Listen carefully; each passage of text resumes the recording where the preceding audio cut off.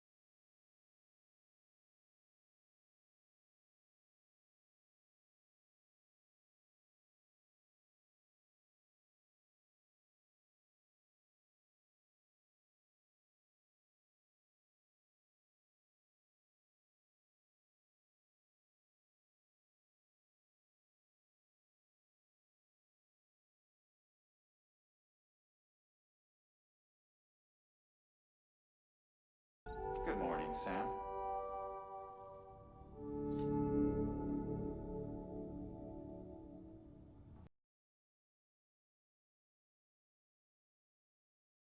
Good morning, Sam.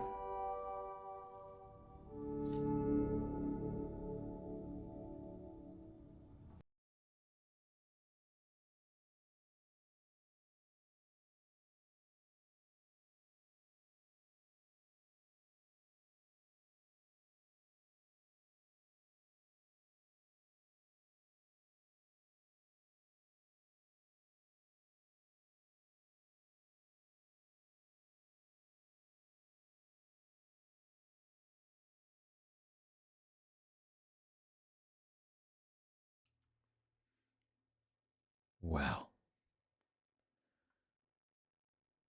let me get these in quick then. Good morning, Rose. Good morning, Rose Tower. Good morning, Neon. Provolone, the Provolone saga continues.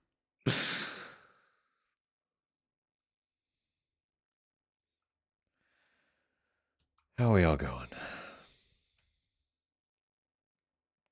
This is the most Wednesday I've experienced in a long time. I'm so fucking tired.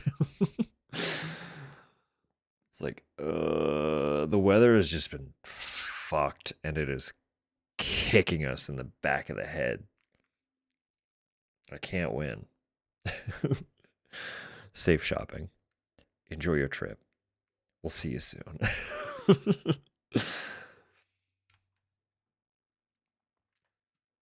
Oh, it's just like I wish it was Friday. And I like what I do for work. I just don't want to wake up and have to do anything tomorrow. But I gotta work for 2 more days before I can have a day where I don't gotta wake up. It's like, no. No. But developments have occurred in the roastery.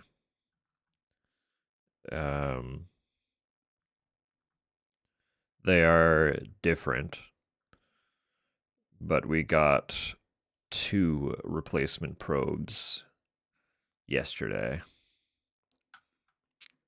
In the middle of the workday. So after the roastery was cooled down enough, because mind you, it's a giant fucking cast iron drum at its core. It takes a long time to cool. But once it was like cool enough that we could actually handle touching it and stuff, for prolonged periods without having to stress about burning anything, we took out the other probes. Even the broken one was still in place because removing it would have resulted in a small well, just like it would have left a hole, right? And that would have caused some thermal bleed, additional airflow where it isn't normally present, and that like every little thing affects the roast, right? So like we couldn't afford that. So broken probe was still in place. Functional probe was in place. We removed both, replaced them both. It was a whole process. The more important probe is relatively easy to like access the wiring for. So like it's a process to change any of them out, but that one you can do it with like a minimal disassembly. The other probe, the wire runs across like the top of the roaster drum to a small capacity, and to adequately access it to redirect the new cable in, we had to like partially disassemble a chunk of the roaster just to get it. I was like, yeah, I can get this done in like 20 minutes. I can have these replaced. They're not difficult to replace. It was like an hour and a half process because we had to pull shit apart that we weren't expecting it to pull apart. Anyway, unimportant. The probes got replaced. They're in. They're functional. I spent the whole day today roasting with brand new probes. Key piece of information when I started this tangent: they're different. They're different probes than the proprietary probes that are usually in this type of roaster. So today was interesting. It was very notably interesting in a way that I couldn't have anticipated. Because 2 things with these new probes.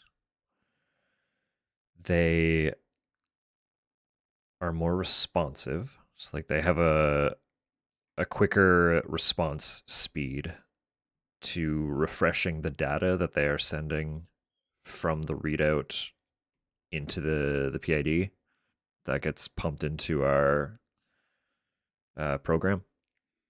So things happen much more snappy, right? Because usually, like when the graph is being charted during a roast, you're not seeing things as they happen. right? That's just not how probes work. They're not fast enough to read data out like that. So you're kind of reading out patterns and trying to respond to what's occurring preemptively. Like it's a very predictive process. But these probes are reading out that information much quicker. So it's resulting in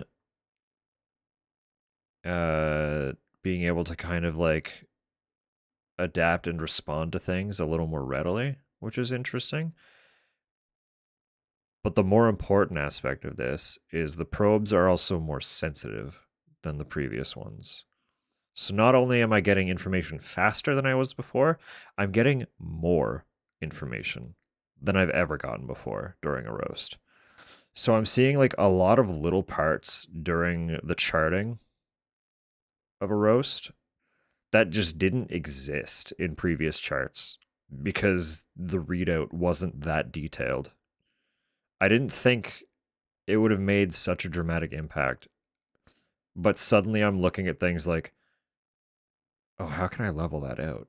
How can I make that cleaner? This little tiny tidbit of this curve that I never paid any mind to before, how can I flatten that and make it cleaner? What little tweaks can I do during this process to just make this curve smoother?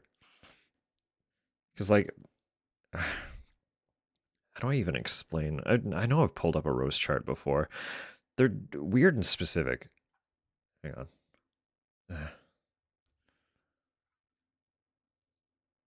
Let me find this, please.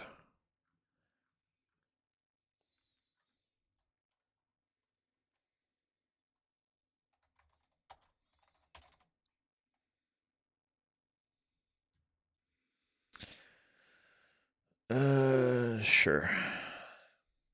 That'll do. Oh, fuck off. You pulled me to a page. I don't want a whole page. It's fine, whatever.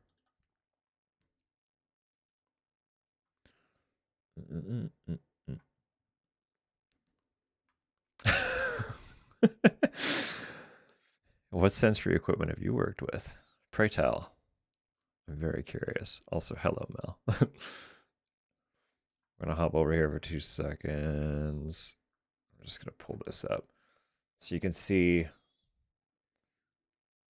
this is like a very rough of what a roast chart looks like, right? They all kind of look vaguely like this. Actually, he's giving, here we go. This is what we want. So this curve right here, this is the important one. We want this one. They're always going to do this initial climb because basically what you're doing, it's like you have a preheated drum, right? So this information, this is all fake.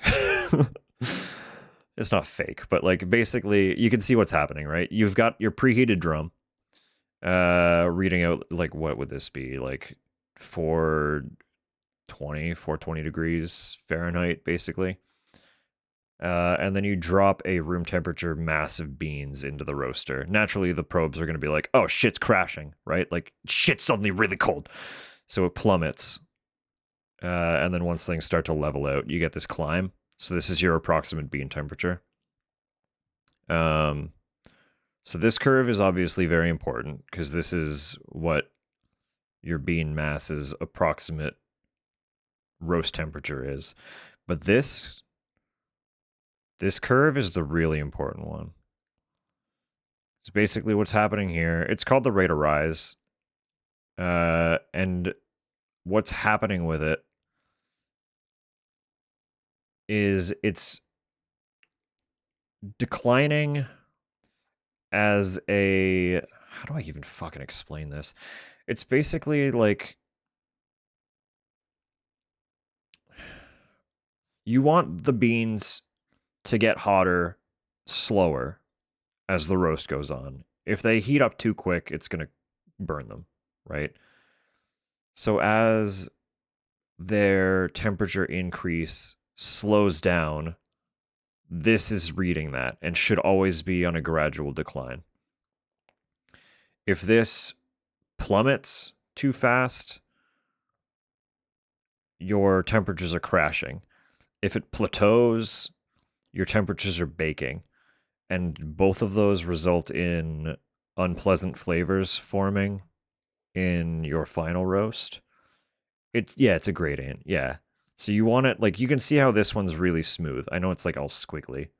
That's just it's a temperature probe. It's going to be a little noisy. But you want it to kind of generally have as smooth of a shape as possible. So this is a decent looking one, right?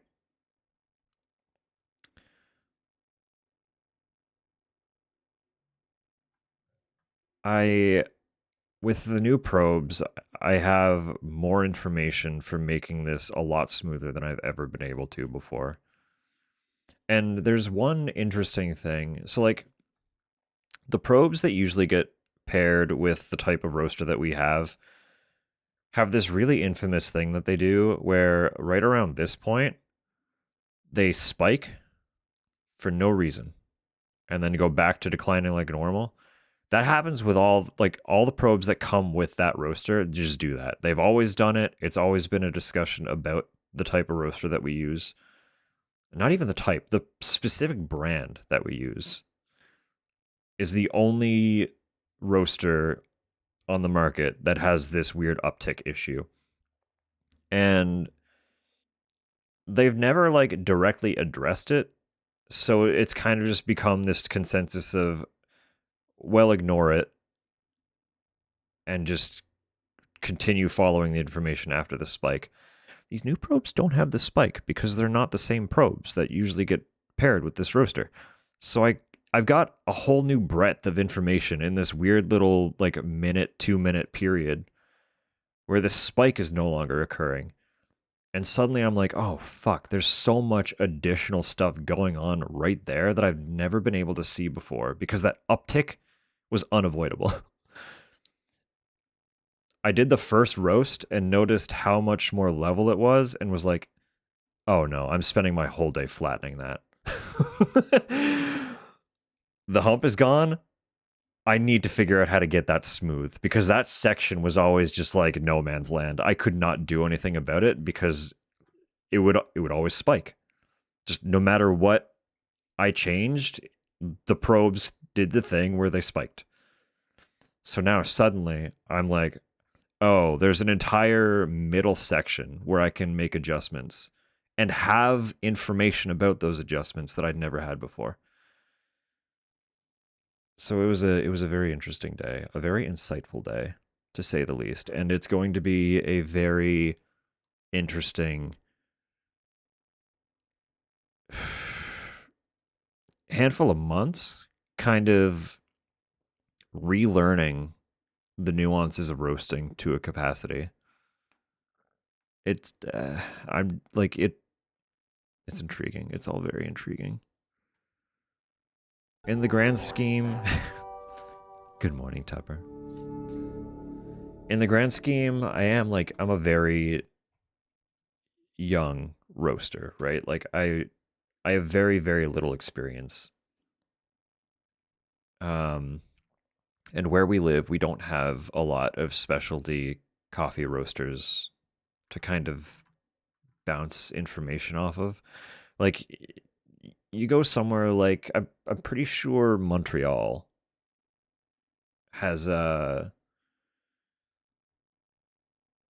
don't remember what they're called, but they're like there are places that you can kind of rent where like they have the roaster and then like a bunch of different roasters utilize that space. They basically just rent out like someone has the equipment and a bunch of different coffee roasters utilize it. So they can all kind of like make connections and bounce information off one another and learn as a collective.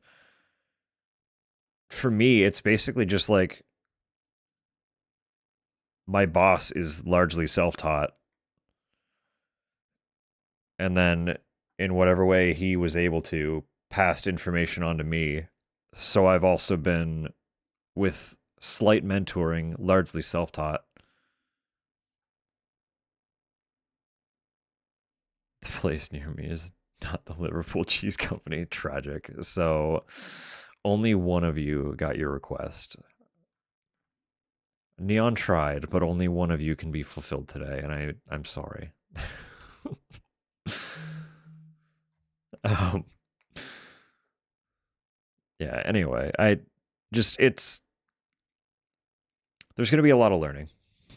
Is all I'm saying. Like, I've only been doing this since like what was it? 20 Tupper, do you remember when I started in the roastery? I think it was 2023. But I'm pretty sure last year was the first year where I was like actual full time in the roastery.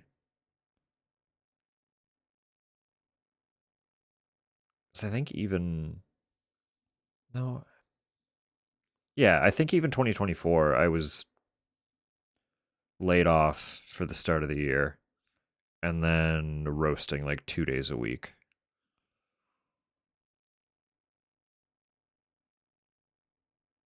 I don't remember the timeline anymore. Um, but when I started in the roastery, I was still working part time as a barista in the shops. So I've not been doing this long. Is all I'm saying. There's so much to learn.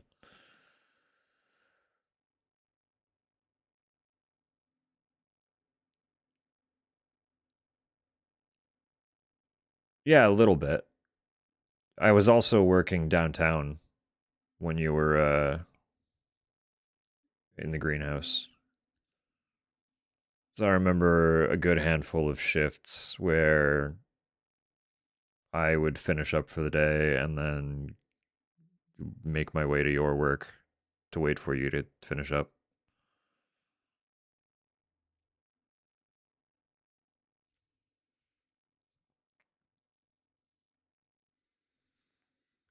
Anyway, just there's a lot. There's so much new information to take in. Um, it's just going to be interesting. It's going to be a really interesting couple of months, kind of adapting to that. Obviously, it's created a small reignition for my curiosity about what I was doing. I was like, even though I haven't been doing it long, I've definitely gotten kind of complicit because like I have the profiles for what we've gotten. We haven't really gotten any like super different coffees as of late, so I haven't had to build anything from the ground up. Hello, KJ. Welcome in. So it's just been a lot of like, if we do get a new coffee, it's probably similar enough to a coffee we've had before that I could just adapt a profile and make minor adjustments to make it work fine. Uh, and now suddenly I have this whole wealth of new information coming in via these new probes that I'm curious to dabble and play. Um, so we've set some coffee aside from earlier this week prior to the probe change, and we're saving some of the stuff from today, where I was already making adjustments to see if even those minor changes have resulted in notable flavor differences. Because every little thing you do is going to impact the flavor of the coffee at least a little bit. Um, and the goal is just like find a way to balance the sweetness and the acidity, like anything, right? You want it to be balanced. Um, and coffee is capable of sweetness and acidity. Like those are two inherent flavors, very integral to a good coffee. Um, and if they're out of balance, you're either going to have something that starts teetering into bitter, uh, or is just too acidic. Morning, Sam. So, good morning, Droblin. So yeah, that was my day. That was all the fun. Uh, The tired is not from the curiosity that I had today. The tired is from the weather being an absolute fuckwit that can't make up its mind. I don't know that cereal.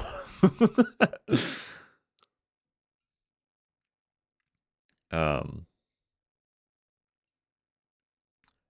yeah, we've basically been like, you can see it's pretty bright right now. The sun's out. We've also had like a whiteout level blizzard occur today, and it's been bouncing back and forth between beautiful, clear, sunny day and whiteout snow. It can't make up its mind, and the body is exhausted from this complete lack of clarity in the weather's direction. Um, it's been quite the fucking spring so far, let me tell you. We're feeling it in all the worst ways.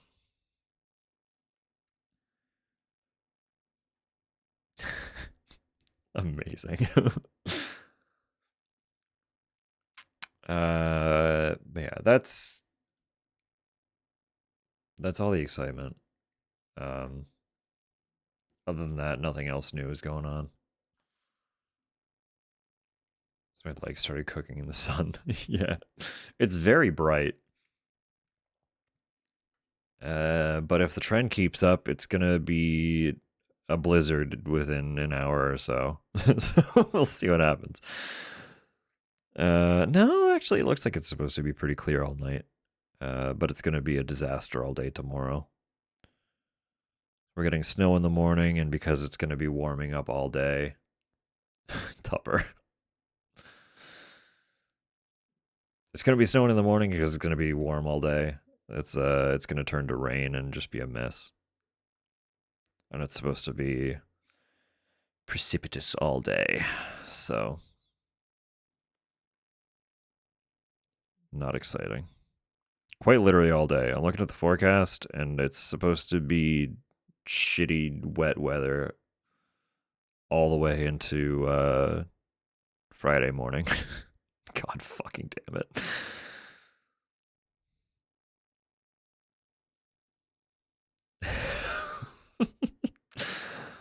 Y'all are wildin'.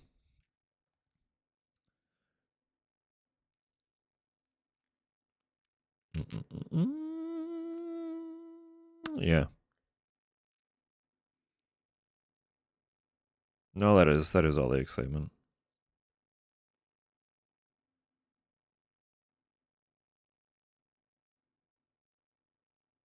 All right. So anyway, is Wednesday been treating everyone else well? Has the week been treating everyone else well? I kind of forget now that, like, well, I mean, it was mostly the case anyway, but it's like there's a whole 3 days between streams after the Saturday one, and it's like that's a long time. It's a long time to like not really interact with too many people.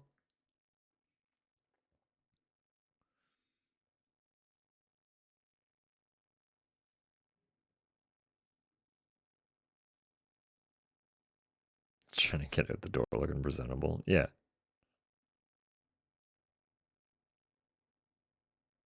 is a menace. Yeah, not Thursday yet. That's fair. So soon though, especially for you. So much sooner than Thursday for me. Sure is a week. I'm glad we're all feeling some kind of way. I hope at the very least things start looking up for all of us. Personal issues, trouble focusing. That's fair. That's fair as well. Godzilla attacked. Oh no. Godzilla in France? This is not impossible. Disaster all the same. Did you get an autograph at least? Probably sell that for a mean buck.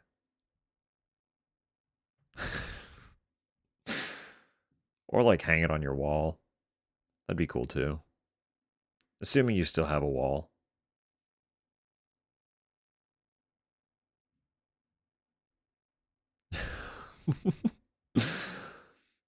I'm, with all respect, I'm not going to try to pronounce that. I'll destroy it. Brought a guided tour. Ah, of course. Normal. Let the behemoth see the sights. They just want to explore.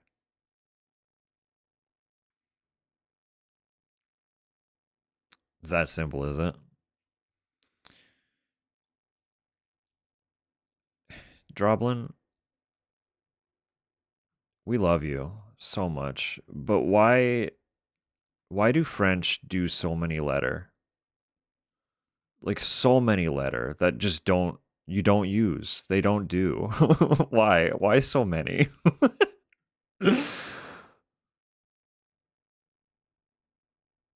What do they have against phoneticism? Like what do the French have against phoneticism? Why can't you just look at a word and know how to say it? It's got to be so complicated. And it makes my brain sad because I'd love to know the language, but I can't.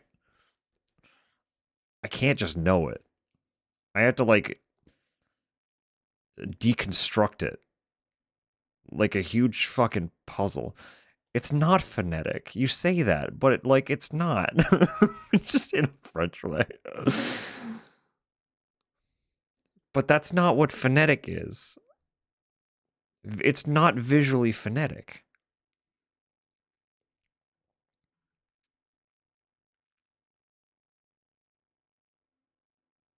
Don't use the right amount of letters. Listen, I'll be the first one to denounce English. With pleasure. The problem is partly that I am an English speaker. Native English speakers are stupid. We're dumb. We don't learn anything else. We get one language and that's all they force us to learn. So we're dumb, inherently. By nature, we're just dumber.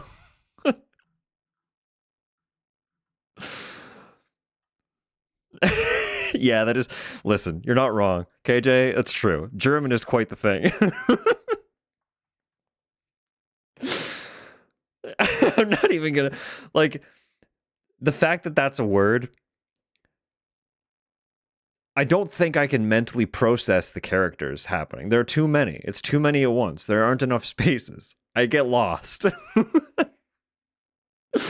Which circles back to the prior statement of native English speaking just making me dumb.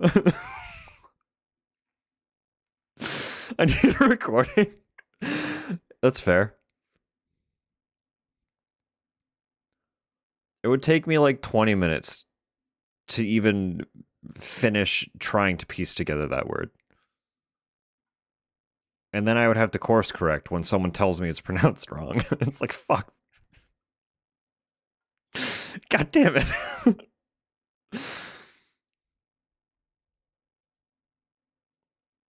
Who's my father? Oh, God.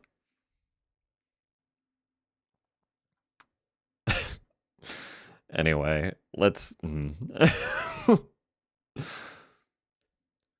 Favorite non English language?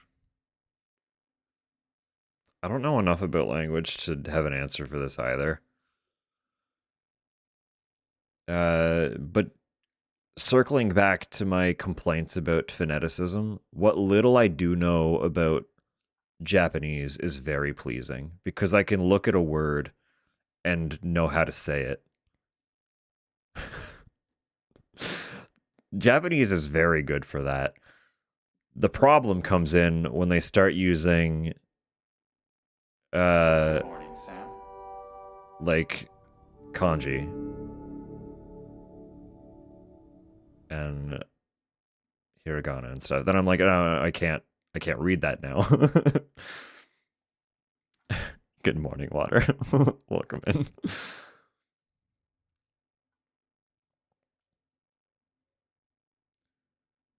You would expire by the time you finish asking for an ambulance.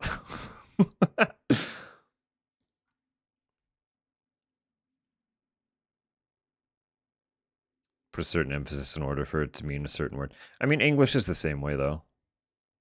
English is the exact same way. We have a lot of words like that, though. And it can get very confusing.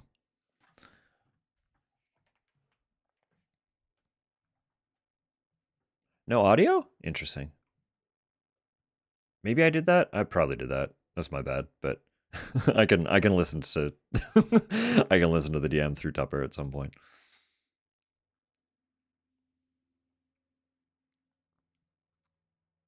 Yeah. That was a spiraling tangent I wasn't expecting to go down, but thank you all for joining me on this journey.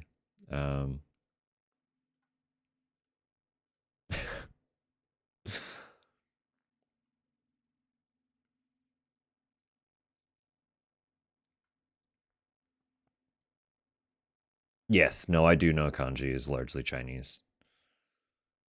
Or rather, they both use kanji. I also know that there is an ungodly amount of kanji because every single one is unique and has its own meaning based on how it's constructed. There's a lot. Language is just, it's so much.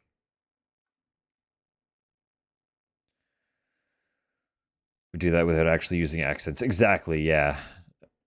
We know the emphasis because we were raised speaking it. Ignoring accusation? Hang on. No, I just missed it.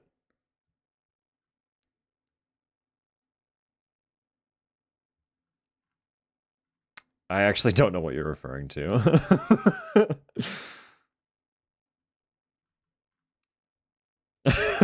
No. Brain's not braining.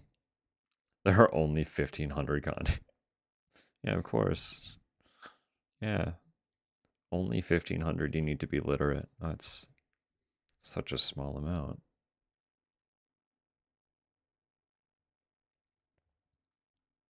Over 2K? The number's growing, guys. You're losing me. Trying to get you banned? No, I promise. You know, that's fair. I understand the suspicion. I promise that was not the direction.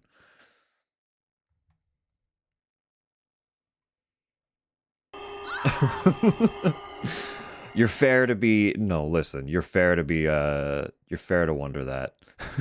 Still, the power move.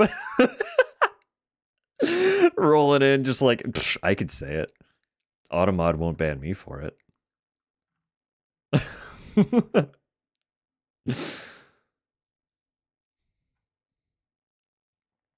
It is really funny how consistently aggressive it seems to be exclusively to you, Droplin. It's very impressive.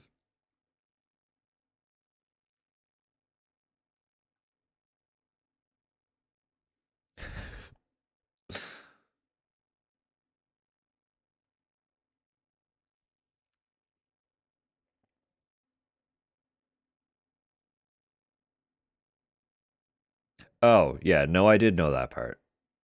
There are you don't need to know them all to be able to speak and read the language, but there are an exceptional number of kanji.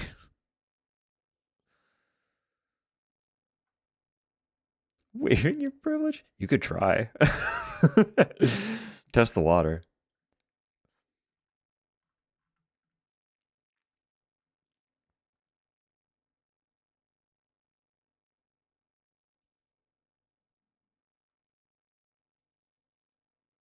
I'm scared. That's fair. Just be giddy. What's up? Yeah, what's up?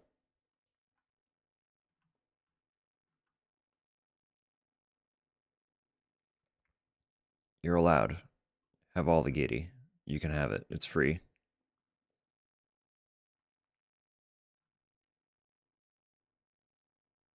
It's free and it's yours, and you can indulge in it and embrace it to your heart's content. Fell asleep. She's just waking up, so it wouldn't be out of the question. I also tend to fall asleep.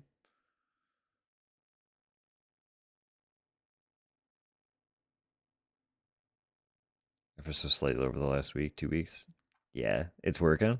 Good. I'm glad. I'm very glad. It's all about context, omitting entire parts of a sentence because, duh, that goes without saying, is difficult to learn. I mean, listen, language. That's kind of all I have to say about it. Just language. Learning language. People who can do it, all of you who speak 2+ languages in chat right now, you are eternally incredibly indescribably impressive to me because I've tried and it's so fucking hard. It's so fucking hard.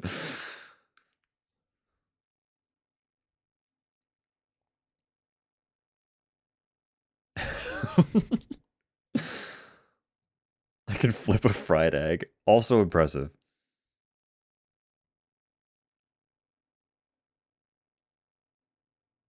We're gonna have the worst. No, Tupper, no, no, no. That's not the energy. It's gonna continue going wonderfully.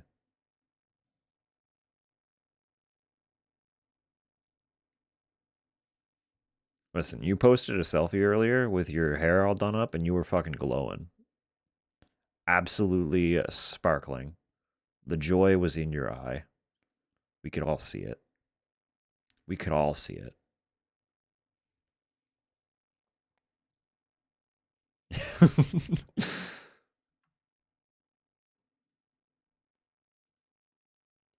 Extra, extra soft.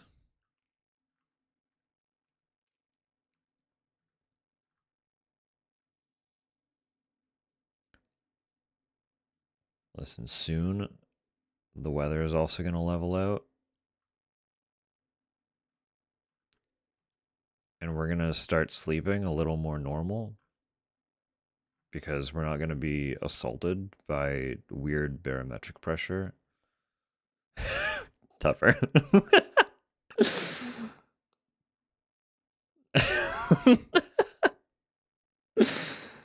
Uh-huh. Is that so?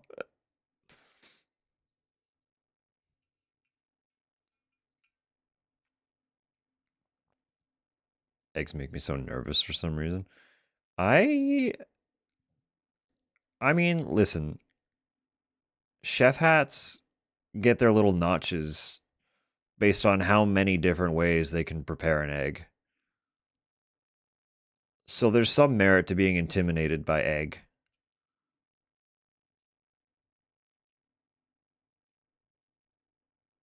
But I cook a pretty good egg.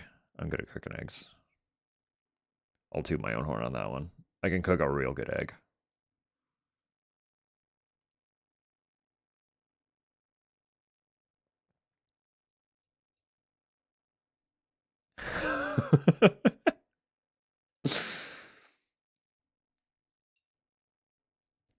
Bless you as a response. I'm gonna open a can here. Y'all are. It's happening.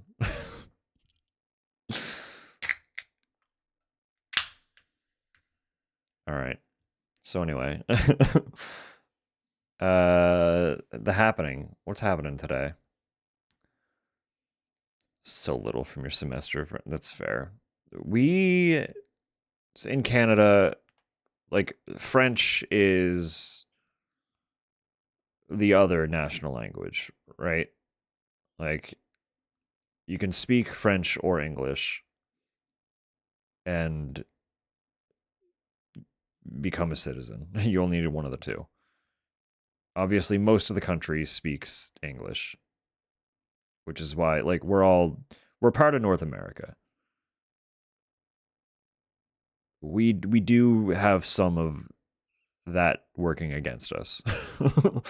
So most of the country does just speak English, but as a result of French being the other national language, uh, there is a little bit of mandatory French in the English speaking school branch across the country. The problem is it's not a lot. There's not a lot of mandatory. I don't know if it's like this across the whole country, but here, what am I eating? I can kind of read that. I don't know what the last word means, though. What are you saying to me, Droplin? What are you doing to me? What was I saying? Here, my schooling, they understood some. I speak like a tiny, tiny bit of French. It's less than elementary level, but there are words that I know. Ate all my licorice. Unless you actually want some, I will, I will eat the licorice people don't want. um, no, French was not mandatory. Like there was no French. We were not taught French until fourth grade. Fourth grade was our first introduction to French as a course. Um, and it was a mandatory part of school until the end of sixth grade, where we were then given the option to take on French immersion, where all of our schooling became French, or just continue English, where you have the option of taking like a French language class if you so desire. So there were only 3 years of schooling where French was a requirement. And they were all when I was very young. I was very young. So I didn't retain very much.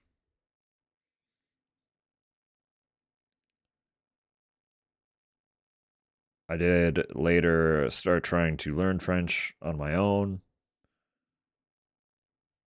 That was just fucking through Duolingo.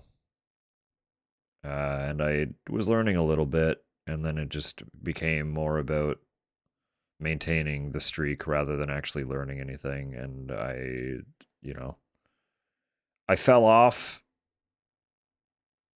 and then like totally gave up when it started really coming out how much Duolingo was just like leaning into AI bullshit and laying off all their staff and shit. So I was like, all right, fucking, I guess I'm just not learning French. So I'm not self-driven enough to do it on my own, and also, just language is hard. That's all I'm saying. Ran out of money and had to stop. Yeah, that's unfortunate. I would have to have like something that forced me to continue committing to it because I struggled to retain the attention.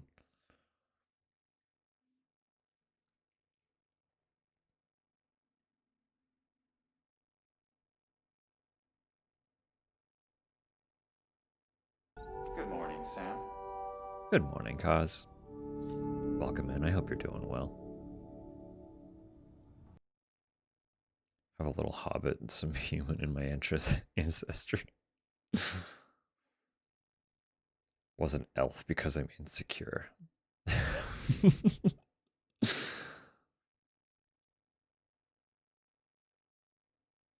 A cool IRL name. Not at all locally prevalent. Wish I had a cooler accent to go along with it.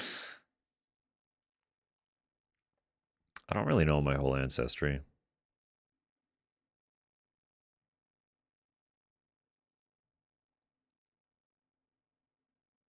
I just know that I have a French last name, but but I don't think I know a single family member that is actually French. Like, none of them speak French. So.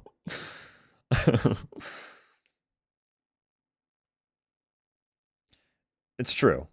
The problem is, like, I have so little Droblin that it's not just talking to you for conversational French. It's I need to build a foundation that is actually structurally sound before I can move into stuff like that. And I'm not asking you to teach me French. That's too much. For both of us, that's too much.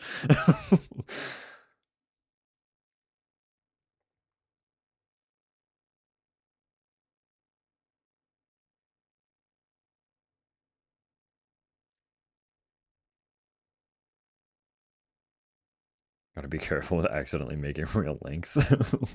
I mean, at least that one, you know.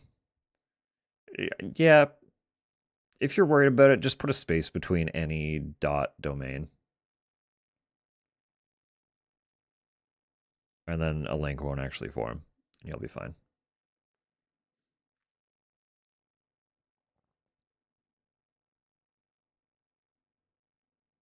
And that the dog was brown. Another thing, too, though, is we do have slightly different French.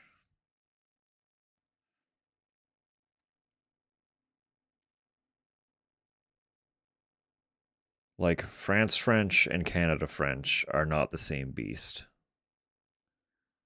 They obviously have the same roots, but they are not the same beast. Not anymore.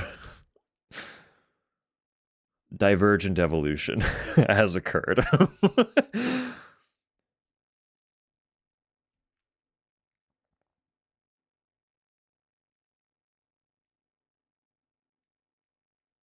Consider themselves original French.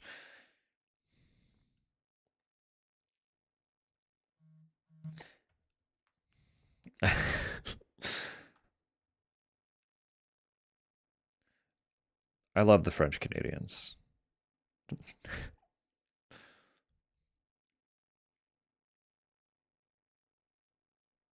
The Quebecois are an entity.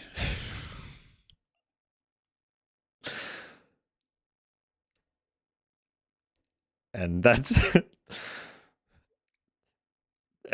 as diplomatic as I could be about that.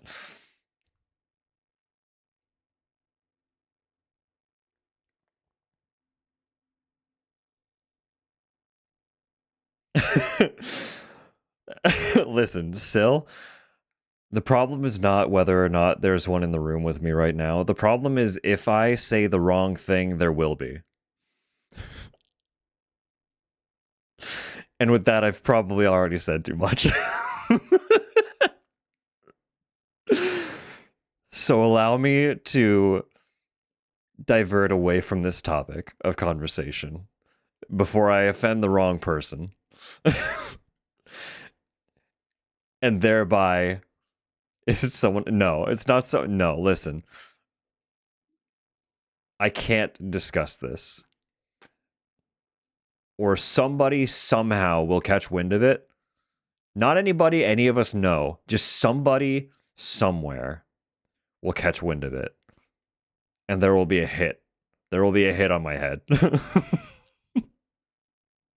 For speaking poor of the Canadian French.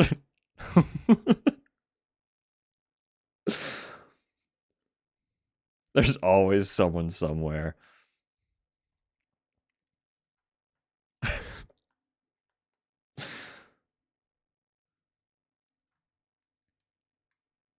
No, listen, we get a lot of tourists here.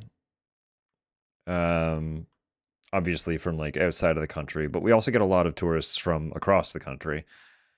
And some of my loveliest customer service experiences have been with Quebecois. Some of my worst customer experiences have also been with Quebecois. So, it's just how it is. they they're just. That is a great way to put it. They're just. They're just. And that's all that can be said.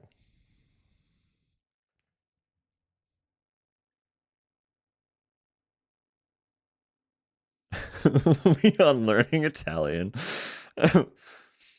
he did he did learn a little bit of Spanish for his trip to rescue the president's daughter in the 4 remake, which was a nice change to his character, honestly. In the original, he didn't really put any effort in, but trying to speak to the locals before they all decided they were going to kill and eat him was was very fun. Hello, Access. Are you're live right now? What are you doing? I see you. I'm in there right now. What are you doing?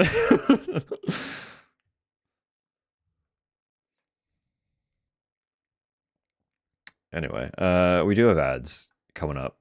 They're hitting at about 3 minutes. And once they are done, we'll load up the game and get into it. I am very excited to get back in. I just had to like I had to get into the headspace to be doing this. So this conversation has been very helpful. Thank you all. Because again, I'm tired. I'm really tired. This week has been hard on the head, just weather-wise. Like, I'm physically exhausted for no reason beyond the weather has been rough. Bring the ice pack down. I can do that. I can do that. Speak to him in tongues. Like, it's insane. It just in French. You can speak English to Leon and then also hit him with some French.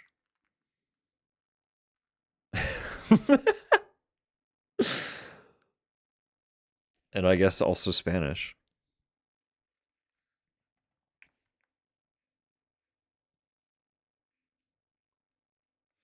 How many languages does everyone speak? What all do you got under your belts? It doesn't have to be like super fluent, but enough that you would consider yourself capable of getting by. I've already reiterated. I know one. I can speak one. I can't even speak English well enough. English is the only one I got. I am, as much as I insist that it's a bastard language, I take some pride in my verbosity. I speak English good.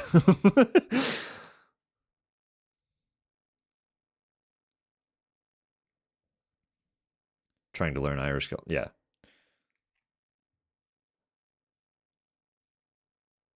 What a language. That's another one that's. Oh boy.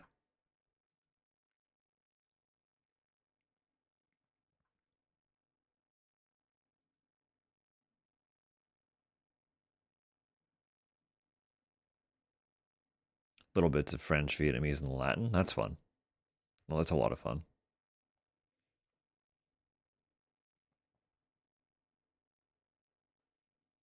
Get back into it. Do you have any others besides English as well? I know you said you were learning French, but do you have any that you would be semi comfortable with speaking?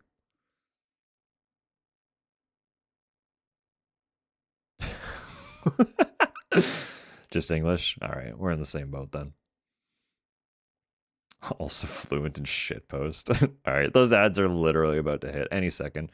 So I'm just gonna get up for 2 seconds to run that ice pack down into the freezer for Tupper.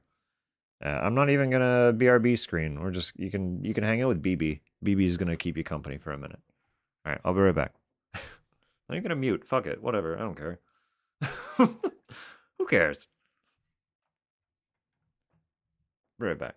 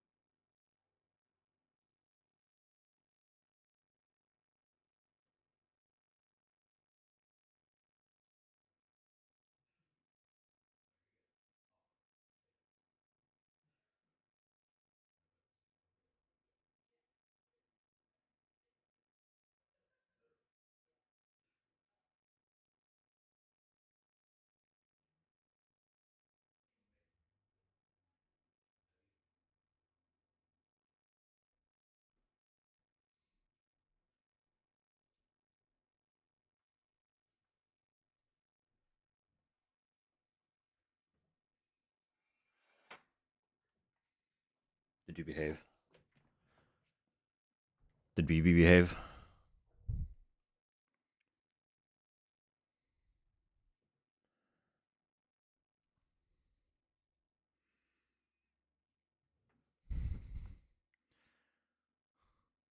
Yeah, Duolingo doesn't teach you shit.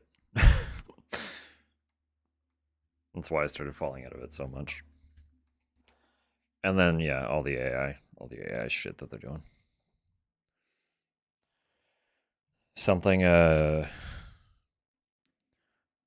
my brother, I would need to figure out where he, like, got this info. But apparently Duolingo was trying to, You're lucky I know that's a Zach quote.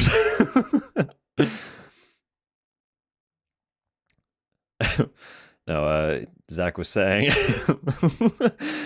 that Duolingo was trying to do like they were trying to build their own LLM before that was even like a tech concept. So they were in it before everyone was in it. So, ugh, ugh.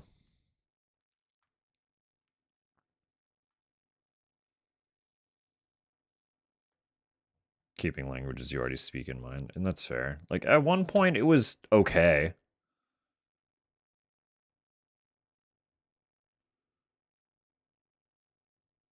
It was okay.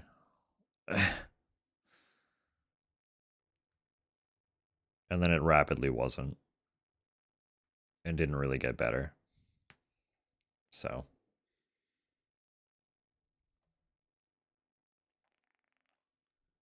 anyway, let's get into this game, shall we? It's time.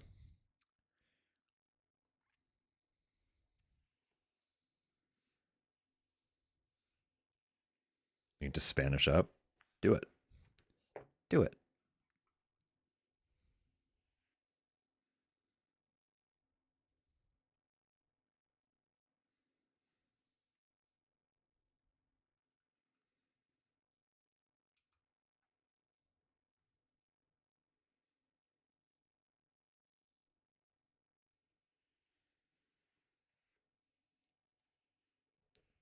Telenovela. I mean, what are you looking at? What's in the cards? What are you watching?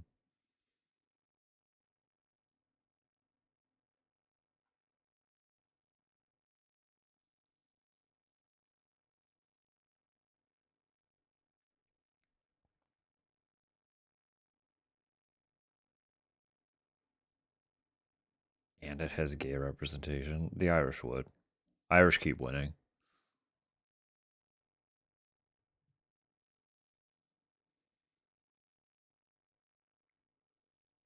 To find a ridiculous one with a long, long title. So fair.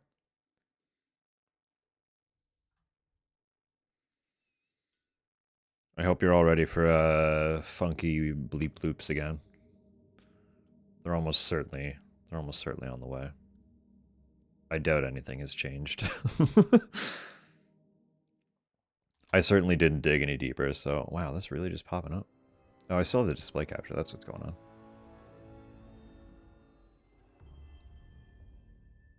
I just wanted to tab out from my Spotify so I can pause the music.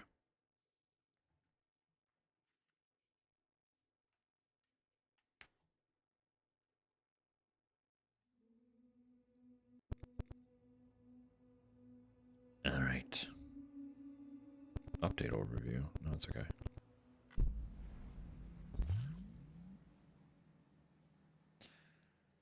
Bringing West Fort Knott into the fold. In an attempt to overcome the devastating grief he feels following Lou's death, Sam sets out on a mission to connect Australia and save humanity from the threat of the Death Stranding. Immediately before arriving in West Fort Knott, a mysterious man in a red mask appears in front of Sam, taunting him by saying, "You don't know a goddamn thing about Lou." The man then summons a giant mech, which Sam defeats before connecting F1 to the chiral network. Yeah, we were reading these. We were reading all these. We'll get to that eventually. We'll get to that eventually.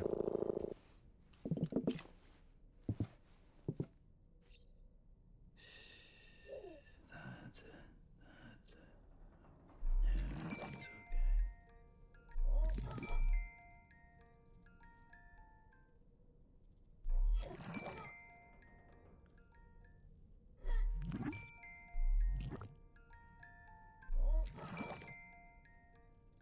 I don't know how to make it so the music doesn't just like cut on itself.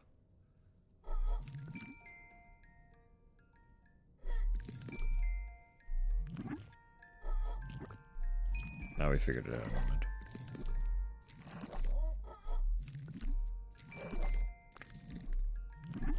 Doesn't really explain it in the actual controls.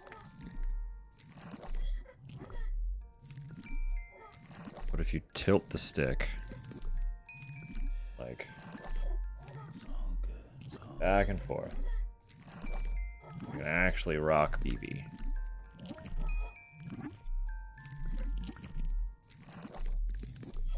Cute. Cute, cute, cute. Pop the link in Discord too. Cute. Did space out for a minute.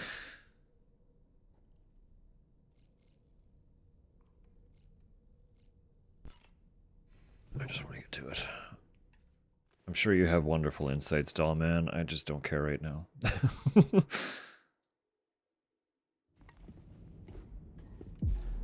We just connected new facility. We just met new NPC.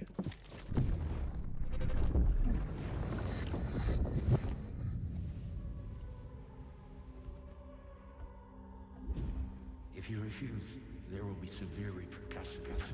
But what makes you think you have a choice?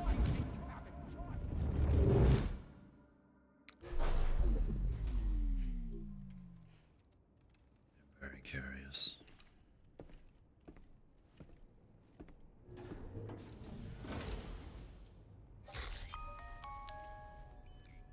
Sam, it's Charlie.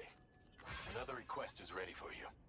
You'll find it listed as a main order on the DHV Magellan's delivery terminal.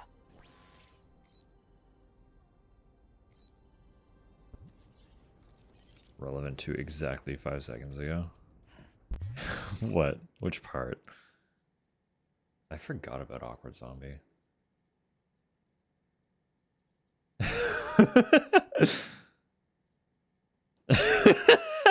Oh my god. The fucking odds. Except I'm not apologizing. I meant to walk away. Keep falling asleep because I'm so... Listen, Kel, it's so real. That I... Yep. Welcome in all the same. That do be the energy today. It's universal. We appreciate you all the same. So you know, Sam, Fragile is currently looking into Lou. Meanwhile, Tarman is conducting a separate investigation into the giant mech that attacked you earlier. For now, we would like you to focus on extending the network. That is a task only you can handle. And I As will. the network grows in size, we will have much more information at our disposal to further our efforts.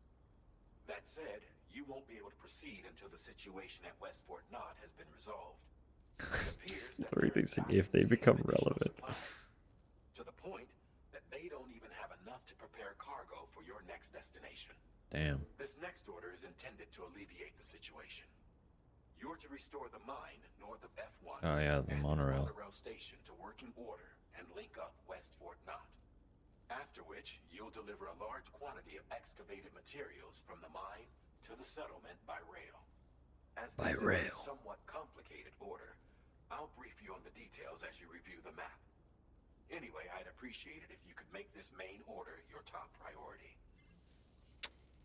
Yeah, listen. Do I have a choice? It seems like it's the only order, so...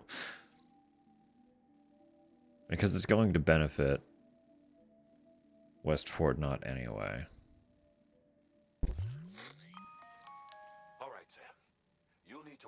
several steps to complete this order. Yeah. To begin with, collect the cache of materials waiting for you on the DHP Magellan. Yeah. Take these to the mine north of F1. Yeah. The location has been marked for you on your map. Great. And when you arrive there, submit the materials using the terminal on site. Uh-huh. This will allow you to restore the facility to working order. Perfect. Next, access the terminal again to commence mining operations. Yep. If all goes well, a large quantity of materials should be extracted. Sure. You'll then need to deliver those materials to West Fort Knott. Consider making use of the monorail located at the mine to make life easier. Okay. Upon your arrival at F1, use the delivery terminal to submit all the materials for processing and to finally complete the order. Great. That's all there is to it. So begin plotting your route to the mine north of F1. Acting like I'm not responsible for reconnecting the entirety of America. You can use a tri-cruiser to transport them. Alternatively, floating carriers can now be fabricated. These carriers are ideal for taking heavy cargo across terrain ill-suited to vehicles. I know how carrier Try works. fabricating one and loading the materials onto it. And when you're not using the carrier for cargo, you can hop aboard and kick the ground and use it as a makeshift skateboard. Just remember that floating carriers require chiral crystals to function, so keep a supply on hand.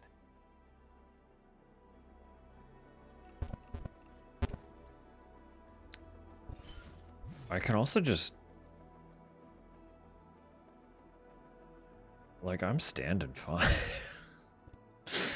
No, I'll make a carrier.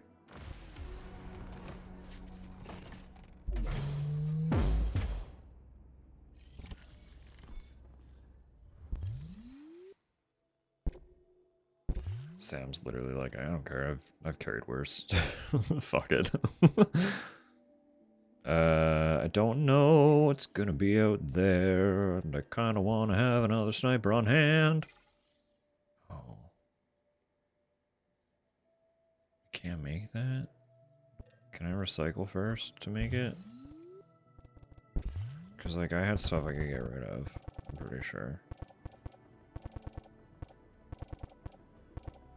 I don't think I need all these. It's a lot of grenades.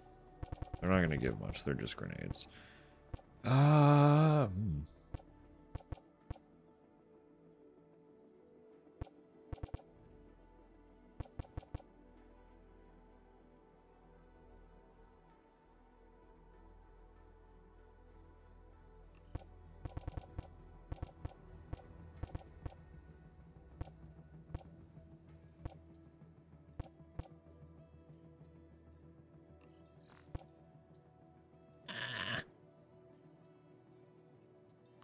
Jazzy tune about your sniper.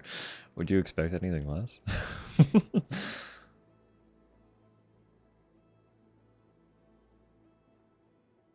That is still going on. A consistent schedule, if at all. That's fun.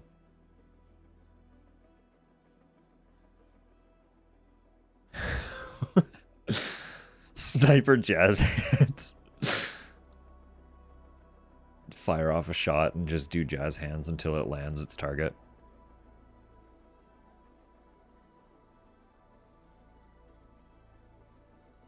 A little jog is nothing. That's what I'm saying.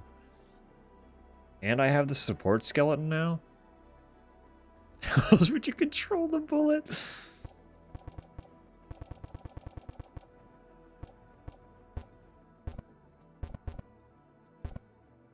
I can also just like, there's all this shit in the private locker for no reason. What if I just recycle all that? I don't think it's gonna give me what I need. No, it did. I think it did. I think we're good. I can actually make the sniper and the carrier exactly like I planned to. Yeah, that was enough. Alright. I know how they work.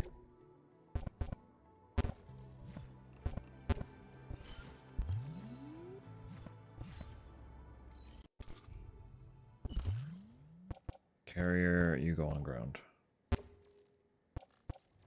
Nope. And then this shit go on carrier. Boop. And then I do this.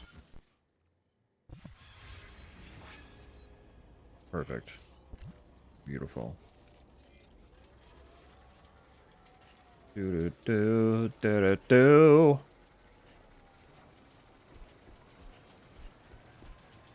You don't want anything? Get a hug, literally anytime. Since you brought this site onto the chiral network, perhaps they thought they could make use of the additional data to make a safe run. Want to go and say hello? Came in handy.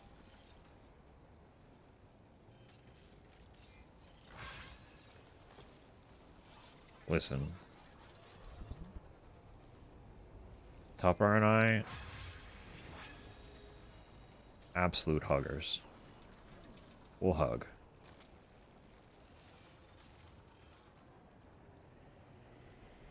Just gotta make it known that you want one. Full consent hug, we'll hug the fuck out of you.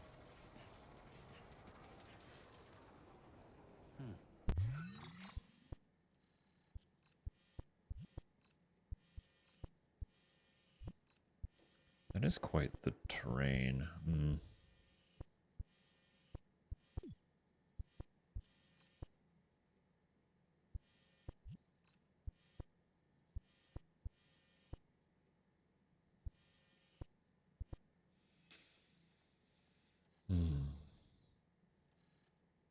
Great hugger.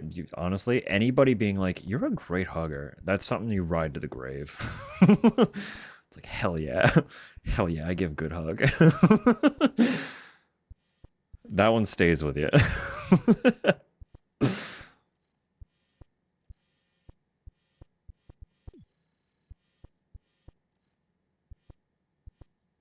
I could flip an egg. A crying person too, even better. Bonus points.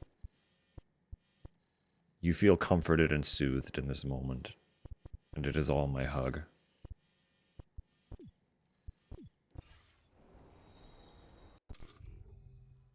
I don't have any equipment with me because I was prepped for a fight, so I need to make ladders and ropes, actually. Just from here. Compression thing, get pressed, idiot. It's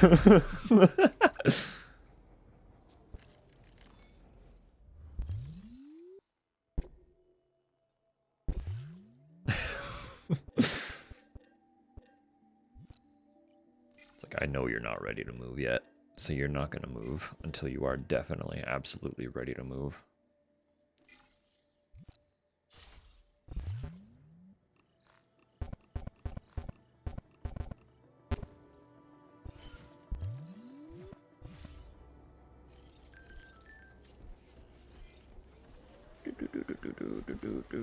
I keep forgetting about the texts.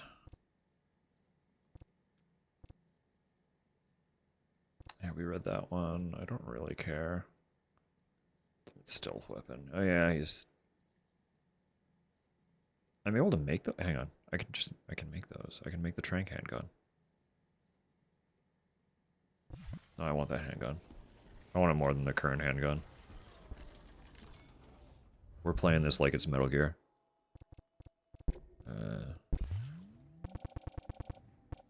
So you go away. You get out of here. You're not wanted. And then I make you. Yeah, wait. No, you go. I can just put you directly in the holster. Perfect. Beautiful.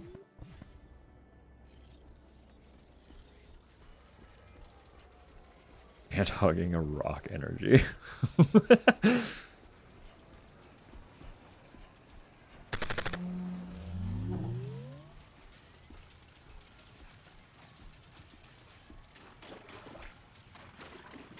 It's like not a small person either.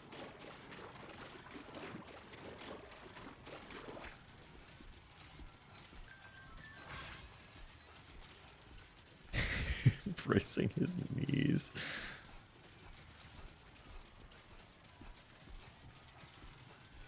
Oh, hang on.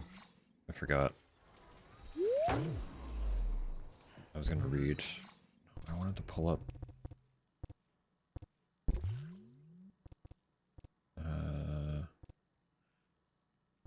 Yeah.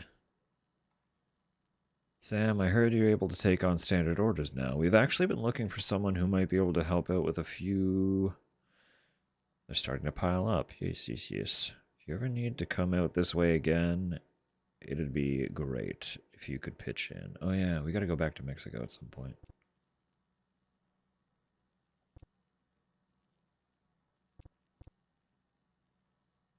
Giant octopus was weird. I recovered the wreckage of the mech that Higgs summoned, and shared the data with Drawbridge. It's really weird. It's like it's not a machine at all. The tech it's using is totally new to me. The hell is it? Looks like it's got tar inside. Is that what powers it? How is it controlled? So many mysteries. Here's hoping our combined efforts can unravel them. Yeah, and then other porters just being like, thanks, Sam. Thank you.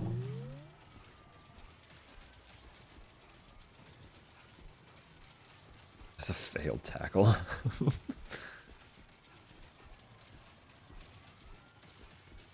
Oh, with gob on my leg.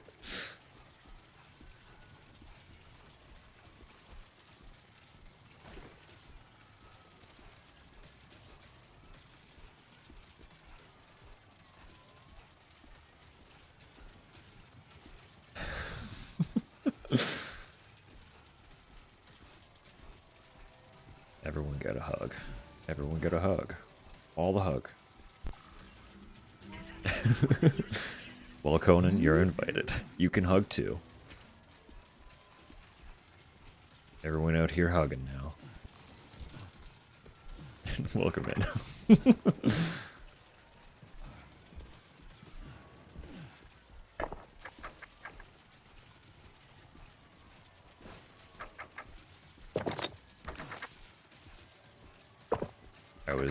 We were literally saying, Topper and I are both very much huggers.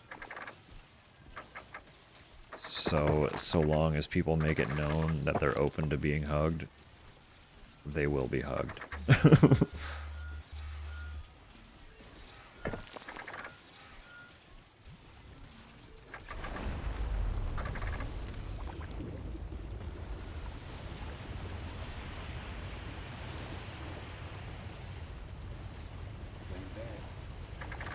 Sure am. That was a big one.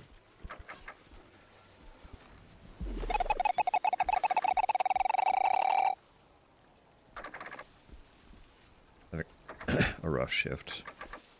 Both at the barbecue joint. Awkward ambient existence hug. Whoa.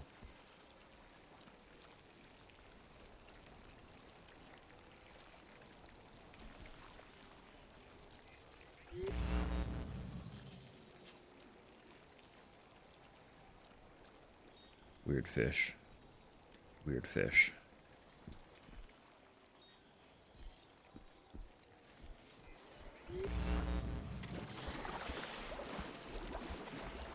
Oh, they're like... They like know. They know. We go in there, they're aware. That's not great. Wrong chat.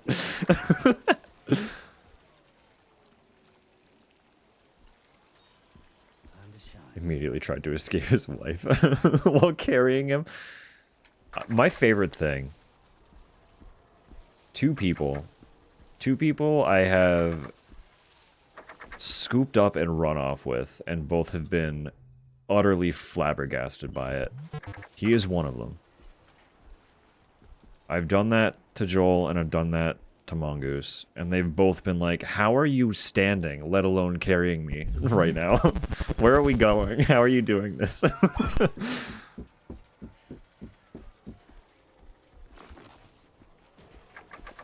And I will always be prideful of that.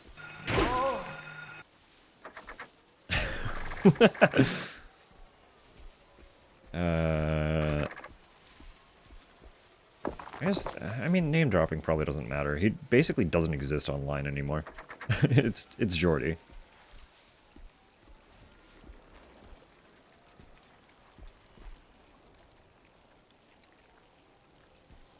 let's get this done. Streaks! Streaks, Conan! Thank you. Thank you very much. Water. That's also very fair.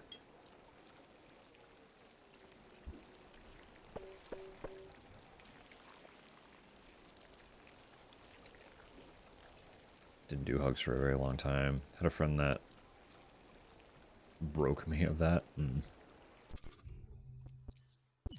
Well, this is why I emphasize.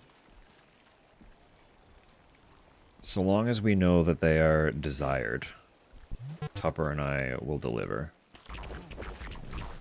Barefoot. But under no circumstances are we going to force you into a hug. The fish. Also the fish, yes.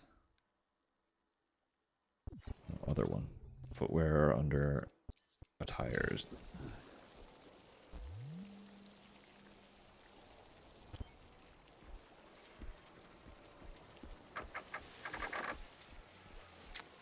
Where am I trying to go here? I don't like that the fish are evil.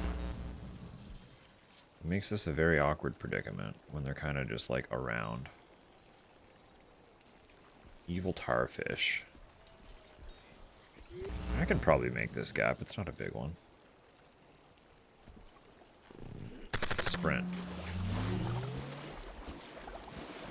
Yeet. Yeet.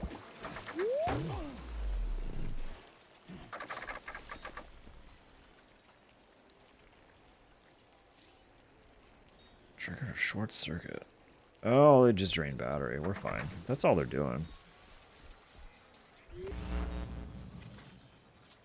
I can find chargers. We'll live.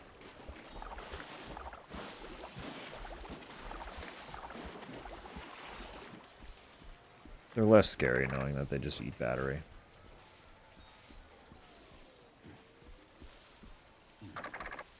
Or was once. That's fair. You'll have to share, if available, because I do not know the reference.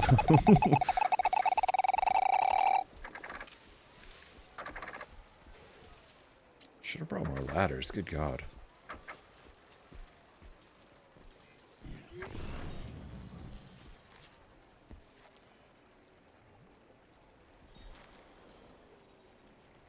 Like, this isn't gonna just wash away, is it? If I could test it. It doesn't really matter.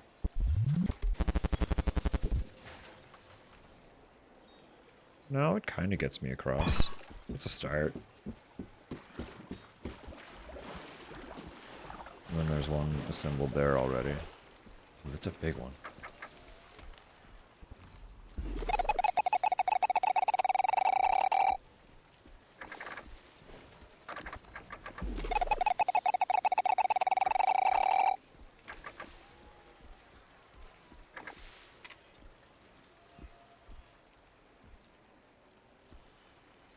Coworker's mom to it. Old job, yeah.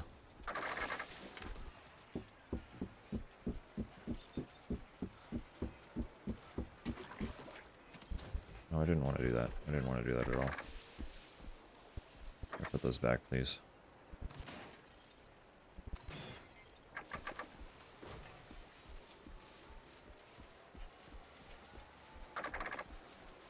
Oh, and it's just right there. We're already here. I was expecting more to happen, and then, nothing.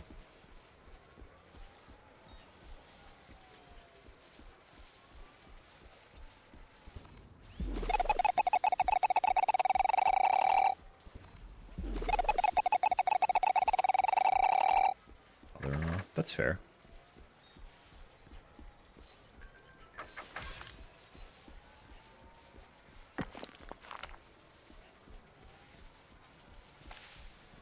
It's very, very fair.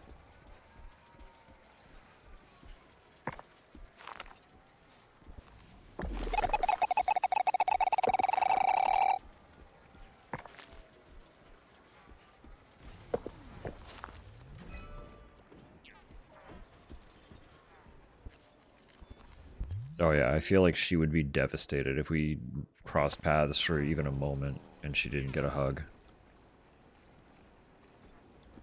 This is a road paver, isn't it? I thought this was... No, it's a track layer. Let's build mine first. Build the mine and then figure out the monorail.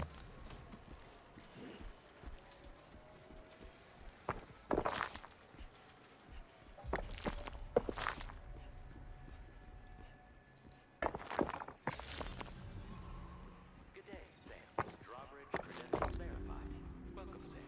Security measures lifted. Weapons detected. Be advised that usage is restricted inside facility grounds.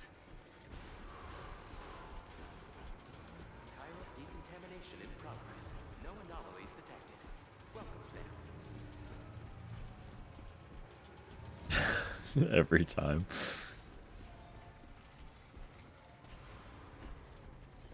Temporarily forgot that I have family. It's fair.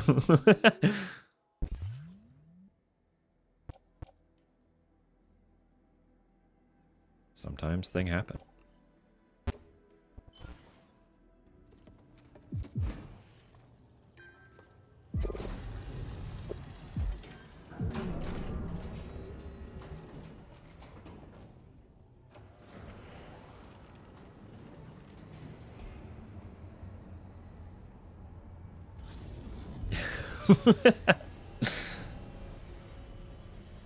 There's never a bad time to discuss RE7.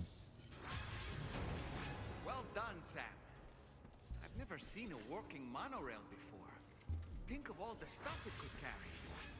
All right then, why don't we extract some materials? Oh yeah, they pop up there. Extract material.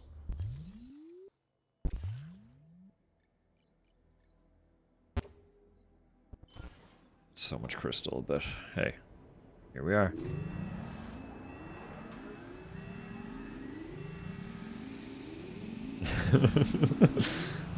Fair. Holy shit, look at that. Very good, Sam. Now all you have to do is load the extracted materials onto the monorail for transport. Let's begin by accessing that delivery terminal.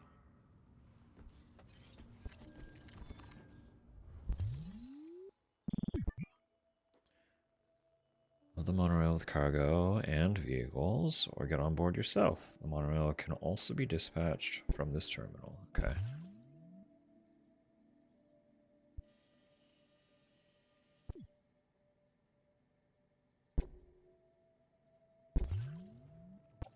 Wow.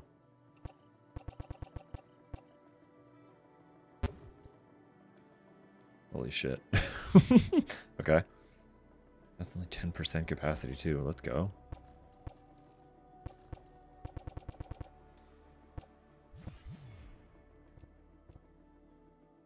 Get on. Dispatch.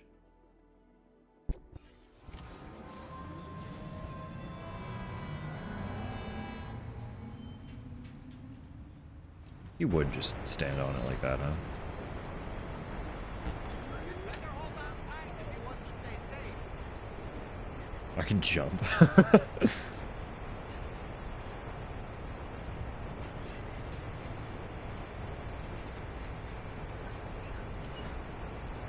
Optional dismount whenever I want. You gotta love it. So this is like the zip line, but it carries way more.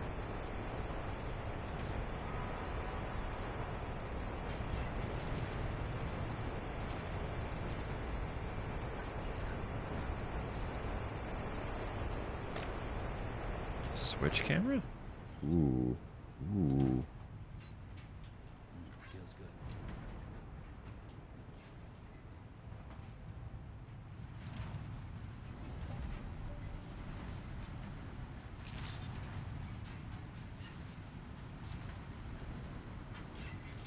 I don't know what I was expecting, but it wasn't that I would be actively, like, riding it.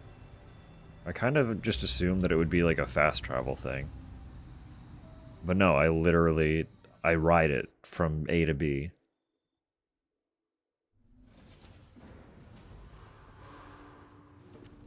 That was neat. It just breaks down and you're just there.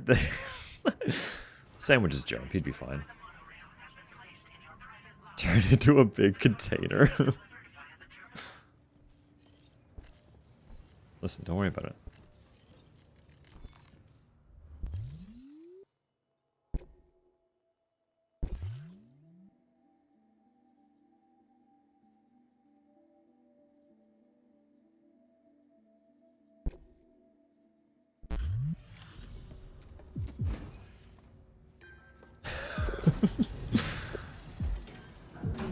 Verily cargo is very good, but verily large container is fucking hilarious. Of Did you actually manage to restore the monorail? course.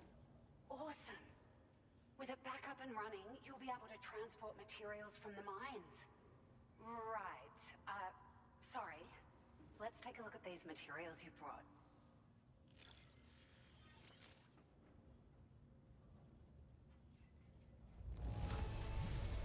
Would you look at all this? I think it's safe to say we'll have nothing to worry about for a while.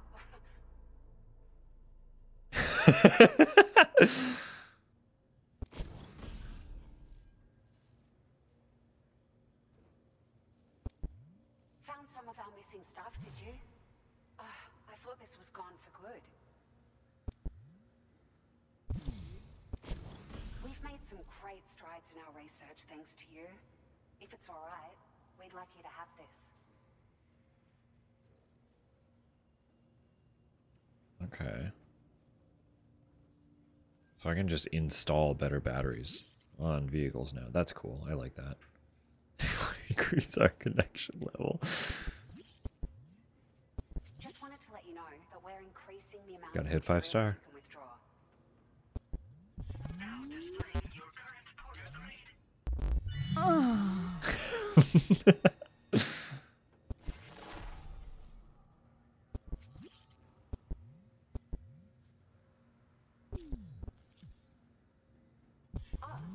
here's a little something extra as thanks. I got them just for you. Figured they'd suit your style. Mhm. They sure weren't easy to come by. A real collector's item, I hear. What are you giving me? I'm getting a present. Oh, let's go. New sunnies.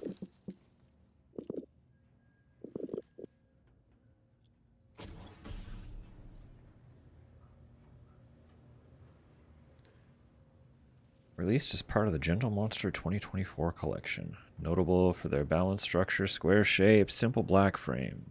Temples are adorned with iconic metal detailing. Fitted with special lenses that block direct and reflected sunlight. Okay, okay. We really appreciate your help. But can I At the risk of change them? stating the obvious, it's going to take an awful lot of resources to restore the other roads and monorails to working order. But at least with this monorail operational, you can bring us large shipments of materials with relatively minimal effort. That's going to go a long way towards getting other sections up and running again. We can fabricate pickup off-roaders now, by the way. I'm pretty fond of them myself. It's a large four-wheel drive vehicle, boasts significant cargo carrying capacity for the hard-working porter. The driver's seat is in an elevated position and exposed by design. This allows the driver to survey their surroundings more easily and engage enemies with small arms if necessary. You can customize it quite a bit too, attach all kinds of different parts. That said, a lot of parts are still in development, but you'll receive their data as soon as it's ready. The schematics for this vehicle have already been shared with everyone. To other people drafting even more new parts. Sure. The monorail network was extensive and once stretched across a good chunk of Australia's coastline. But repeated exposure to timefall has seen it degrade significantly. And with the constant threat of BTs and armed groups, it's not been possible to repair the damage. If you happen to come across a crack layer, be sure to feed it any material appearance. Oh, you can spare. Droblin. Even a small contribution will make a difference. Anyway, just something to think about. We're so grateful for the assistance, Sam. You've been a ray of sunshine on a cloudy day. You managed to save the day, Sam. The people here now have more than enough supplies for their needs. They should be able to prepare. Just realizing I still want Fragile's coat. I have some information to Wanted share her with jacket in the first one. you. Return to the DHV Magellan so we can talk. Order completed. Well done. Wanted her jacket in the first game, and I want her coat in this one. Fragile just dresses, and I want them. I want the clothing.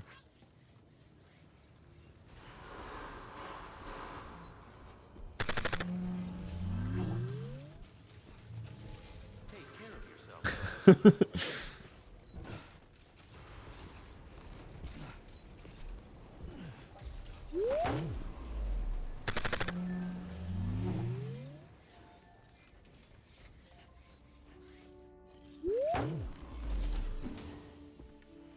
Let's chat blue.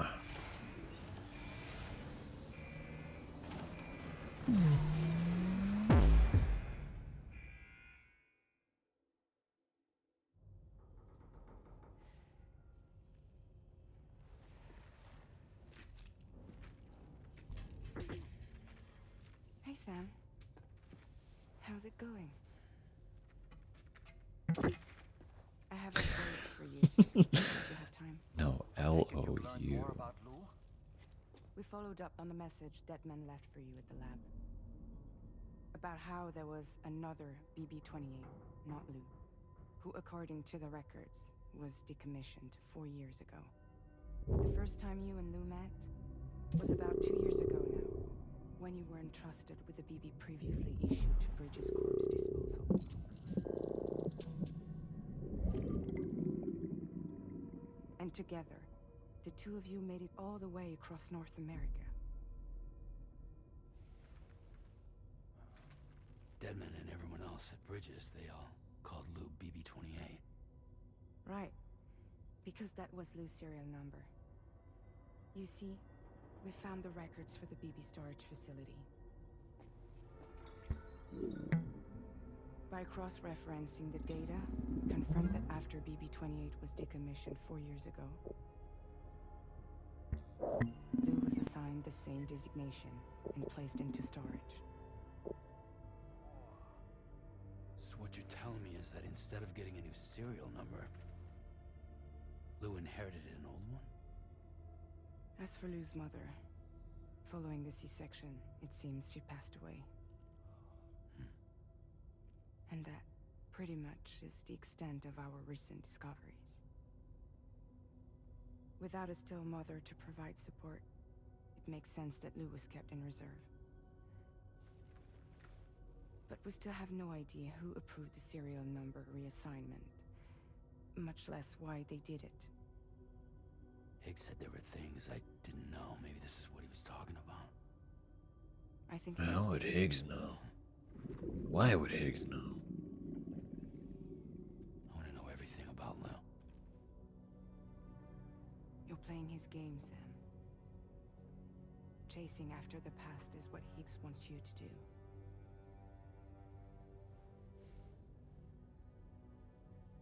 I need to know where Lou came from. I have to know. If you're sure, Sam, I'll keep digging.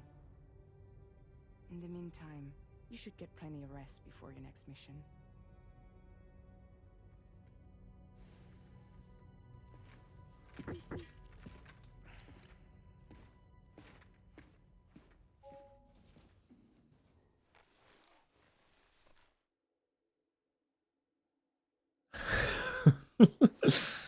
Short for beep beep.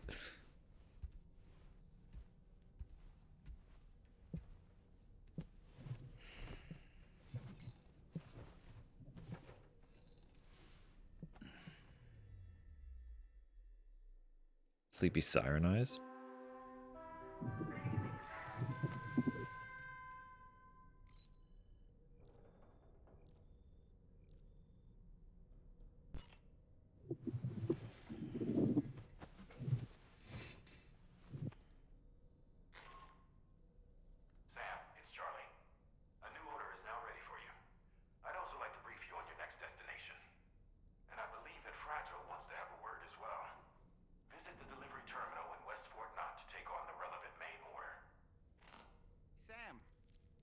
seems Tarman decided to leave a few books for you.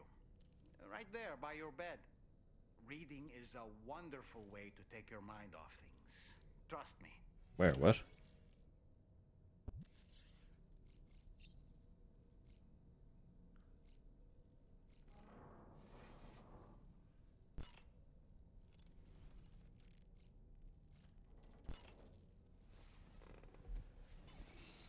It would be Moby Dick.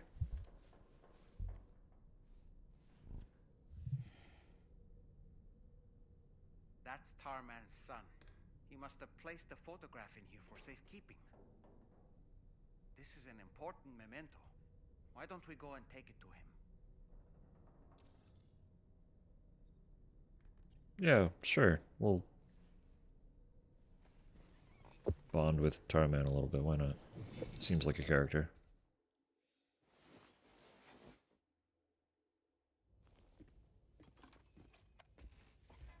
I found this picture in your book. Is this your son?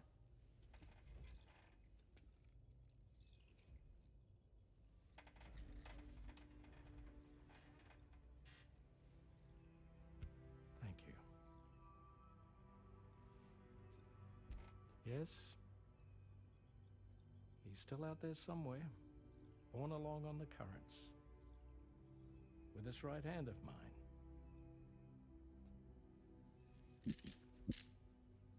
It's due to my connection with said missing piece that I can read the movements of the tar. Something akin to a phantom pain. You would. You want to hear the story? Sure. I was both a medical doctor and a geophysics researcher once upon a time. In those days, the tar currents were a key focus of mine. This ship was originally built to facilitate my studies, in fact. The deep tar hunting vessel Magellan, we named it. A ship perfectly suited to pursuing the creatures that thrive in the tar's depths. Another avenue of research, you might say. We called them chiral mammals, for lack of a better name. Seemed like the closest fit. Reckoned if we caught one, we could figure out all the mysteries. The tar, the tides, hell, maybe even the stranding. Whoa, she's a big one. Strip yourself in, son. Tar's looking calm. I'll be fine, Pop.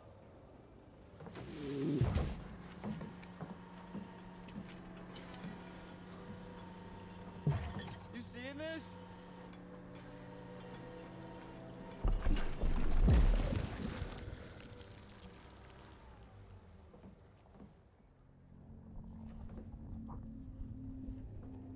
I think she's pregnant.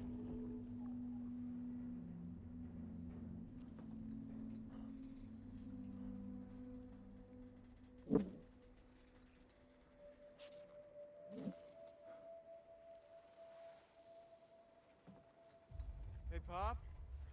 This is weird.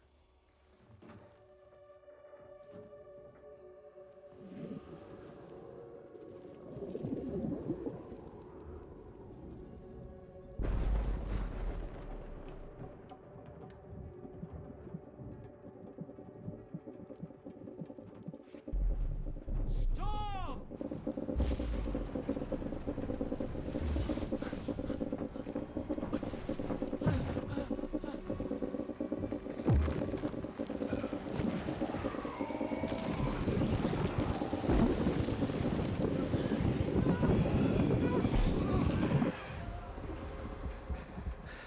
Words so simple.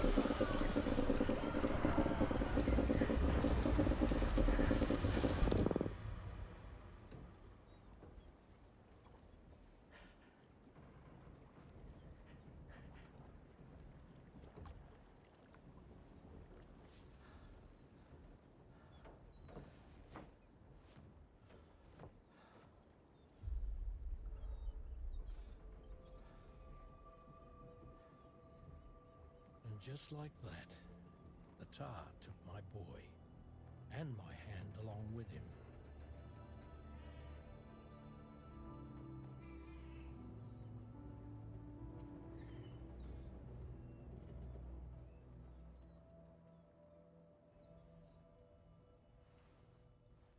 At first, Thank you, Tupper. I thought this little guy was my son reborn. If I may ask a question, the hunters that attacked you after you caught the chiral mammal, are you sure they came from within the creature's womb? Yes. That said, I'm not of the opinion that the hunters were its offspring. Its womb merely served as a gateway to the other side. Indeed. The tar and the beach are connected.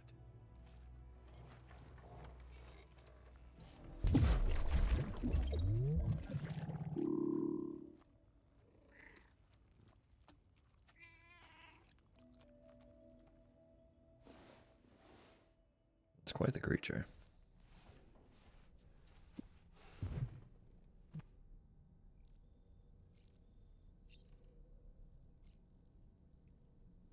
So naturally, of course, we get another tragic backstory. To no one's surprise, I'm sure. What are we looking at? We got new sunglasses. They do not have color options, so we are regretfully not using them.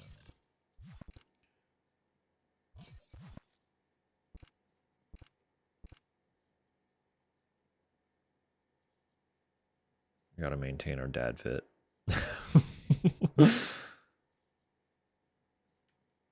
Just full of lighthearted sunshine stories. I mean, listen. The Death Stranding was already a sort of apocalypse. You think things are really going to be all sunshine and rainbows in this universe?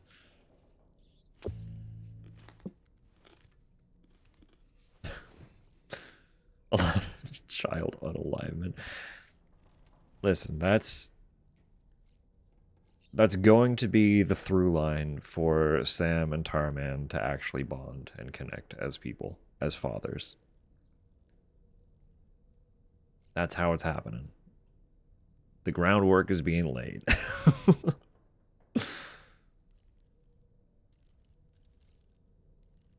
Hi. So anyway, we have ads rolling in a 40-ish seconds. And believe it or not, that's already the 2-hour ad break. So we're gonna take a moment. I'm gonna run downstairs, do a stretch, run to the washroom, all that, you know, all the little everythings. And then we'll be back. And then we'll be back. We'll be back for more. We'll carry on, continue. So do some self-care. Because that's all I'm doing. That's all you're missing. All right. See you shortly.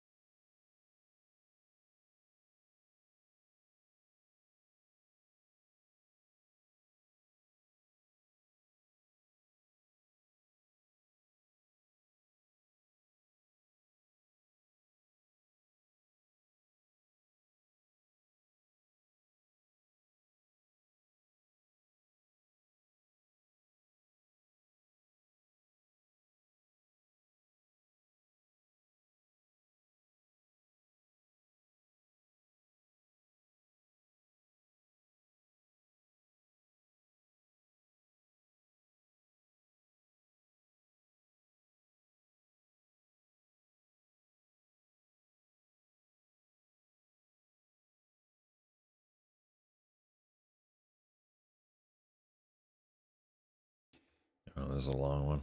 We'll pause it. Like an 11-minute song rolling in. Did we do some self-care? Better have. Better have.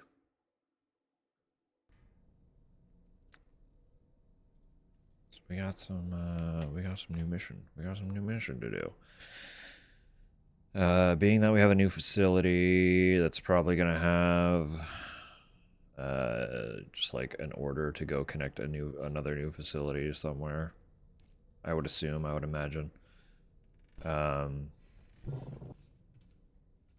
We're probably gonna be doing a lot of just like normal exploration delivery stuff before we get any major story beats. Considering we did just have like a boss fight technically. The extraction was successful. It was transferred to a sterilized pod and sent to a separate facility. Ready to proceed with corpse disposal? 1.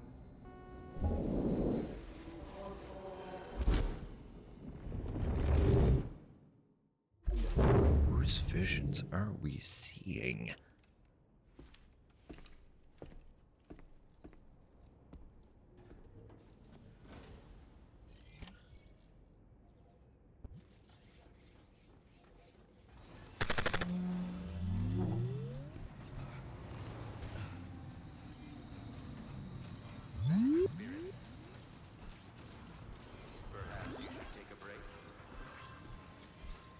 Perhaps you should take a break, Mr. Narrator Man. Sam, your next destination is the Northern Environmental Observatory. Yes. Like its western counterpart, this observatory is a critical facility that will help us to monitor the changes taking place in the Australian environment. To bring it online, you'll have to navigate the canyon to the northeast of your current position. Oh, we got it. Don't worry. Don't you worry. You'll need to link up another site en route. Sure. Easy peasy. Got you, boo. Sam, the next site we want you to link up is called Rainbow Valley. A friend of Drawbridge is waiting for you there. Once the network connection has been established, they'll be joining us on the DHV Magellan. I recruited them myself when we first met in the UCA. You can pick up the order from the delivery terminal. I'm looking forward to seeing you both. Thanks again, Sam. Considering rainbows in this universe,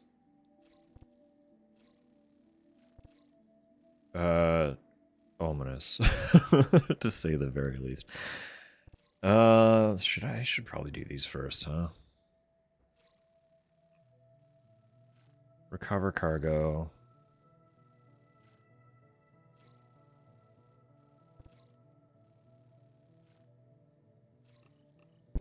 And then we'll do the main mission.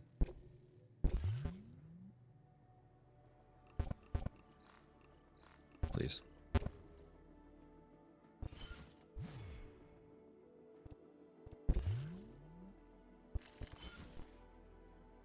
Yeah. Okay. Haven't really had a need for those PCCs I made. That's fine. Got new these. Oh my god, there's so many. Maneuverability when riding. Okay.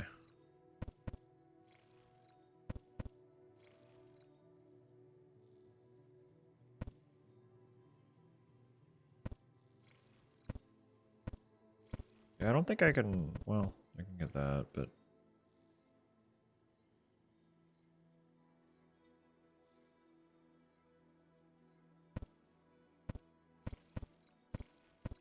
That's fine. We'll just wait for new ones.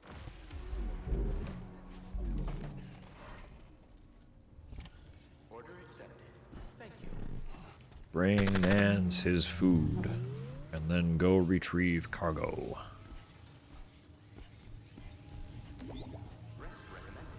Hey, mine's heavier. I will always support you.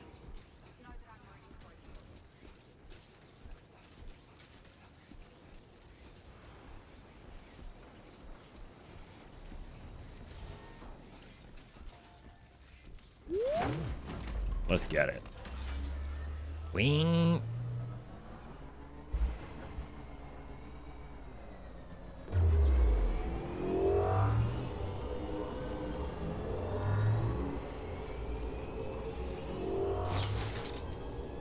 Because he is pretty close. Yeah.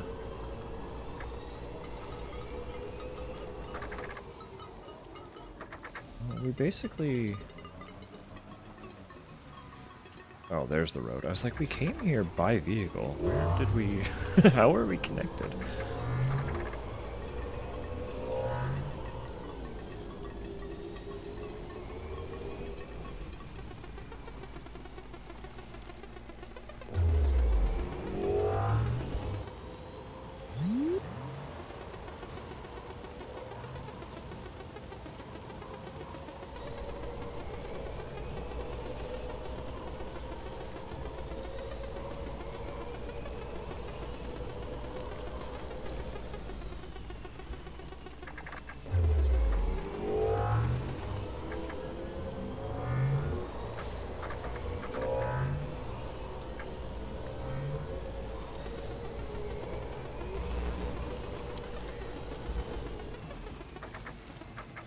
Yeah, we'll retrieve your pajamas for you, bud. Don't worry. Everyone deserves to be cozy.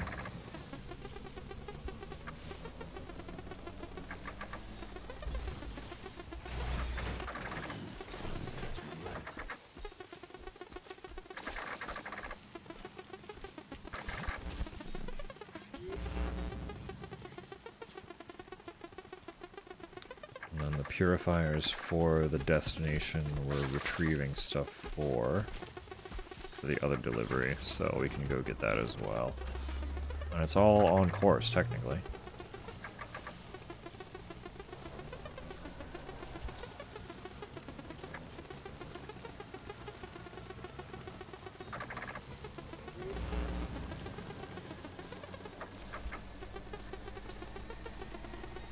Because it's like, it's on the trail. Like, it's a gimme. Look at this.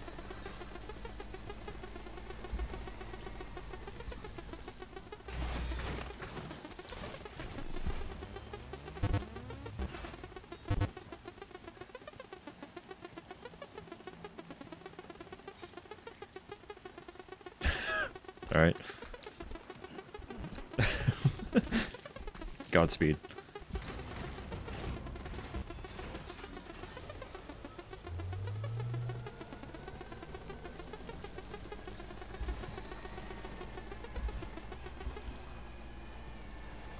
You're not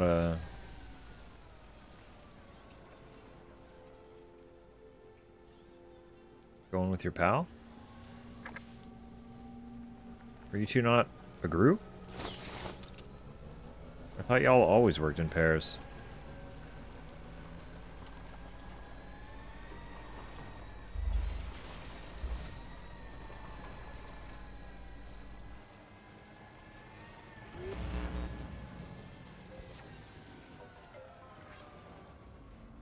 Now, the commander is significantly more off route from where I was going.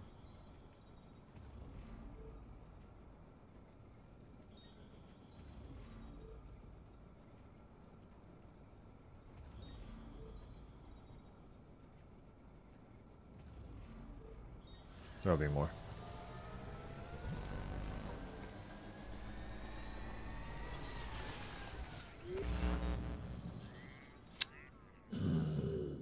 But it is just right there. Let me deliver these first, and then I'll pick them up.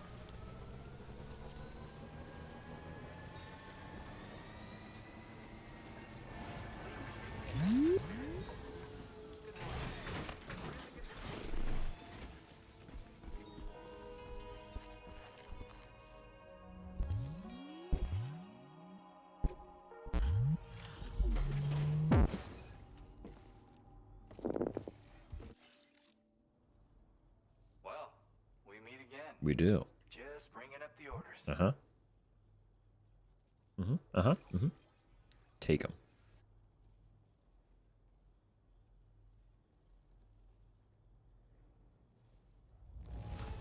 Look at the shot. Talk about one crazy Pajama. Now destroy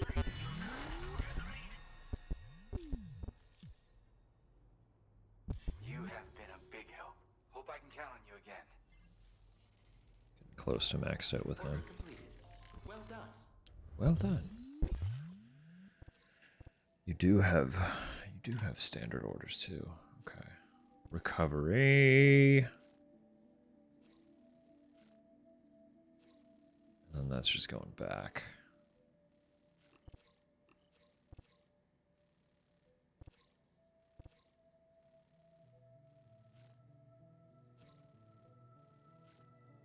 That's also going to the observatory. Lots of stuff for the observatory.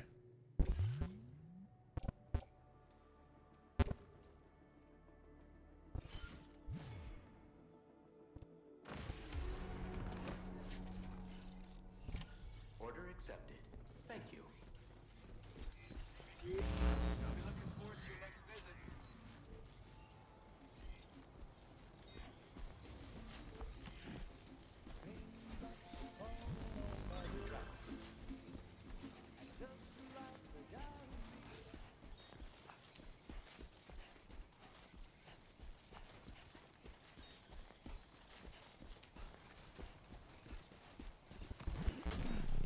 Wine. Wine for a man. Man who gives sniper.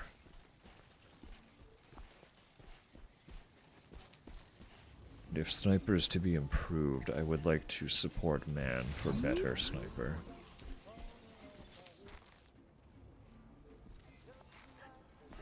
This one's got fancy batteries on it. I think I am going to take that one, actually. Hell yeah. Fancier bike.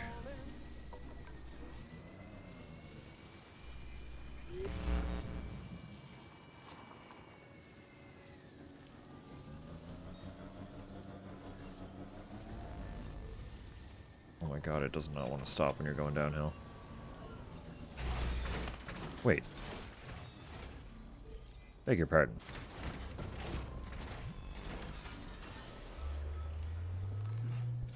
I could grab it from the vehicle? I don't have to act. Wow, okay. Dude, that changes so much. Like, I know that seems like such a little thing, but that changes so much.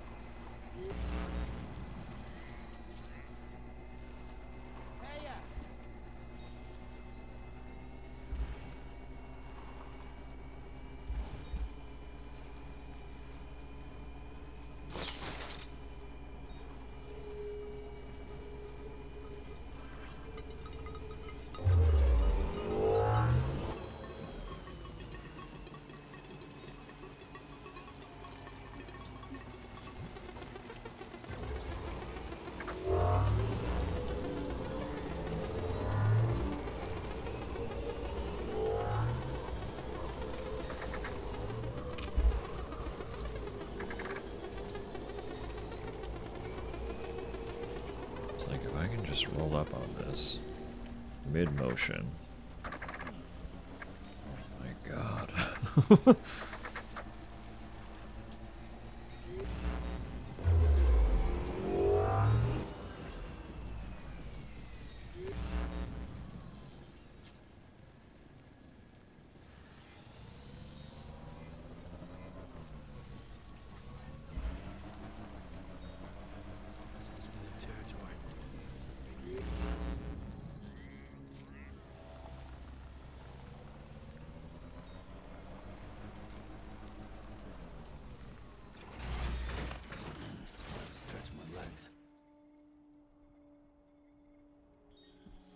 What was it? Offload.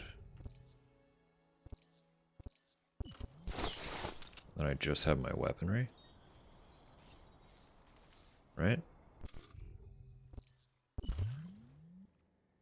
And PCCs. Okay.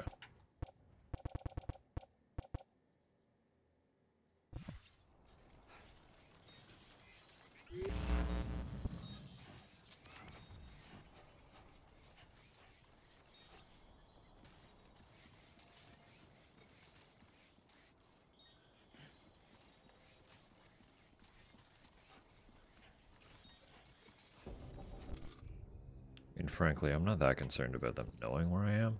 I'm gonna be real. Water! Heard.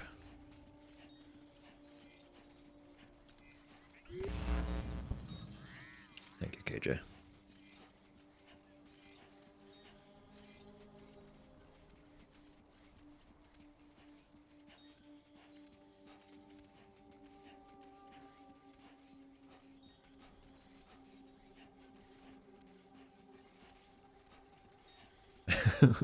Water.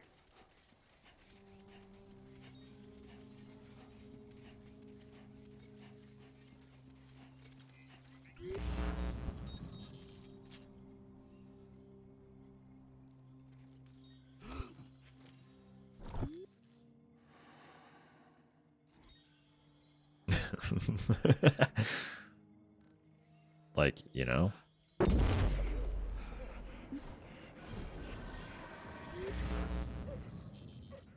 I know where I am, but also, like, why would I care?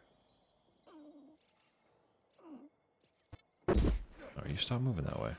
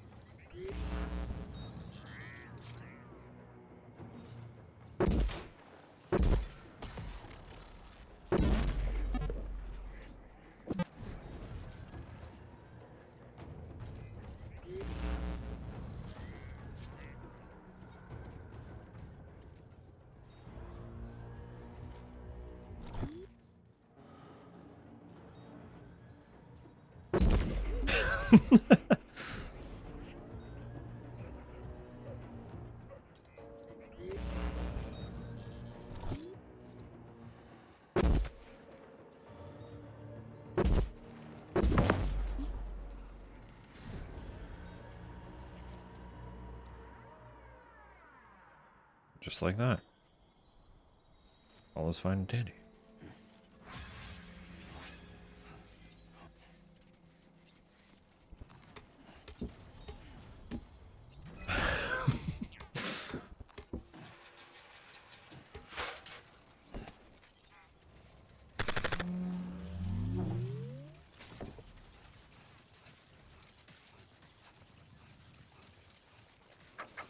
About the water or just in general? Just decided to chime in, be vocal. Join in on the fun.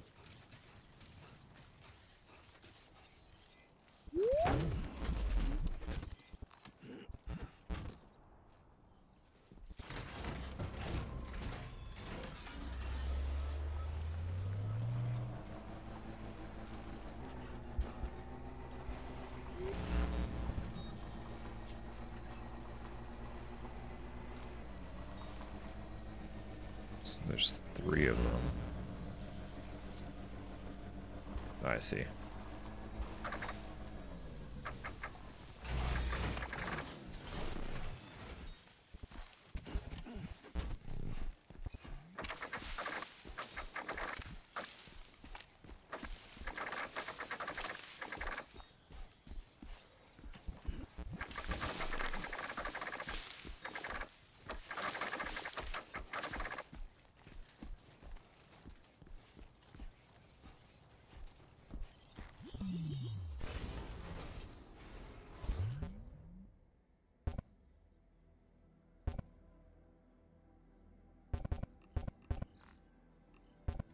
Can I carry all that?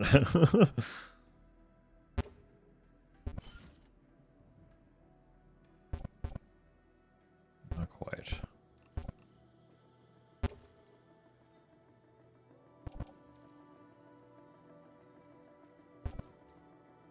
Probably can't take the vehicle. If I have the carrier, but the carrier will allow me to just carry more in general, so that's probably fine. We'll just do the rest on foot.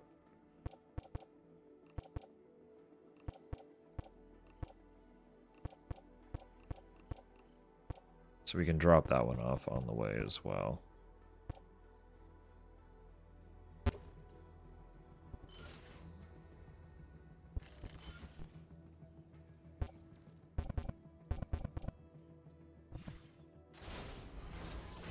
Recovered everything then.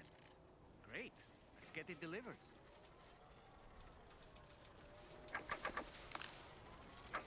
So we're not going far. So we can get a new vehicle over there too.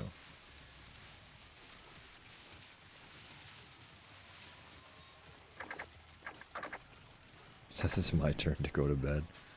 Well, I hope you have a lovely night then. Sleep well. Sweet dreams. And we will catch you in the next sometime, wherever it happens to be. I guess tomorrow's Thursday. We'll see you tomorrow. One way or another, we'll see you tomorrow.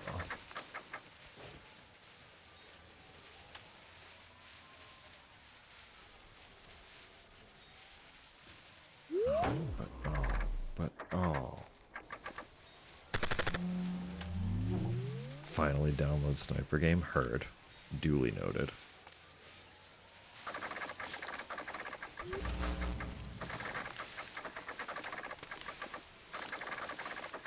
We will make time soonly.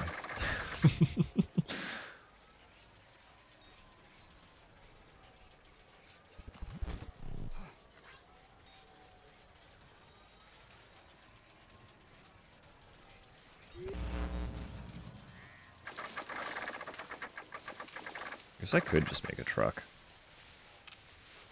Stop being stubborn and just make a truck.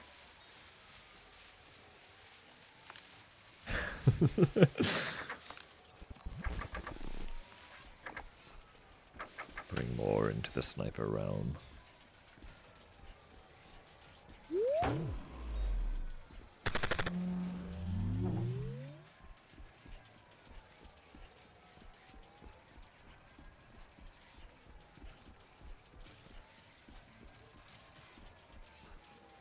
Means you can be subject to a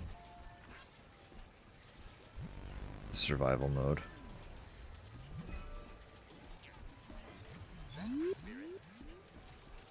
So I'm pretty sure that's the only 4-player mode besides like PvP.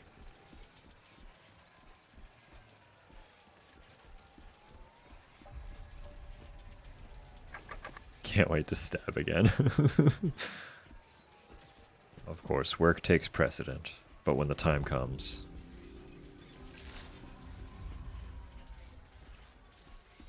sniping and stabbing will happen.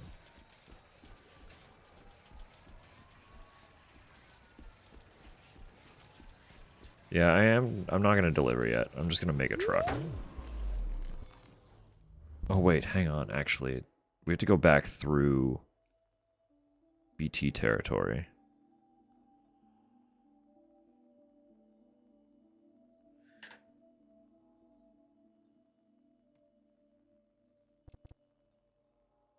I think I still want a truck. How do I make a vehicle? Can I not make one here? No, you wouldn't because you don't have a vehicle platform. Never mind. We're still on foot. I didn't want to take those. Put those back.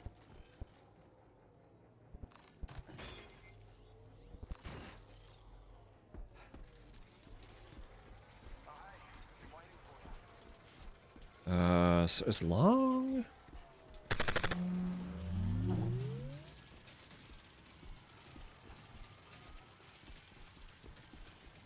As long as it's not so far away that things will disappear.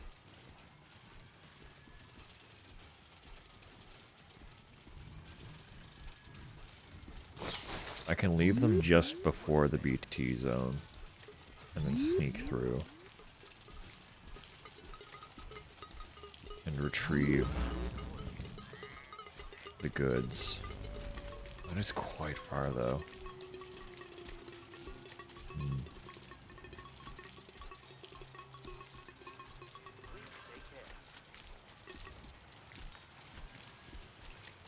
Let's see what happens.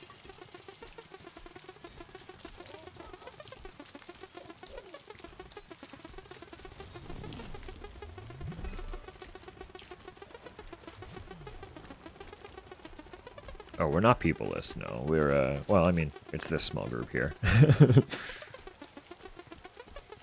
I do have the zombie ones too. We did not play very much. Not played very much of those ones at all.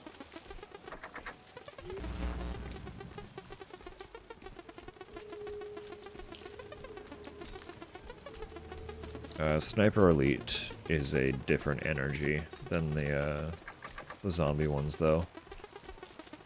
It's a very different energy. I quite like them.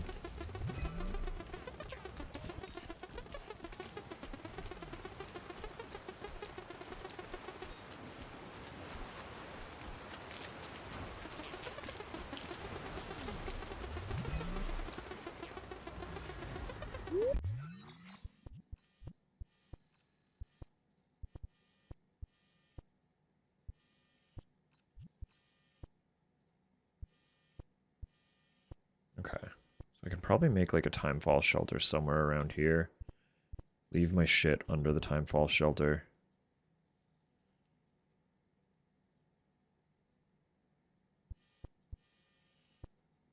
Then go and get the shit that I need to get, so. The little noise is when your cat's chirping. The thing is, whatever you're hearing might even just be glitch. There are a few sound effects that are being captured weird. So there are some audio bugs that only you guys can hear. Because they're not coming through on my end of the game. But something about the capture is like amplifying a handful of the... Not even the whole sound effect, but like portions of sound effects are getting aggressively amplified. And only viewers can hear them. So I'm wondering if one of the weird little sound effects might be that you're hearing. So there are a lot of weird little sound effects in this game. It might just be a standard sound effect, for all I know. But I do have to wonder if it's one of the bugged ones.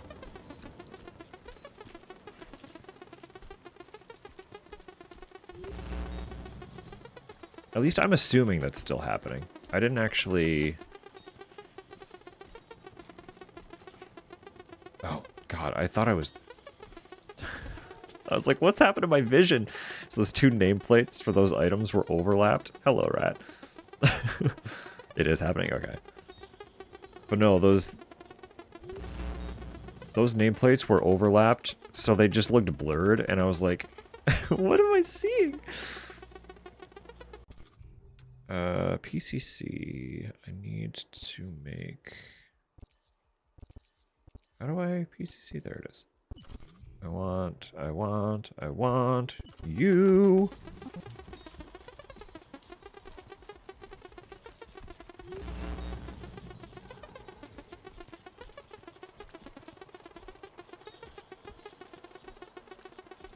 How far can I go before I... You don't see me. You're fine. You're far enough away. I can get, like, right up here.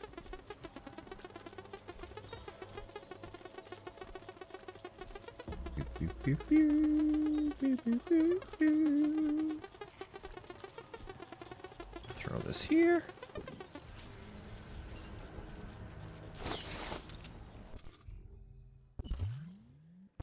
Quickly, I'm gonna put these on the carrier as well.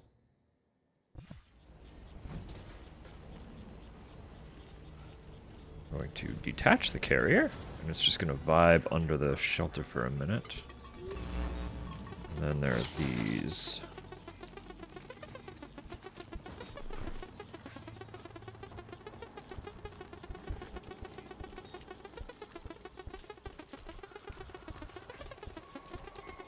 Chill out over there. Perfect.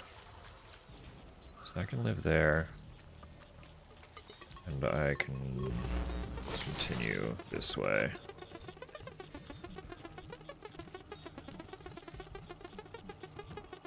Or is that it? Is that my mission? What am I looking for?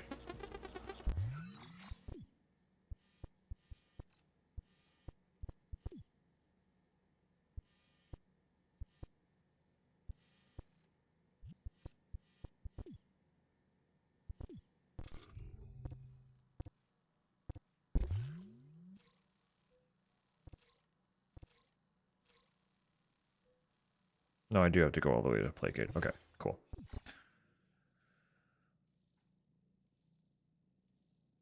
I have a good Q-tip in the ear.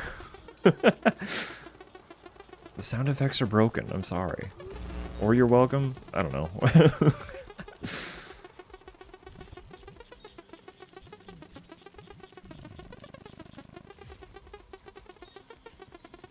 Can't do anything about it.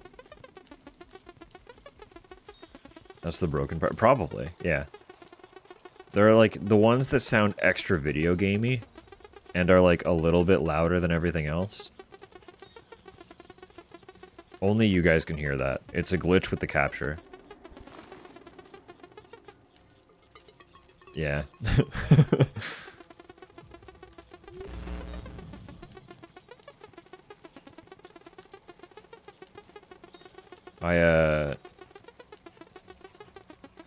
I pissed about with it as much as I could to try and like figure it out and fix it. Couldn't do it. Couldn't do it. It's something beyond my comprehension. You hear me? No, fuck off. You don't hear me.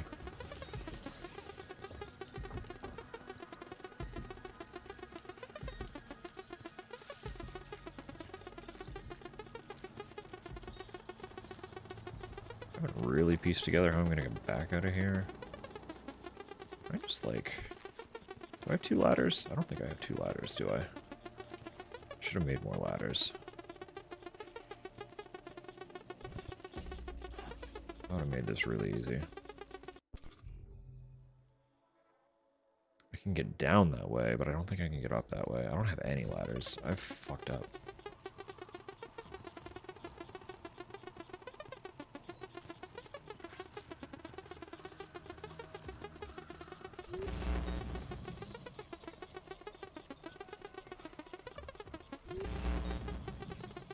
Perfect world, someone else would have ladders nearby, but I don't think such luck is in my favor. So we're gonna try something stupid.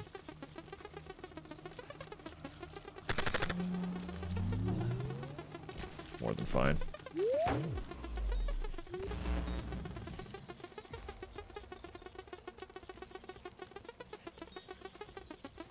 Missing out.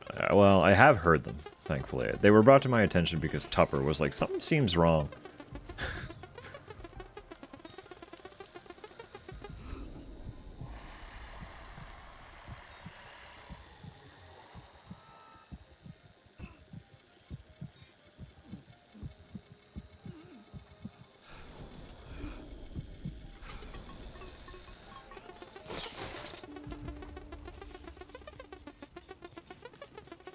And I've also gone through and I captured one of them to give to my brother, and he immediately made it his text tone.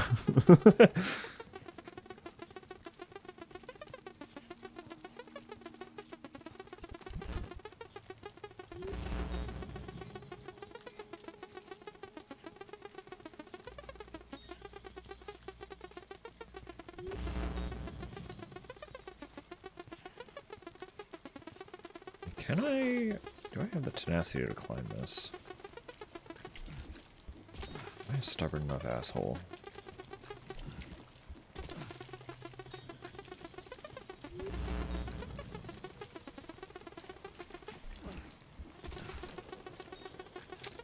I am... Oh, fuck. You can just jump that? Wow. Let's go, Sam.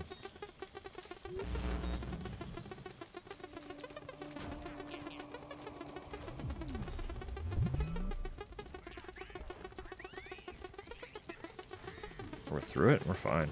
Easy peasy.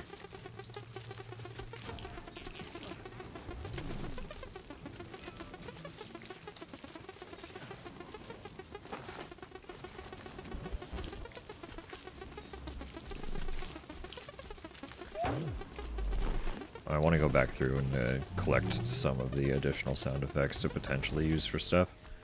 Because being a glitch, they are also in a unique circumstance where they do sound cool.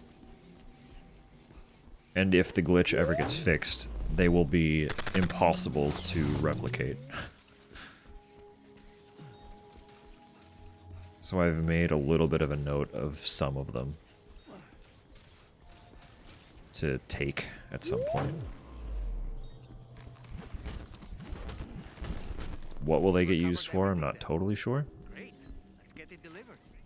But it is on my mind.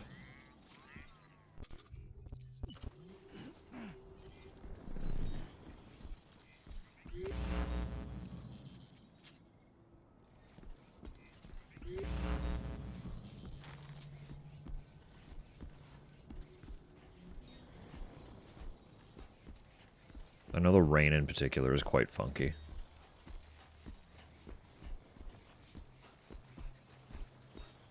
Frenetic little bleep loops.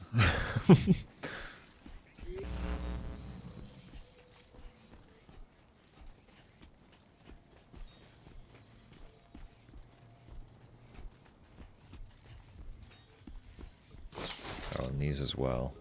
This here is the one that my brother turned into a tech stone.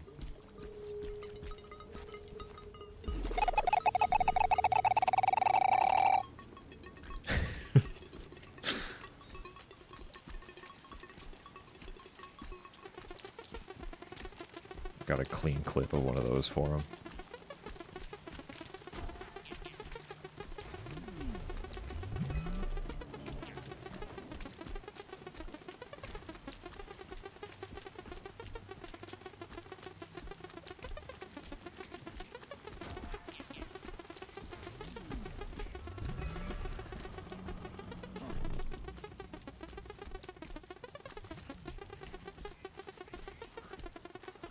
I got up this way. I do not trust going down that way. Unfortunately, I do want that though. There's a BT nearby. There's a BT nearby. So we are just gonna anchor.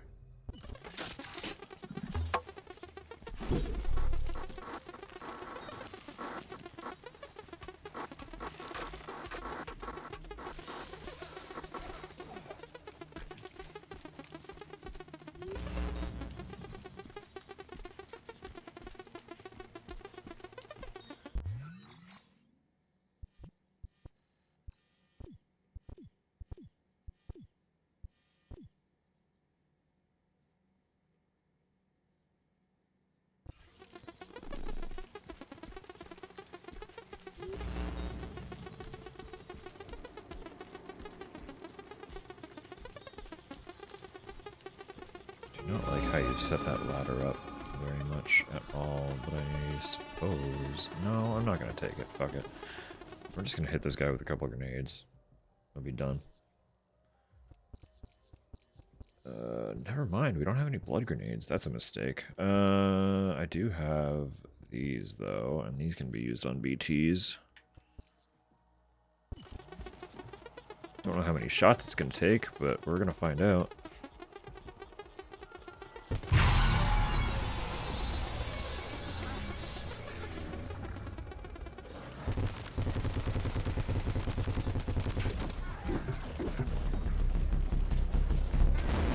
Oh yeah, that was a little bit of a mistake, huh? Hey, pal.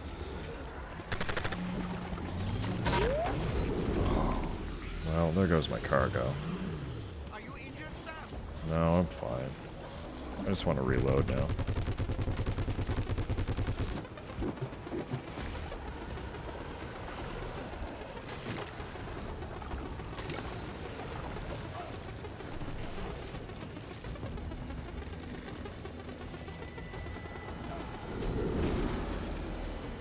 Wow.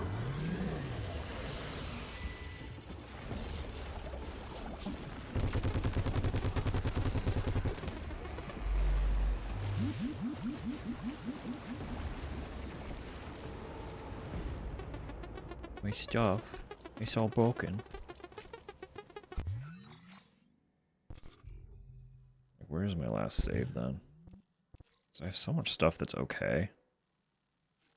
But now I have a bunch of stuff that's very not okay.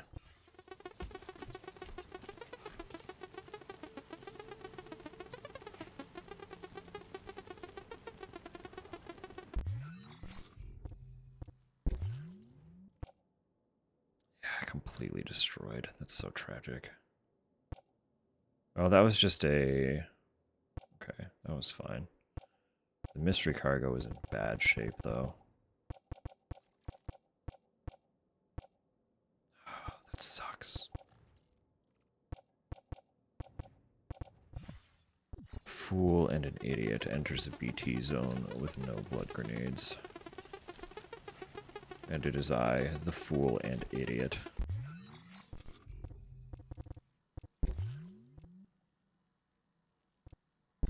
Where is the latest, though? It's so far back in it.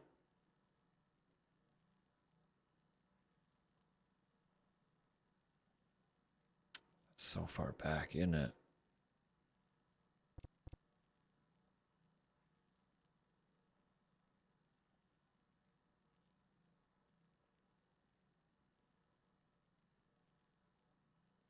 What am I losing by reloading? Whatever. I refuse. I refuse to take that loss.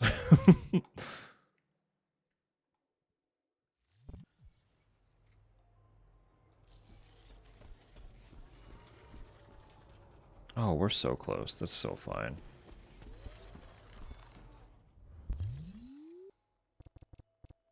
Now I can recycle.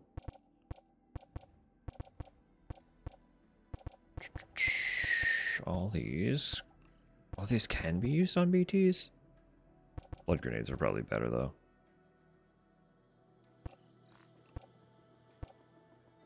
Keep 2 of them. I'll keep 2 of them. That's gone. Get rid of it.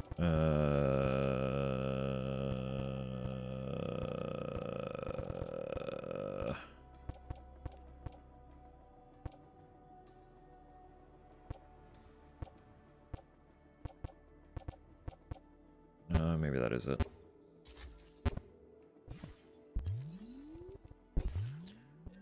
I need several of these.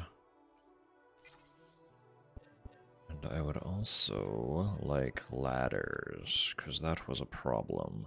We're gonna make 4 of them. 4 fucking ladders coming with us.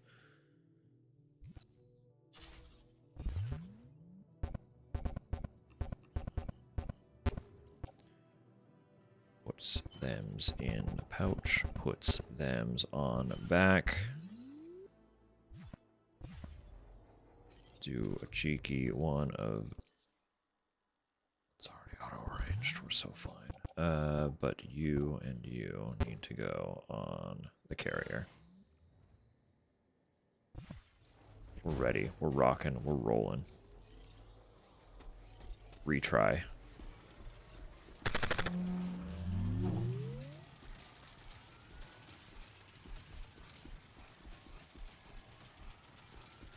Do it less bad this time.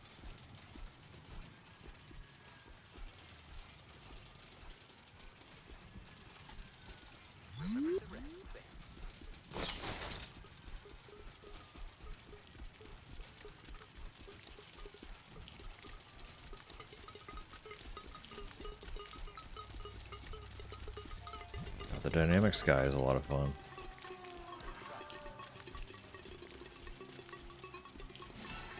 Dude, this is my workout. Just flat out sprint up a road. I mean, nothing can stop you. I don't think it would go well.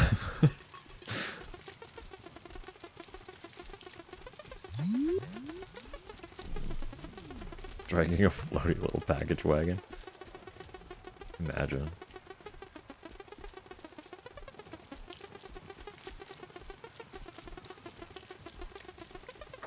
I don't think it would be safe to run downhill with a wagon following you, though. That the wagon threatens to take you out if you're doing that.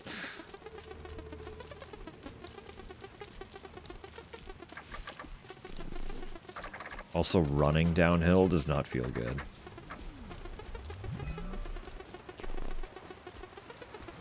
Like 2 meters.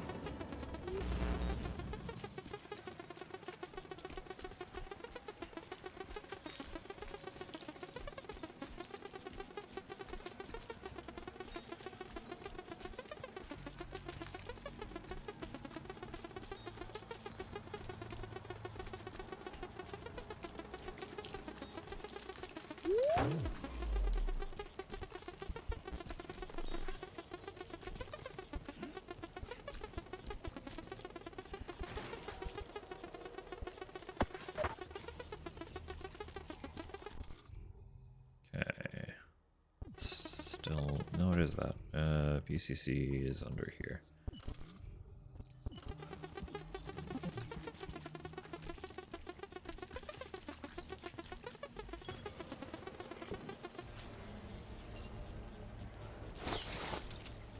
Do a fun thing? What's up?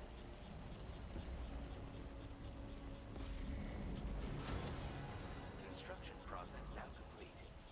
Go through your Shazam history? That is a fun idea.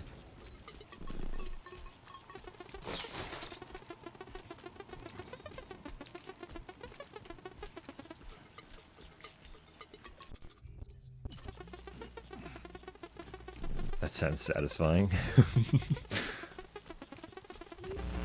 Really fun idea. You left the whole ass truck here. What?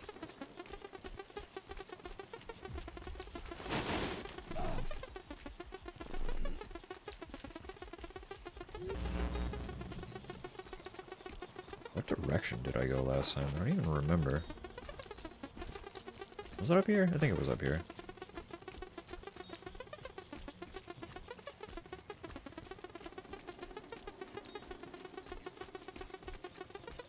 Got evil ghosts threatening our existence everywhere, and I'm just full sprinting. Like, fuck it. Whatever. This guy? Don't even know. No idea. Okay, some idea. He has some idea. I lied. He can't get up here, though. He's a fool. Try as he might. Doesn't know shit.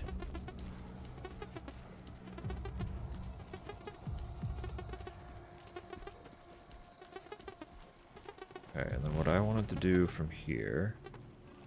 You still coming this way? No, you don't know I'm here. I wanted to... make big ladder.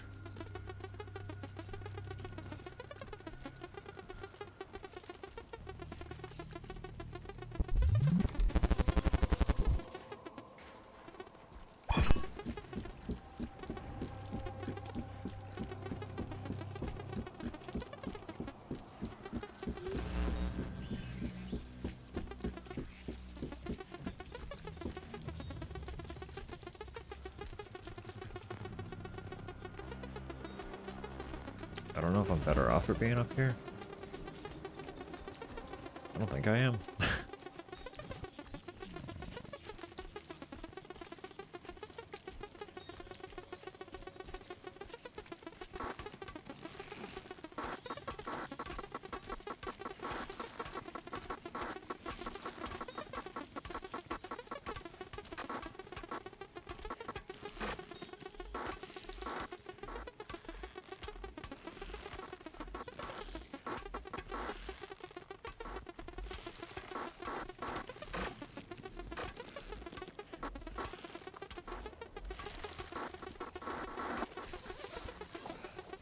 That wasn't bad. This is basically back where we were, right?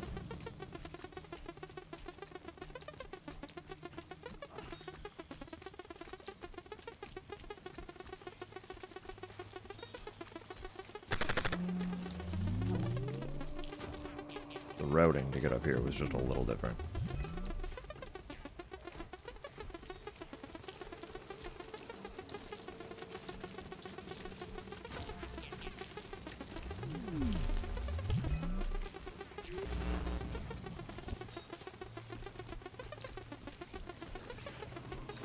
Kind of something that triggered a memory? What happened? You gotta keep us posted now, we're invested.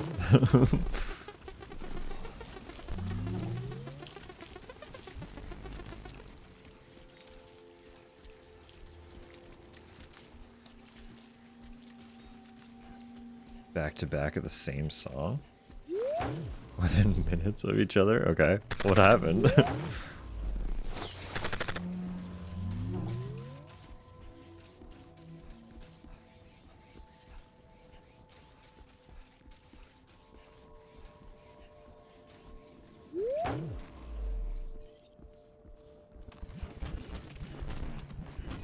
You've recovered everything then.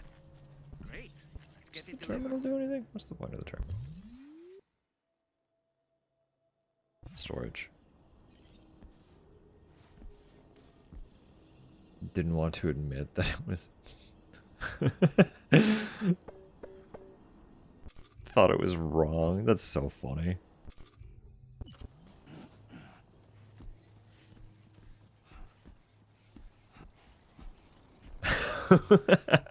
That is really good.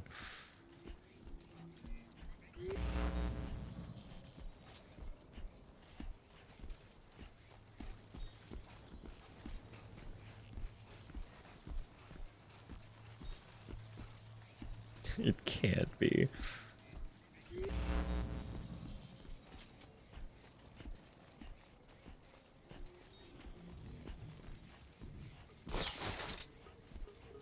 You're allowed to like a song from an artist you otherwise totally dislike, you know? It's an option. Just as much as you're allowed to dislike a song from an artist you usually love. You are not bound to these constraints.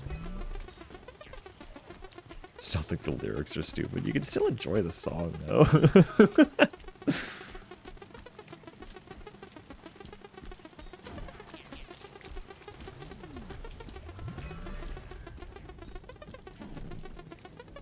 An instrumental of it.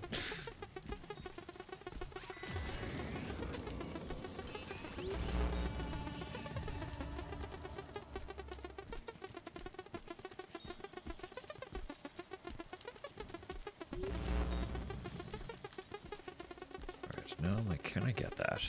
Can I get that safely this time?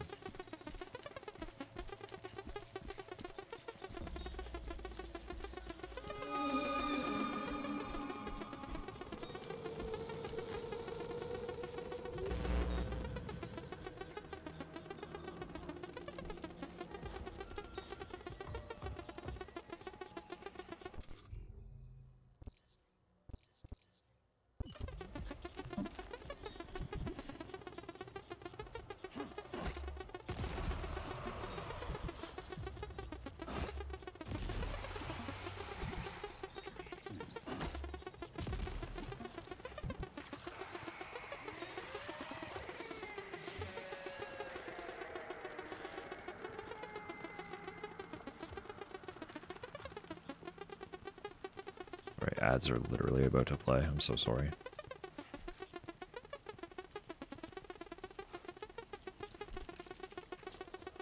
They'll be over soon.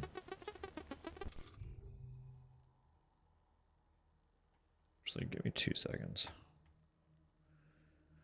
10-hour loop of these bling bling sounds. It is like it's a weird effect happening with one of the sound effects underlying the rain specifically. So it is like rain audio ASMR, but wrong. But really weird.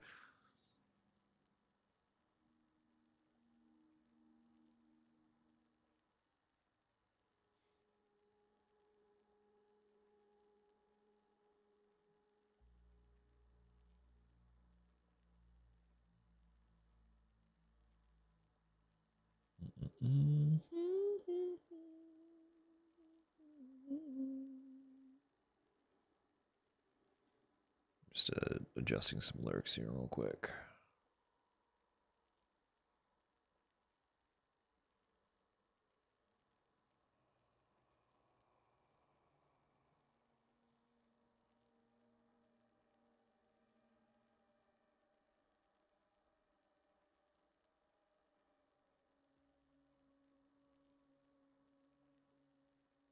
I have been lurking someone.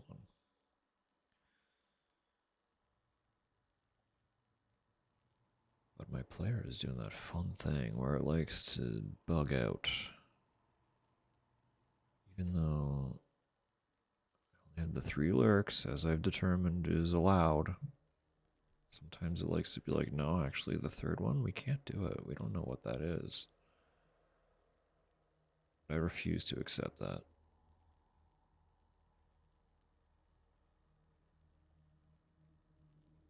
Lesser known Tame Impala Bop. Nice, nice, nice. Which one? Which one?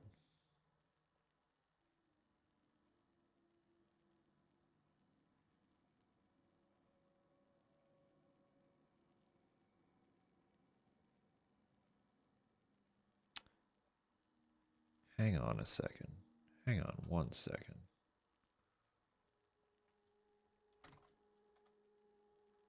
While we're here, I need to look something up real quick.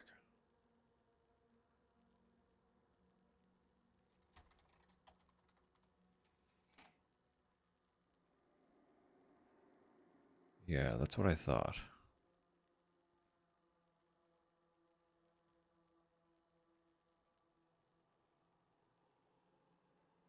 That's what I thought.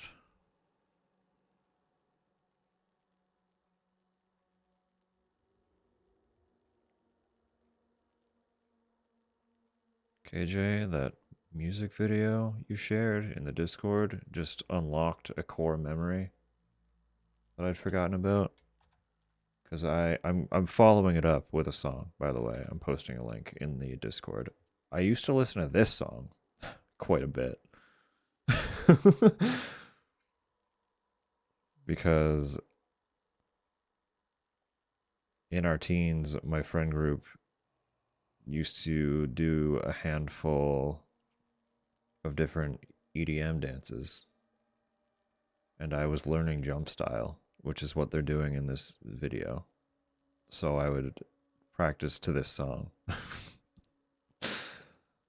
I've never listened to another song by Scooter, but to suddenly be reminded that Scooter exists was a wild just like a brain unlocking moment just now.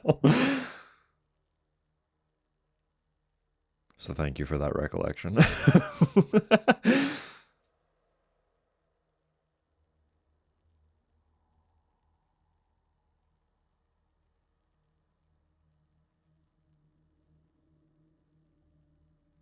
Wild little world we live in.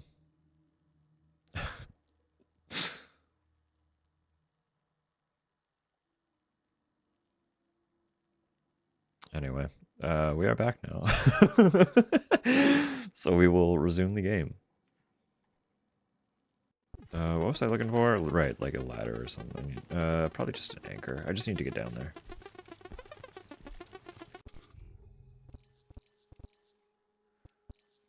Did I use one? No, not yet.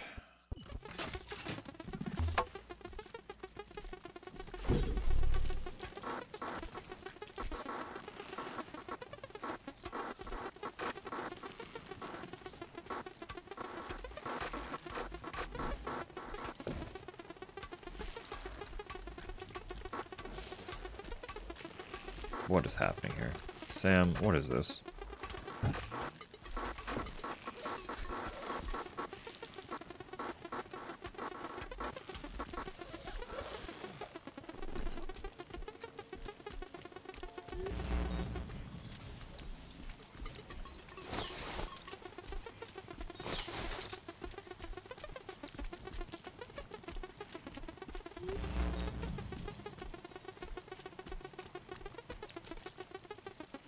Grab it, fool.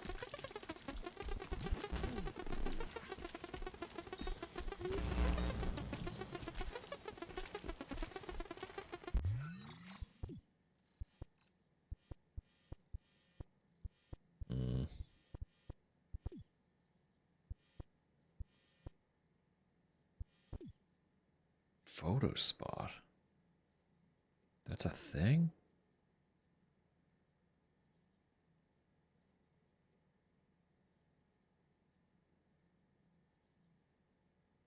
Oh yeah, just check out more of a white moth, black butterfly in general. Be very worth exploring considering how much you already like Dan's work in general. Be very, very worth exploring.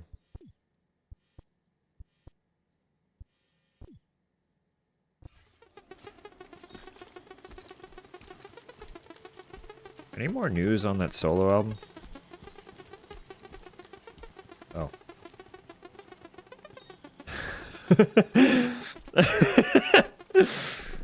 I really want it, so.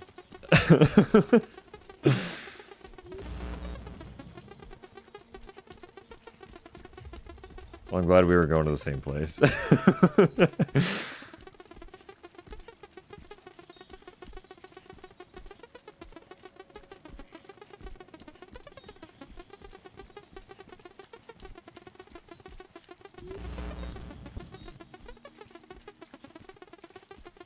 It was good. It was good shit. Like, as much as it was really fucking cool, being, like, kind of in on the process and aware of it, it fucking sucks that we have to wait. Having heard what we've heard.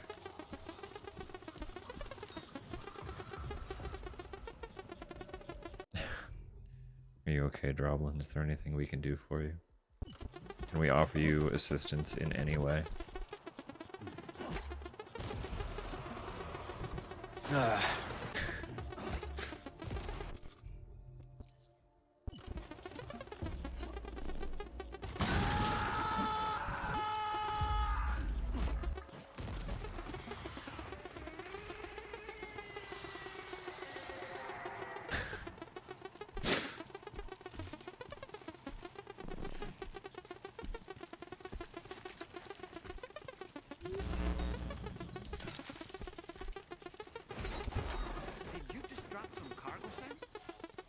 Why did that even happen?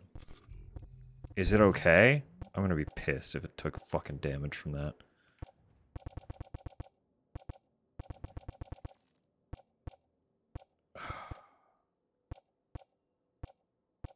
It's fine, it's not significant damage. I'll still get the S.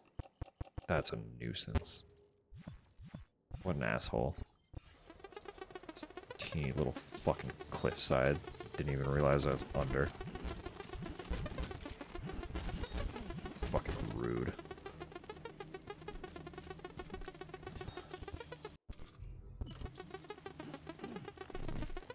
Don't want to work anymore, I get it. I do get it.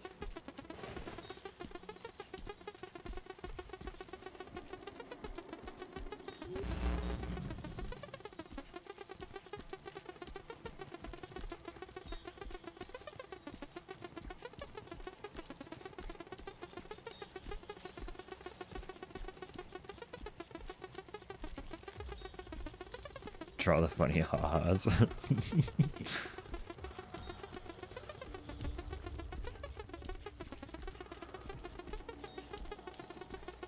You are allowed little breaks.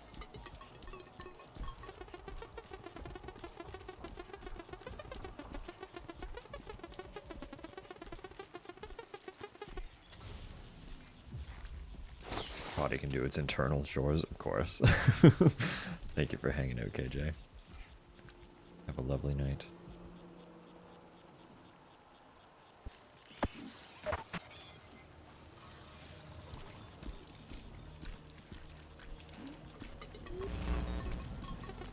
We'll see you next time. We'll see you next time.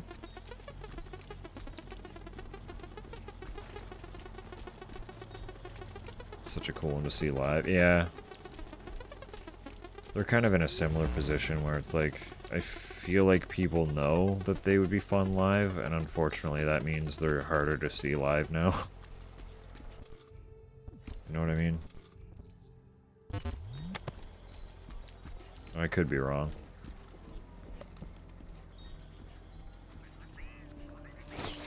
went on a hiatus.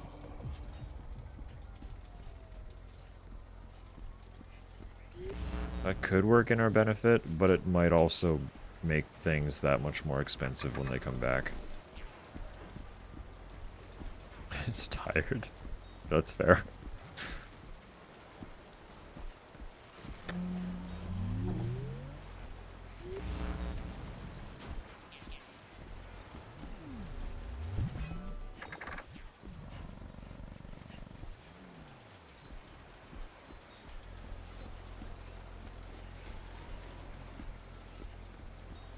Depends on the environment.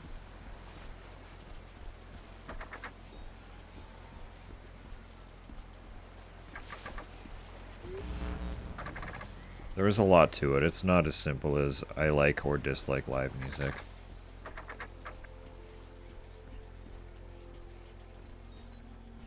And it might not be for you. That's totally fair. That is entirely valid. But the circumstances surrounding the experience impact it a lot. Just like having going to a local venue, just like having a small intimate show with like a local band is a very different experience than going and seeing like a huge band in like a stadium style venue. Going it on your own or going with someone you're not necessarily the most comfortable with or the closest with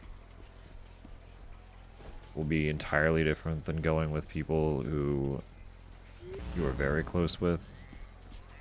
That can dramatically impact it in both of those venue situations. Like there's a lot of dynamics to it. But then some people just genuinely like it's not for them in general. Like no matter the venue, it's loud. It is a loud environment. It can be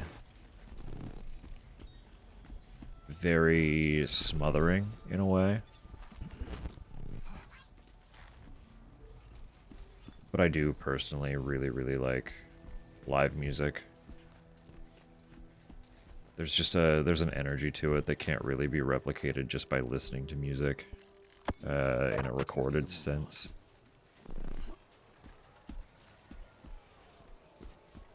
But we are also like very spoiled for having a lot of really, really good local bands as well, or smaller acts that come here.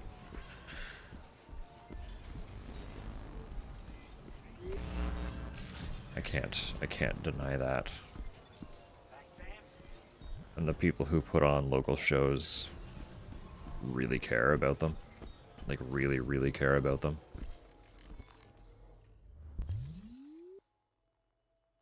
Are made to be played live even, yeah, honestly. Well, I think Ghost is a great example of that too, in that a whole part of their live experience is the show that they put on. Like, they're a very performative band.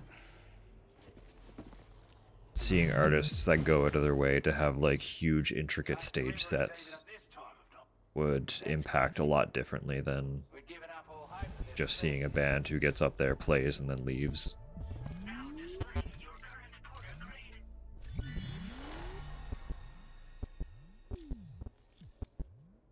Sorry to trouble you this late at night. Try not to travel too much in the dark if you can help it. I'll do what I want.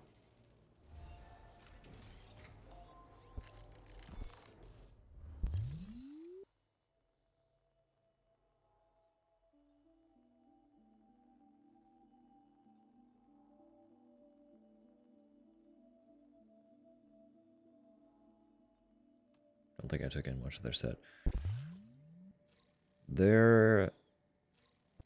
It'd be an interesting one to see live. I don't know enough about their music in general, though. I just know that they put out a lot of fucking music, and you don't really know what you're gonna get from them until you get it. That's the most I know about King Gizzard.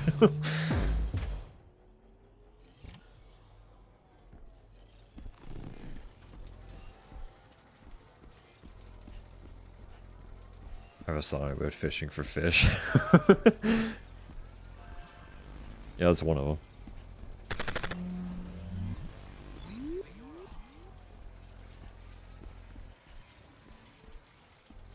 They're very much a band that is just like the embodiment of we're gonna do whatever we want to do, and you're just gonna have to deal with it.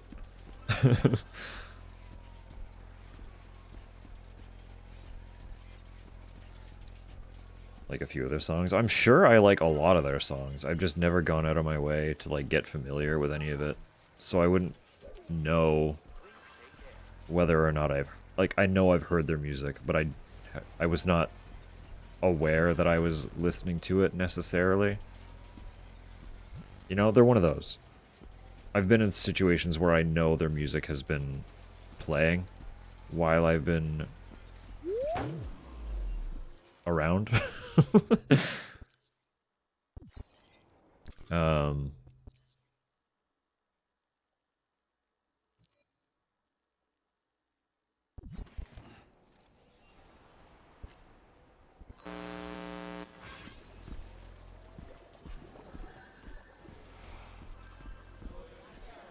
But I wouldn't be able to hear a song and be like, oh, that's King Gizzard, unless someone was like, yo, this is them. Then I might be like, oh, I've heard this one actually.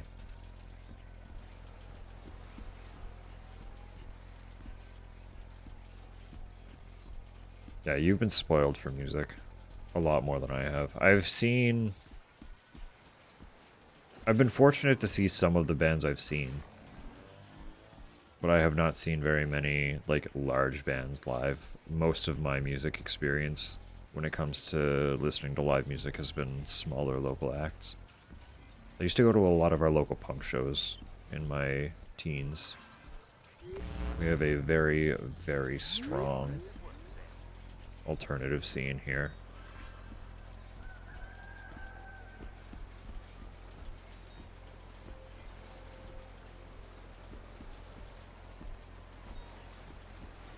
It is very expensive. You do have the benefit of being in like a major area, so you don't have to worry about travel and accommodation the same way.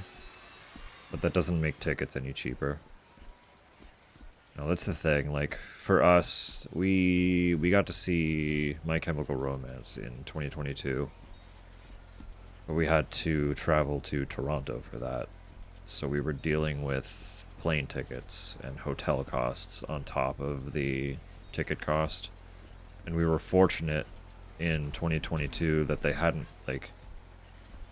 Tickets were getting bad, but the situation was not even remotely as dire as it is today. If ticket costs were at that point in time what they are now, we would not have been able to go. On top of all the other costs, it wouldn't have even been a question.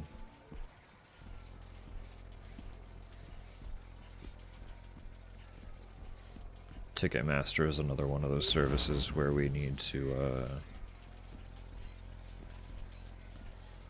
recall French history with regards to their management.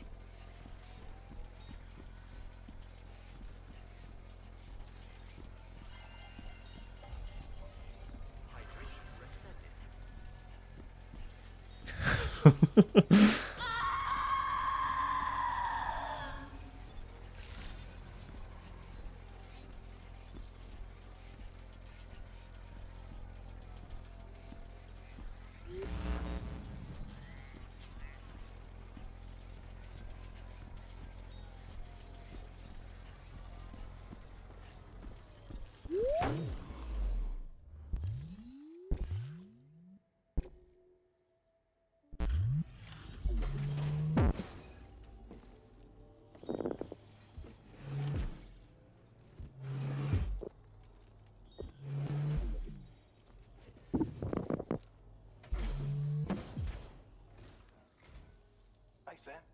It's nice of you to pay us a visit.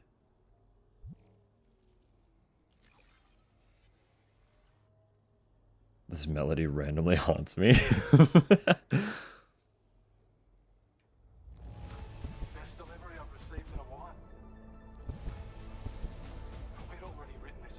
Might not be a saxophone. You've made everyone's day. Just some kind of something. Our first 5-star. I'm running out of ways to thank you, Sam. So I think I'll let this token of our gratitude do the talking. Oh yeah, we got a patch. You can now rest and recover at this facility. Let's go. We want to reward you for your service by allowing you to use more of the materials we have stored on site. Now displaying your current porter grade. Thanks so much for taking on so many orders and helping us out. Since the very first time you showed up and saved the day, we've been able to carry out our observational work here in relative safety. And in that time, we've seen this area undergo some amazing changes. There's a real sense of renewed life and hope. If you're ever in need of a place to rest, we hope you'll stop by and stay a while. We'll keep an eye out for you. Don't be a stranger. Cheers, pal.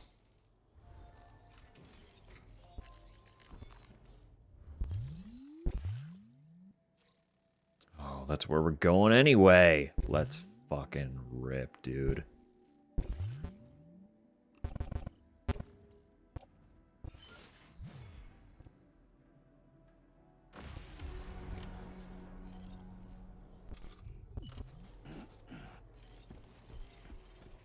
Ba, ba, ba, ba.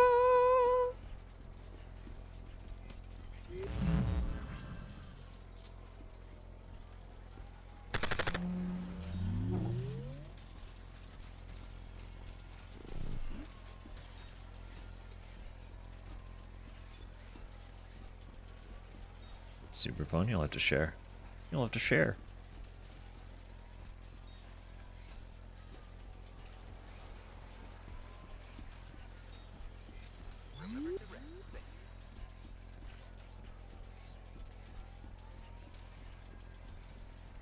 See, I really want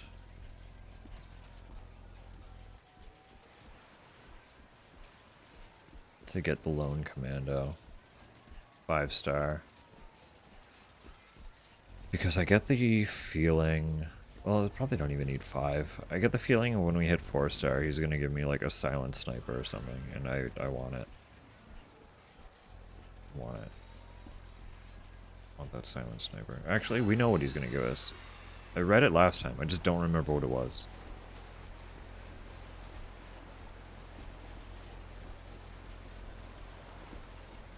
It told us what we would get if we continued building our connection with him.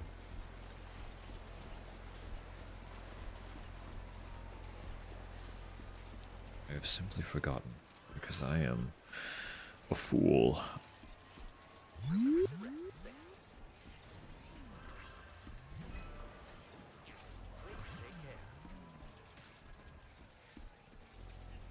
A fool with elevated sleepy and diminished brain capacity.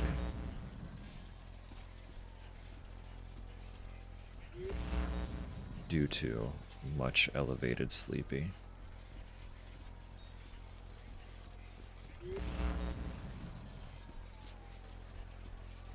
And also we read all those details on Saturday. That's a long time.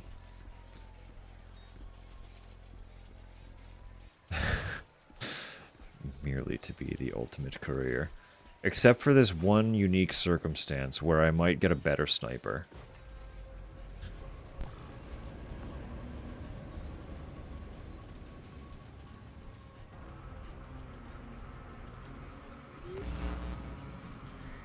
I think this guy thinks he's hot shit spying on me.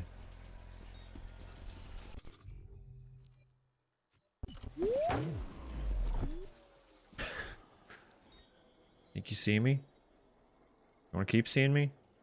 Pal? I only have 2 shots, so.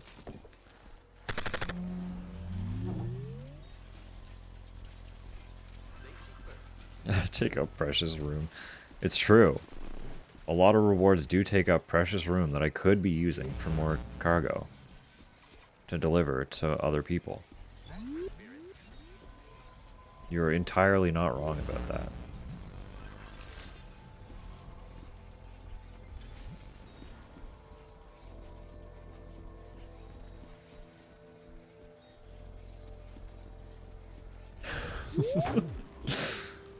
Wait.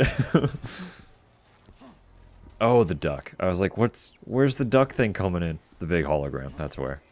Never mind. I got there. We caught up.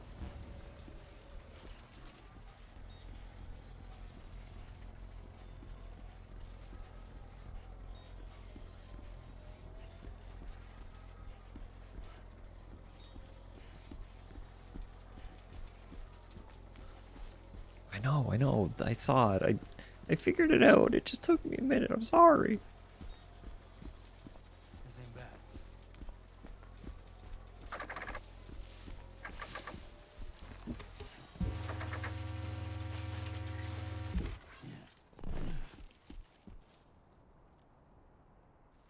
Heard.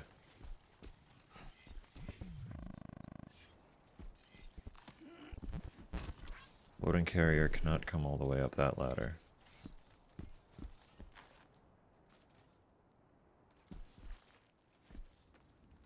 But it can join me. No, I didn't bring it, actually. No.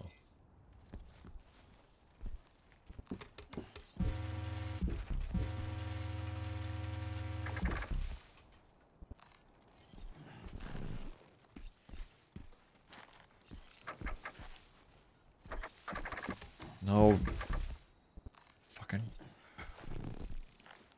This is a plague. Don't grab ladder. Attach carrier. Let's get a move on. We gotta go with the long way. I am the moment.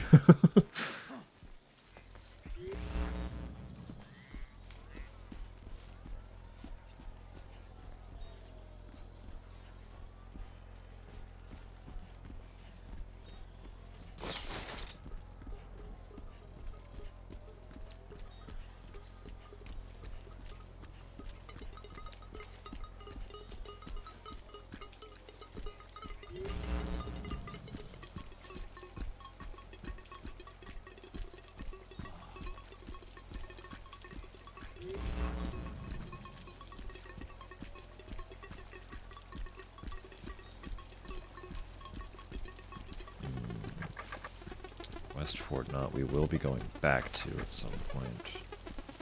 After we finish this little run around. I do want that, I think. I think I need to get that for my own well-being. I think it's a requirement.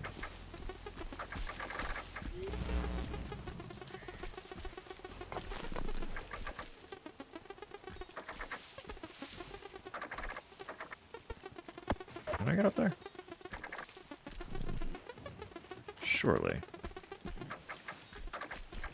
Surely Sam can just get up there.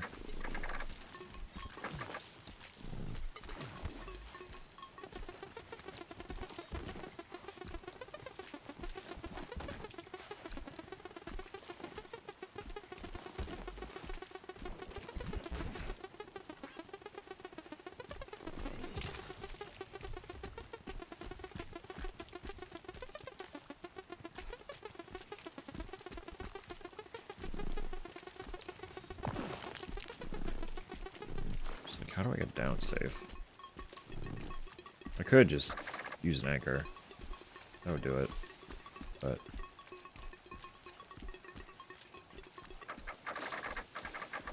now I also know that this path goes around, which is useful. That's good info.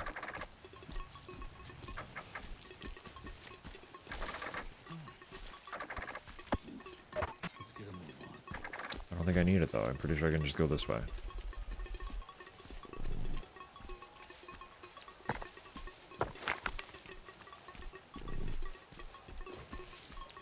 So much on their wish list almost every time I play a game.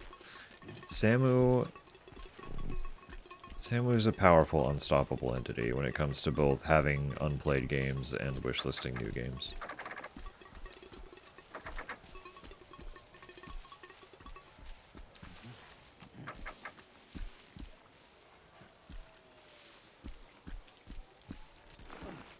Don't question their capacity for utilizing Steam. It's impressive.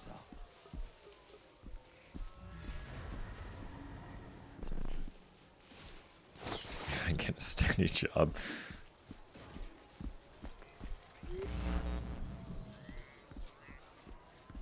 I am wishing all the luck to both you and Samu on finding a pleasant, steady, well-paying job that you both enjoy.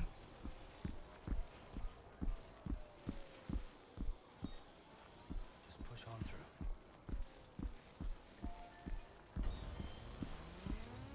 Hydration recommended. That extends to everyone. That extends to everyone. Even if you have a job, you deserve one that you like, that treats you well.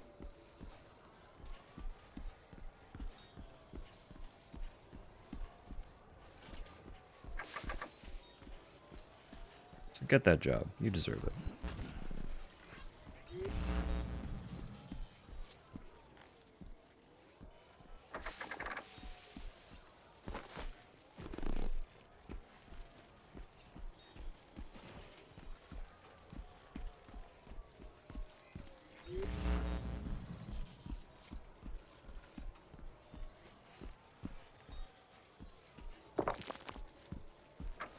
If only I knew how to do things. I mean, realistically, they should be fucking teaching you.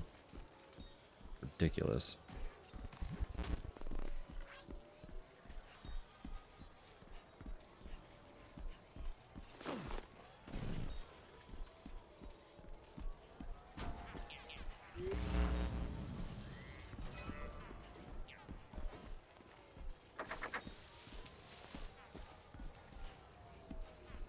Sending us job listings in the Maritimes.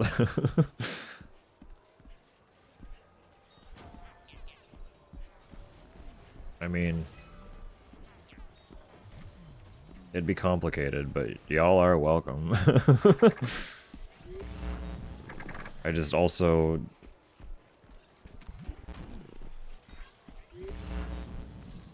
can't in good conscience recommend people move to Canada.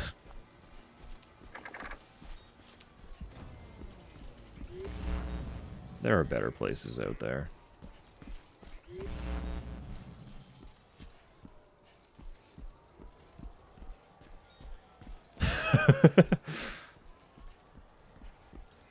Somehow I don't think that'll help the situation, Joaquin. I don't think the government cares about that. Not in the way that you want them to, anyway.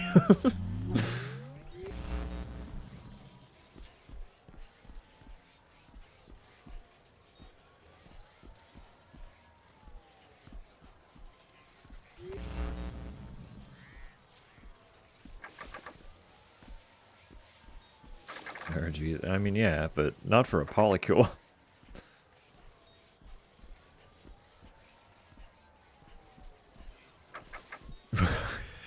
Crab rave.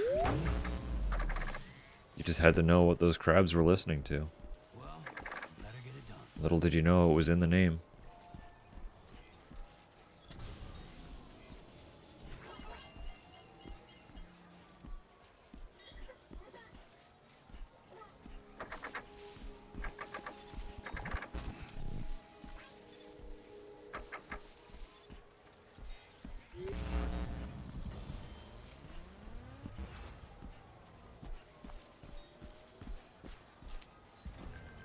Was I okay?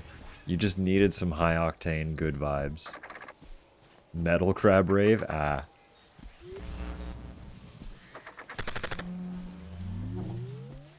I think I remember that. You were trying to pin if that is in fact what it was. And sure enough, yes. The answer was just yes. Absolutely, that's what it was.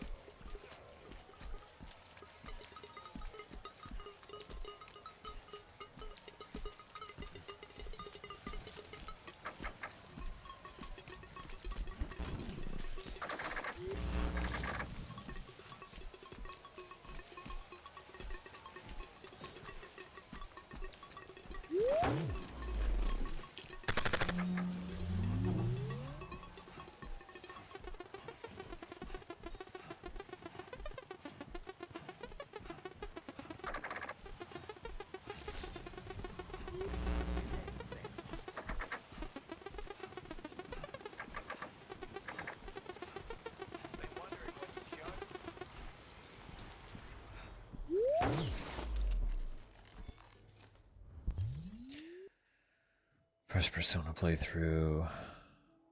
5th run of Slay the Spire 2 today. I mean, the thing with Slay the Spire is it's a roguelike, so you can just keep going. And the experience will be a little bit different every time.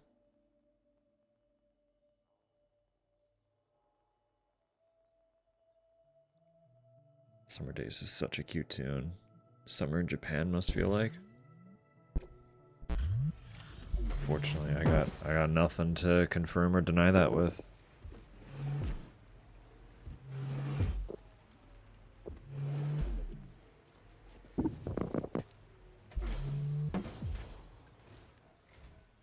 Feeling alright? You look like you could do with a rest. I'm fine. Don't go thinking you can just soldier on forever, okay? No, I'm good. Now then, let's take a look at the orders.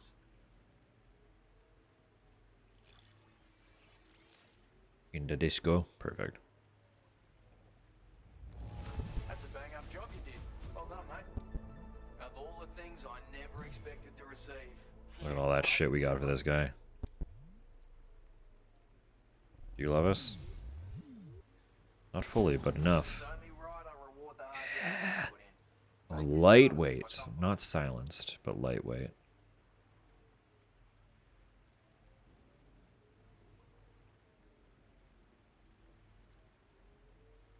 Including his range, variable scope. It's considerably noisy report. Okay. So it is still quite loud, but it's lightweight, so I can pack it much easier. I'm going to increase your material allocation, just so you know. Take whatever you... Thanks, pal. Now displaying your current porter grade.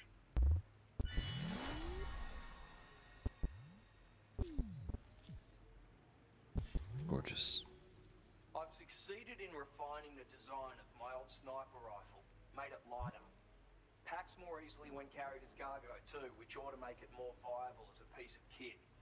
It's still as loud as ever though. Would have had to reduce its effective range otherwise, and we can't have that. No, that's fair. So don't go thinking folks won't notice the racket. Then again, seeing as you've come this far, I expect you're a skilled enough shooter that it won't pose a problem. So use it to your heart's content.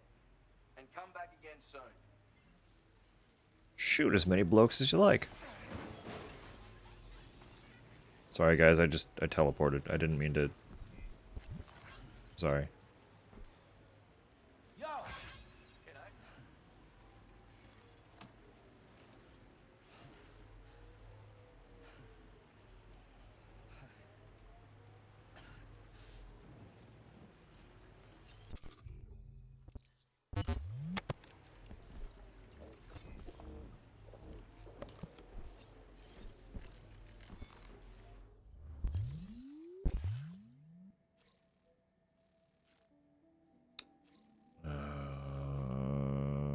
Recovery, and then deliver.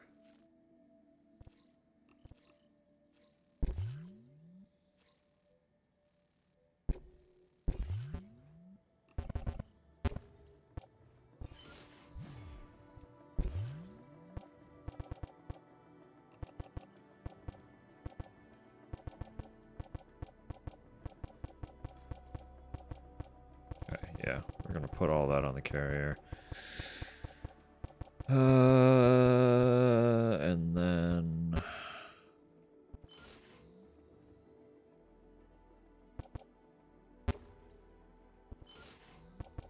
go retrieve some stuff from BTs.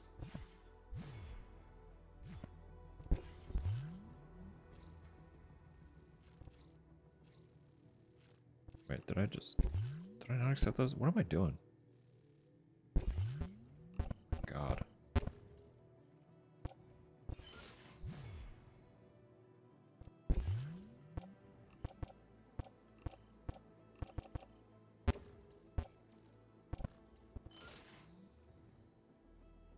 Yeah. Back and then head out. Okay, jeez. What the fuck? Brain's shutting down already?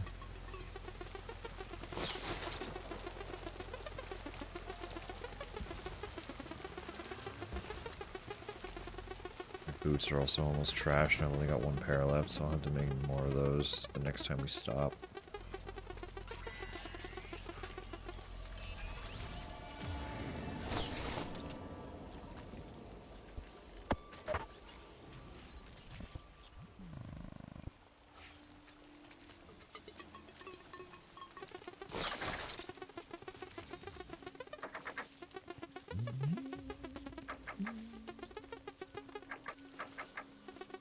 to save these for the meme.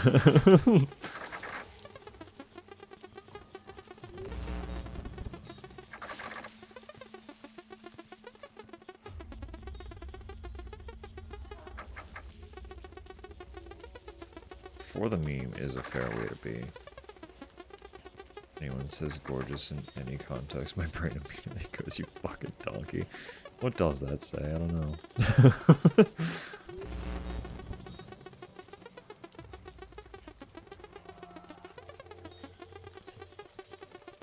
I think it says a little bit that you really want to call people a donkey.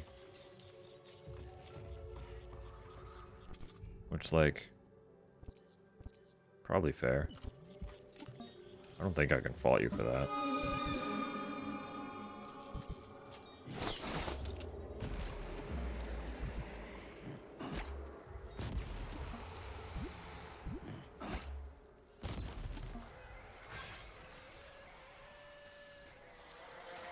The rain just go away? It's supposed to be a BT area and the rain just fucking went away. Delivery just got so easy.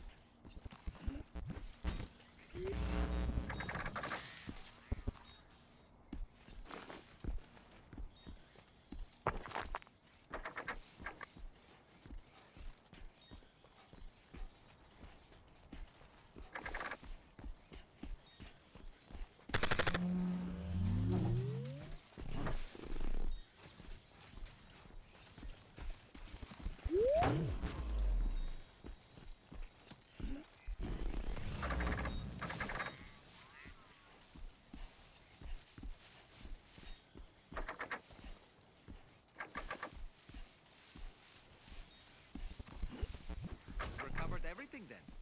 Great. Let's get it delivered. Of course I did. Doll man.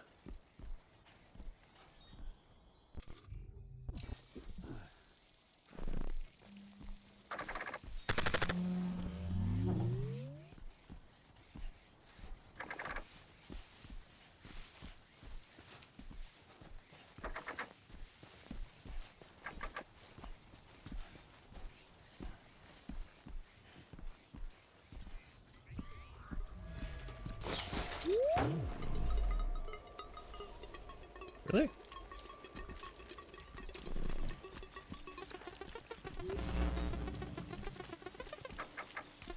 Oh, they're off that way now. I see. Okay.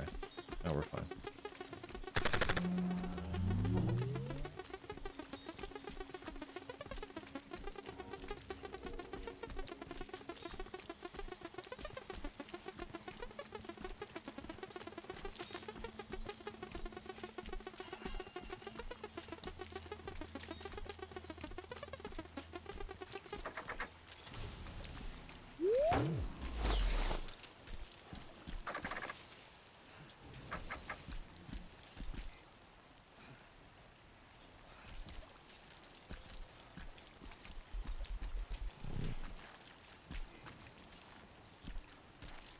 It's like, well, why don't let me fill my canteen.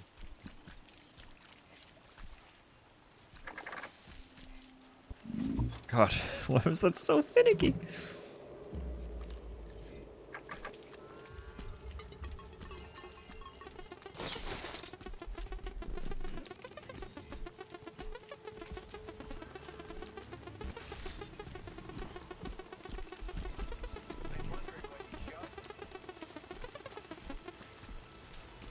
I was just waiting at that rain, huh?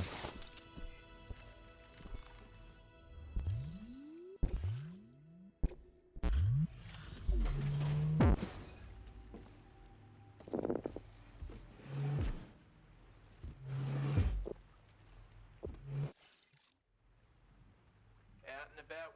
Yeah. No. Never quit. Not every day you see a bloke bringing all this. Now displaying your current port grade. Why don't you take?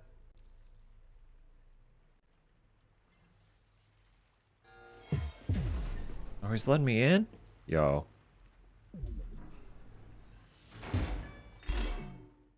Thanks, pal.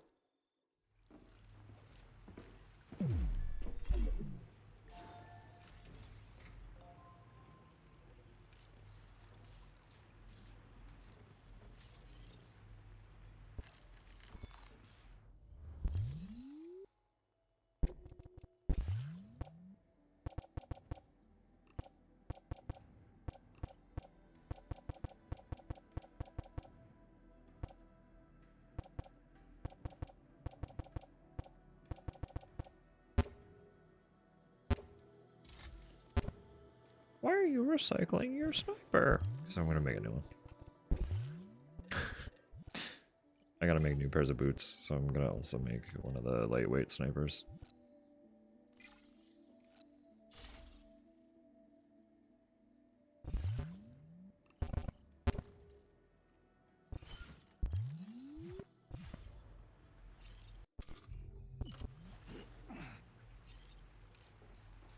Gorgeous. And a couple cuties, of course.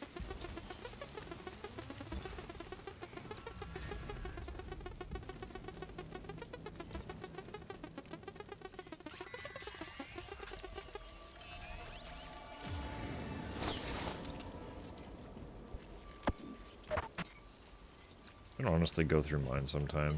Because half the time I Shazam things just because I'm like, is this the artist that I think it is? I don't actually care about the song that's playing. I just want to be like, hey, I know things sometimes.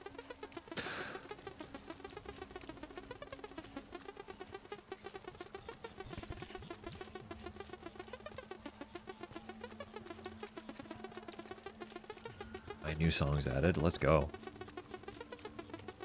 To add, rather. Basically same thing.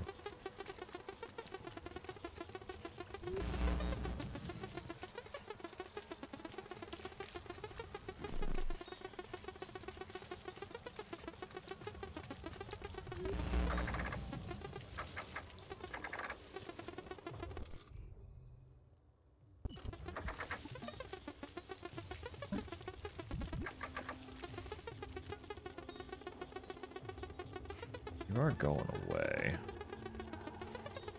How far away do you go? Probably not far enough for my comfort.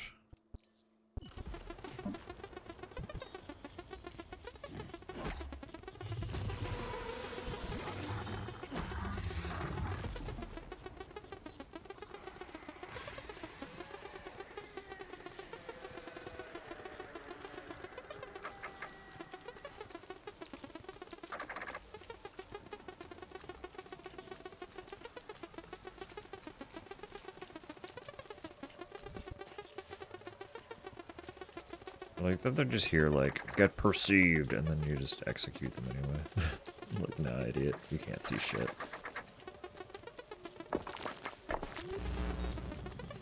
You don't get to perceive me.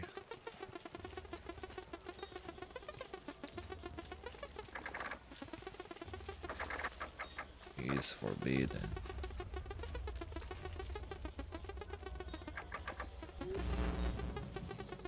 I do want those drinks that you're camping on top of, pal.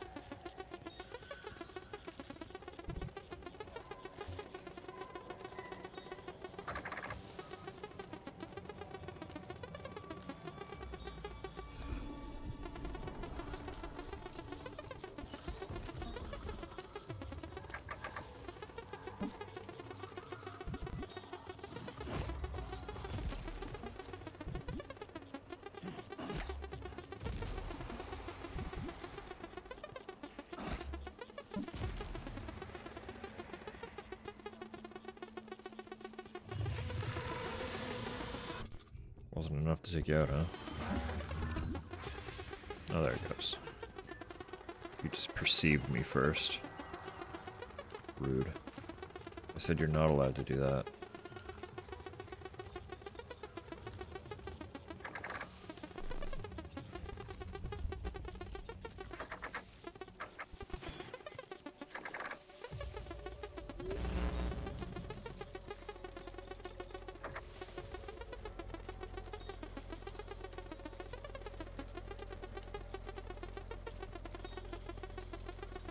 Oh, a truck up here, huh?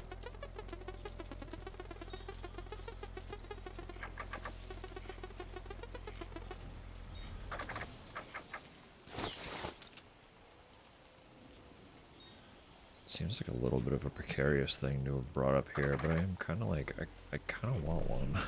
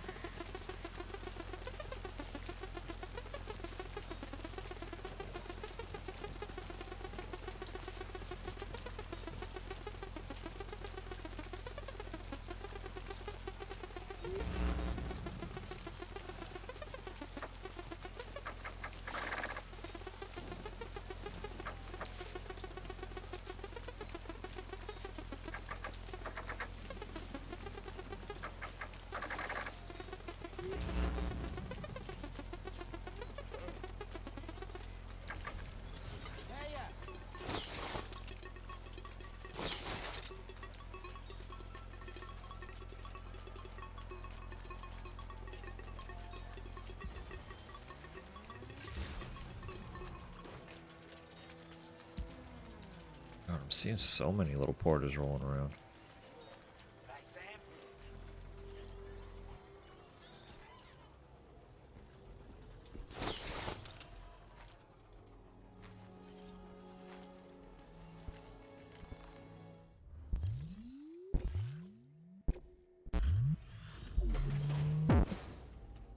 I think these were all just lost cargo. Let me... Time after time you've been there for us. You're a son. Now display your current porter grade. And I...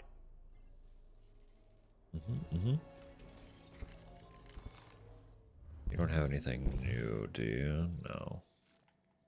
We've already done that.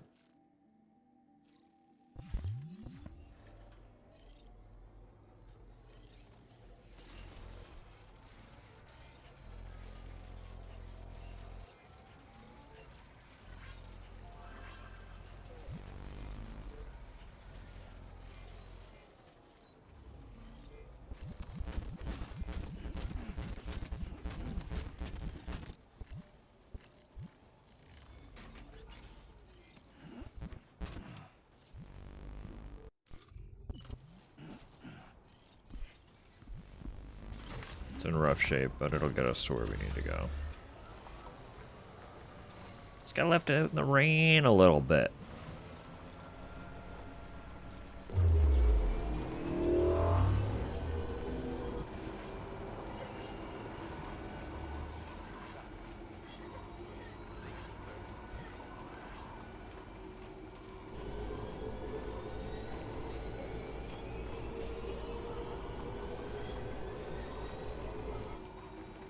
Ads coming in about 3 minutes as well.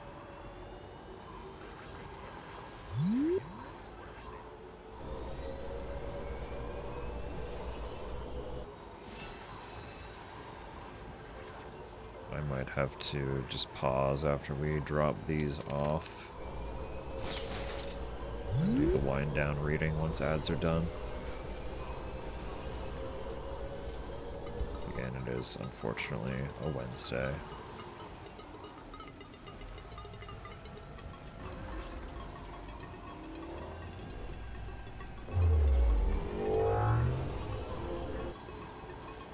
Wednesday means work tomorrow. Work tomorrow means I should sleep.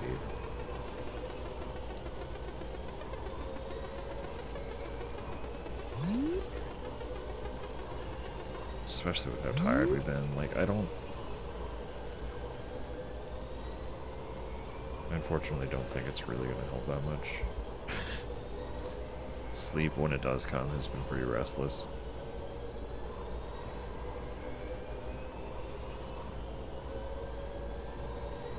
But effort is better than no effort with sleeping, so...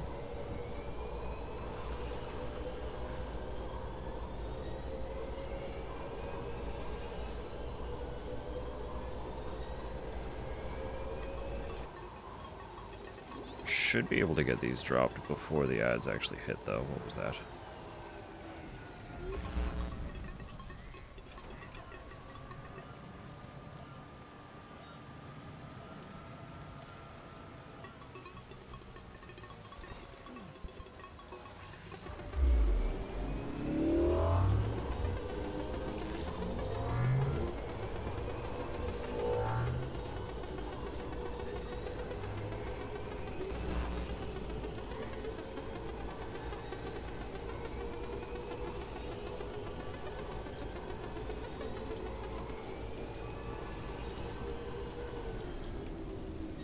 Fine.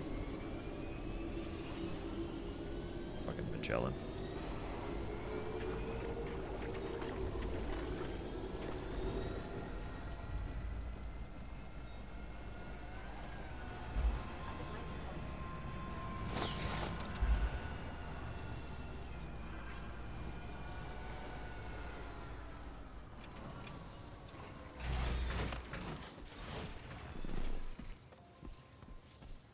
A lot of this is coming here.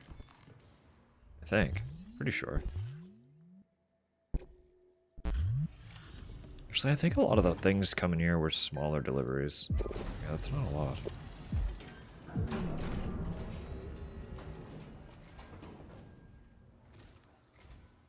Thanks so much for... Give me a moment while... Mm-hmm. No, handled with care, I see. Looks as good as new. It's like a dream come true, this showing up on our doors. Those ads are about to hit. We've written it off. It feels as though we're always leaning... Better carrier. to return the favor with this data. Just wanted to let you know that we're increasing the amount of materials you can withdraw. Thank you.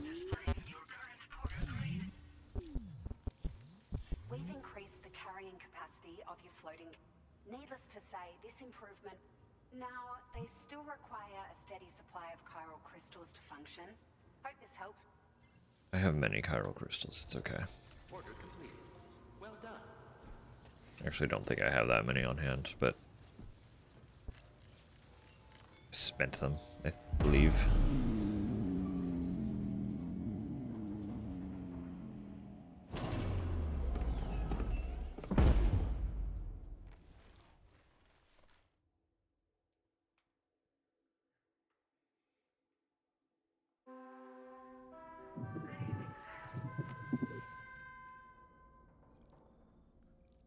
Alright.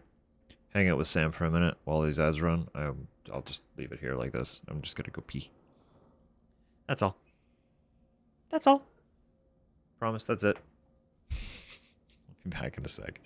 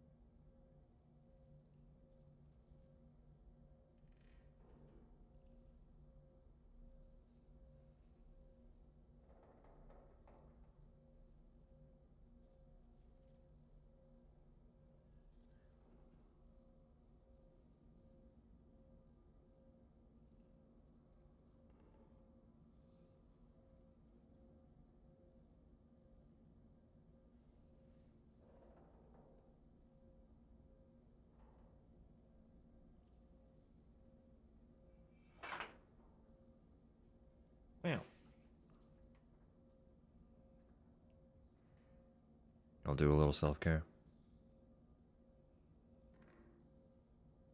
I sure hope so.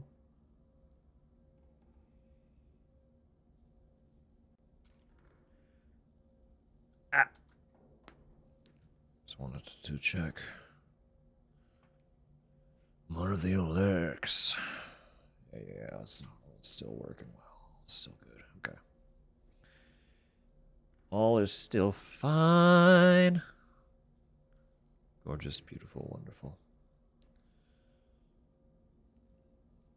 Ate a bagel? That absolutely counts. What kind of bagel? And what was on it, if anything? Hello, Chaos.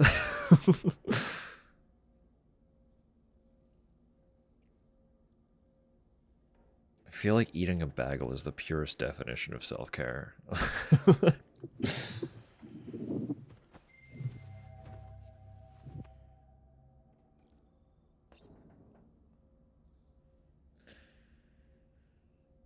Ooh, yeah, that's just solid. That's just all solid.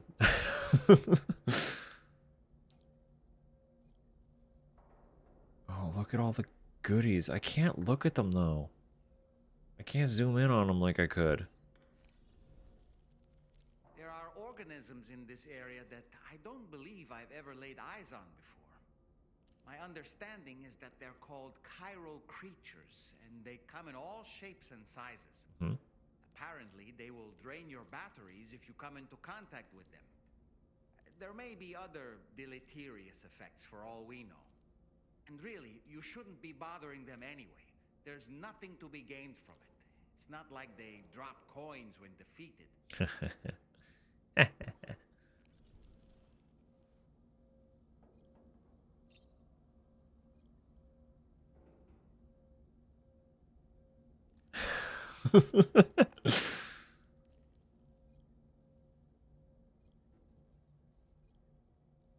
Can't do it in a bubble.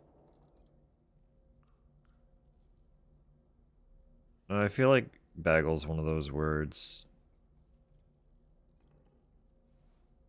where you can just, you know, regional pronunciation and all that.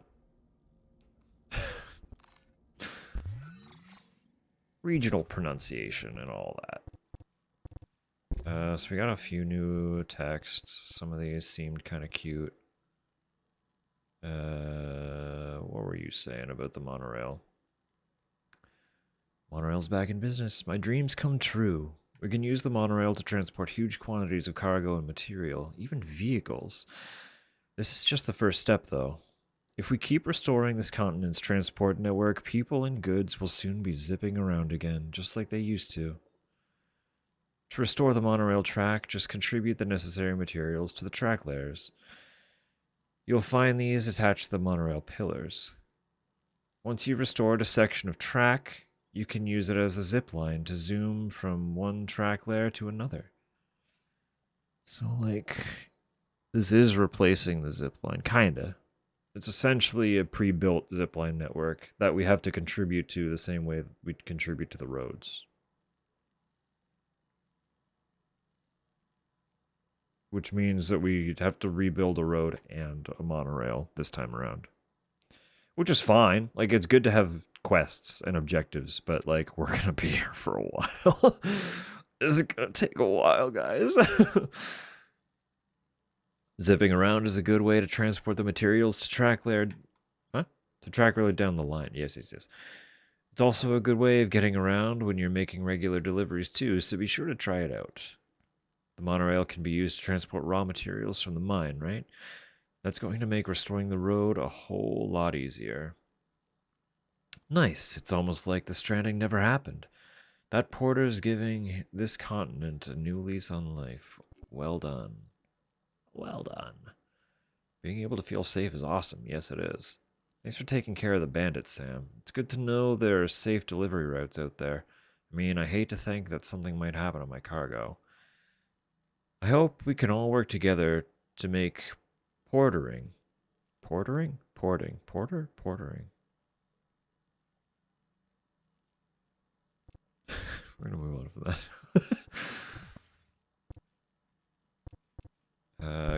surface. This is where all the interesting things were. So we read that when we started. Delivering all terraforming equipment to Rainbow Valley. The next facility that needs to be connected to the chiral network is located in Rainbow Valley, to the east of West Fort Knot F1. Rainbow Valley is proactively engaged in a process of terraforming to attempt to improve the local environment that has been ravaged by the Death Stranding. One member of the drawbridge team had been involved in these efforts as part of the advanced expedition. They are due to rejoin the crew of the DHV Magellan as soon as Rainbow Valley has been connected to the chiral network. The equipment you have been asked to deliver will allow the local terraforming activities to continue in this person's absence. Okay, so we're going to be greeted with a new crew member when we finish that story mission. That's fun. I like that. The terraforming equipment consists of several parts. Once they have all been delivered, they will be assembled and activated on site. Deliver all the terraforming equipment to Rainbow Valley so the drawbridge member based there can rejoin the team. That's it for that, right? Yeah, so we're back here. We got new stuff.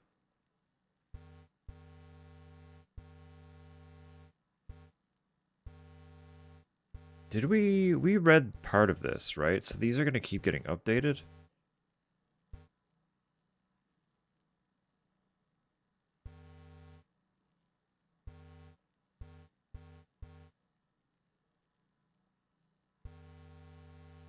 I can reread it, but it'll get a little taxing if we keep rereading the same ones. So we'll keep in mind, because I feel like I did read the start of this, right?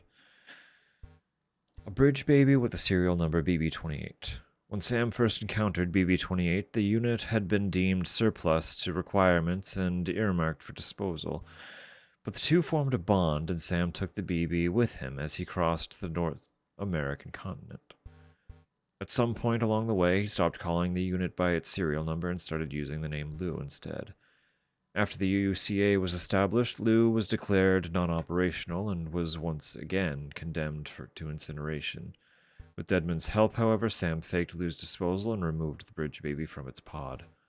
Ordinary BBs cannot live outside their pods, but by some miracle, Lou survived and started to develop like a normal newborn baby. The pair went into hiding in a reclusive bunker on the Mexican border, while the UCA searches for them. Deadman has discovered that there were two bridge babies with the serial number BB28, an apparent administrative error. 4 years ago, a bridge baby marked BB28 was incinerated. However, shortly afterwards, Sam was given a unit with the same number. This is the BB that Sam called Lou, and took with him on his journey across North America. Records, however, exist only for the BB28 that was incinerated. Given that each BB serial number is meant to be unique, it would therefore appear that there is no record at all of the BB28 known as Lou. Sam first met Lou before he embarked on his mission to connect North America to the chiral network. He was given the job of urgently transporting a corpse that had been discovered in central Knot City to the incinerator. A member of Bridge's corpse disposal team named Igor Frank joined him on the journey. Igor was not a doom sufferer, so he took along a BB pod to detect the presence of BTs. But the corpse started to necrotize during transportation and transformed into a BT. It caught Igor, though not before he was able to give his BB pod to Sam. The void-out that followed destroyed Igor and K1, leaving Sam and his new BB all alone in an enormous crater. The BB was Lou, who Sam took on his journey across North America. It emerges that Lou, which Igor had taken out of storage prior to the mission, had inherited the serial number BB28 from another bridge baby that had been incinerated. It is also revealed that Lou's still mother had already died.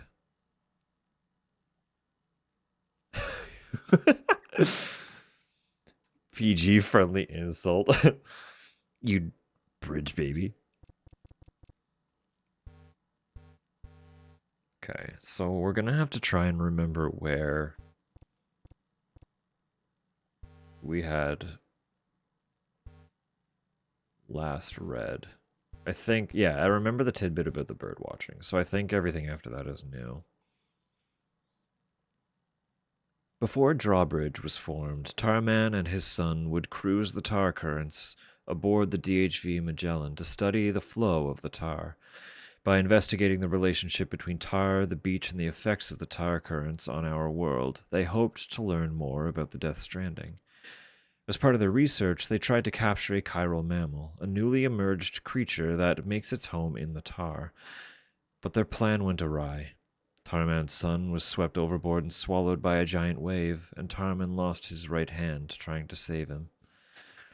His son and his severed hand are still floating somewhere in the tar. He has made it his life's mission to find them. Call you that next time we game. Feel free. Whatever works in the moment, Droblin. By all means.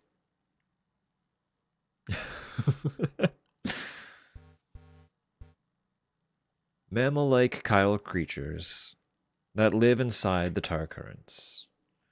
Tarman is certain that examining these creatures will reveal more about the tar currents and the mysteries surrounding the Death Stranding. He has tried to capture one on multiple occasions, but so far has been unsuccessful. Chiral mammals perish if they are exposed to air for much longer than 10 minutes. During the incident in which he lost his son and his right hand, Tarman claims to have witnessed a hunter BT emerge from a chiral mammal's womb. He believes, therefore, that chiral creatures' wombs act as a connection point between this world and the world of the dead. The same incident underpins his belief that tar is connected to the beach.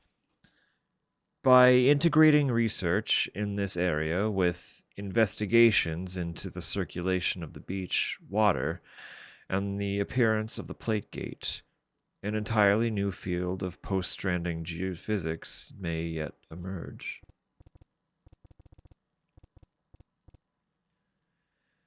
A type of railway developed to transport cargo. The monorail network once spanned the entire Australian continent, connecting mines with cities far and wide. Recently, however, timefall has deteriorated its rail system, and the increased presence of hostile groups and BTs has made it impossible to maintain. Sections of the monorail network can be restored by contributing the necessary materials at their terminals. Detailed information on each section of the monorail network can be viewed on the map by placing the cursor over it. The Northwest Line is a coastal monorail route that connects the hub city of West Fortnott to the ruins of Cape Fortnott. Okay. And North Fortnott. Okay. Yeah. It is known as a particularly scenic route running through a number of picturesque landscapes. In particular, the area between West Fortnott, where terraforming work is ongoing, and the animal shelter, which is surrounded by evergreen trees, is almost reminiscent of pre-stranding vistas. The animal shelter. Like I'm a bully in a 2006 movie.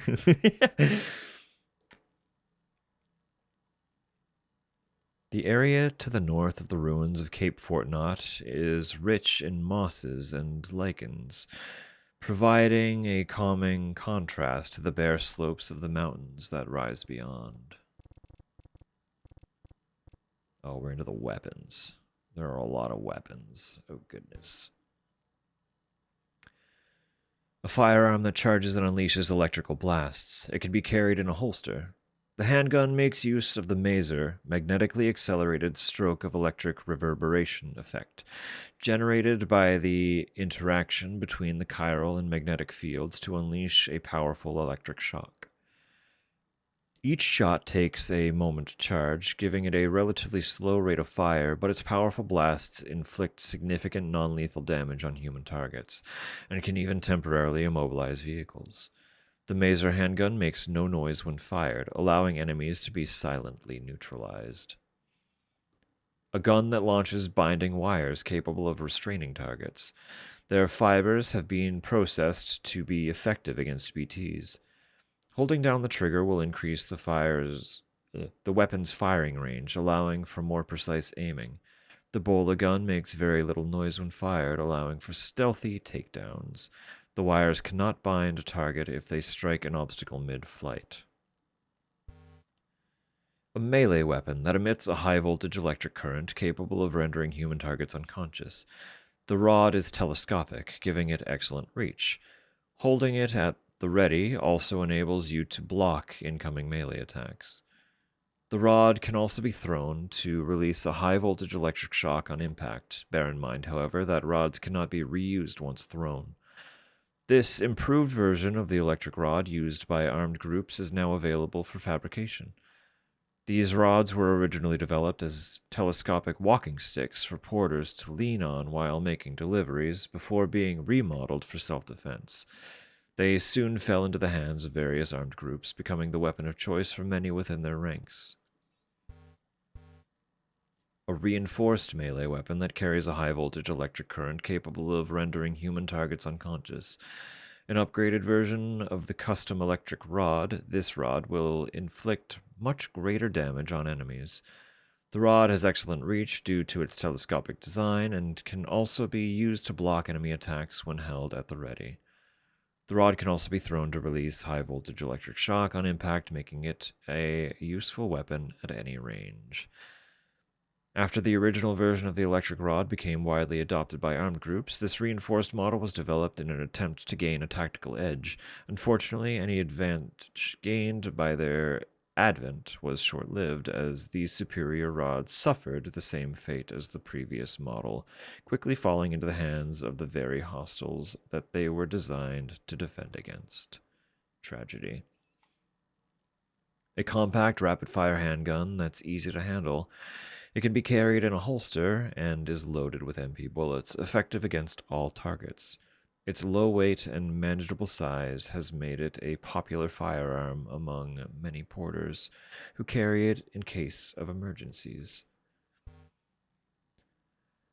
A compact pistol fitted with a silencer. The noise it makes when firing is suppressed, making it suitable for covert operations. It can be carried in a holster. This handgun is loaded with tranquilizing rounds that will administer an anesthetic to a target's bloodstream, putting them to sleep regardless of where on their body they are hit. A headshot will put the target to sleep immediately unless they are wearing a helmet. Tranquilizer rounds are ineffective against mech and BT. While it was originally developed for use by porters who lack firearm experience, it has also become a popular tool to sedate wild animals for rescue. Are there gonna be missions where we need to catch animals? Hang on now. Animal shelter? Sedate animals? I think the animal shelter missions are gonna be literally just be collecting animals for the shelter, and I'm so here for it. I'm so fucking here for it. A compact weapon that fires grenades. It can be carried in a holster. Although its ammo capacity is low, the grenade pistol is very easy to handle and extremely powerful. It is loaded with MP shells that travel in an arc and explode on impact. They will damage any type of target, releasing plastic projectiles effective against humans and BTs, as well as a chemical cloud to damage mechs. A fully automatic weapon effective at any range. It is equipped with a light and can be switched between semi and fully automatic modes. It is highly versatile and can be loaded with different types of ammunition to suit the situation. Be sure to check what kind of ammunition you have loaded before pulling the trigger. There are several different models of assault rifle in circulation, all available in a range of colors. Oh. Powerful firearm, especially effective at close range. It fires a cluster of pellets that disperse over a wide area, and comes equipped with a light that can be used to dazzle nearby enemies. The shotgun is compatible with a variety of different shells, making it a versatile weapon effective against various enemy types. Just be sure to check which shells are loaded before pulling the trigger. That's probably why I fucking died against that BT earlier. There are several different models of shotgun in circulation, all available in a range of colors. The upgraded version has greater clip capacity and pellet density, making it even more formidable. It has also been fitted with a grenade launcher to improve its mid to long range effectiveness. A lightweight variant of the shotgun, a powerful firearm, is especially effective at close range. Its streamlined construction allows it to be transported as a compact piece of cargo, making it highly portable. While it sacrifices none of the power of the standard shotgun, the modifications required to reduce its weight mean it has lower overall ammo capacity and durability. I see. It is equipped with a light that can be used to dazzle nearby enemies. A rifle designed for precise long-range sharpshooting. Its reduced weight allows it to be transported as a compact piece of cargo, making it much easier to take on the go as you change sniping positions during a firefight. It is loaded with tranquilizing rounds that will non-lethally neutralize human targets. The rifle is accurate up to 100 meters, after which point projectiles will be pulled down by gravity. Hold your breath to steady your aim and be aware that the rifle produces a loud noise when fired, which may give away your position. It is recommended you move to a different position after firing. Oh, the scope is different too. Ooh. The difference of them. That's a lot of fun. A lightweight variant of the tranq rifle. A weapon designed for precise, long-range sharpshooting. Its reduced weight allows it to be transported as a compact piece of cargo, making it much easier to take on the go as you change sniping positions during a firefight. The rifle is loaded with tranquilizer rounds that will non-lethally neutralize human targets. The speed at which a target is put to sleep will depend on where the tranquilizer hits their body. It is accurate up to 100 meters, after which point projectiles will be pulled down by gravity. Hold your breath to steady your aim. The rifle also produces loud noise when fired, which may give away your position. It is recommended you move to a different position after firing. Pretty much the same description for the two. A hand grenade that detonates on impact to release plastic projectiles and corrosive chemicals. The grenades can non-lethally neutralize human targets and deal damage to mechanical enemies. They can also be used against BTs, but they are not nearly as effective against them as blood grenades. Porters favor these grenades for their versatility, though they lack a decisive edge. Hand-thrown explosives developed for use against BTs, their contents have the same potent effect as Sam's blood. The grenades will explode on impact to release a cloud of vapor that hangs in the air, damaging any BTs caught within it. Since Doom's blood can now be artificially synthesized, blood grenades can be mass-produced using chiral printing.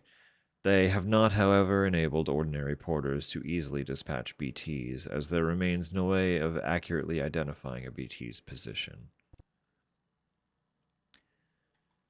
A hand grenade that releases a large cloud of smoke on impact. The smoke will linger, restricting enemies' fields of vision and causing humans to cough.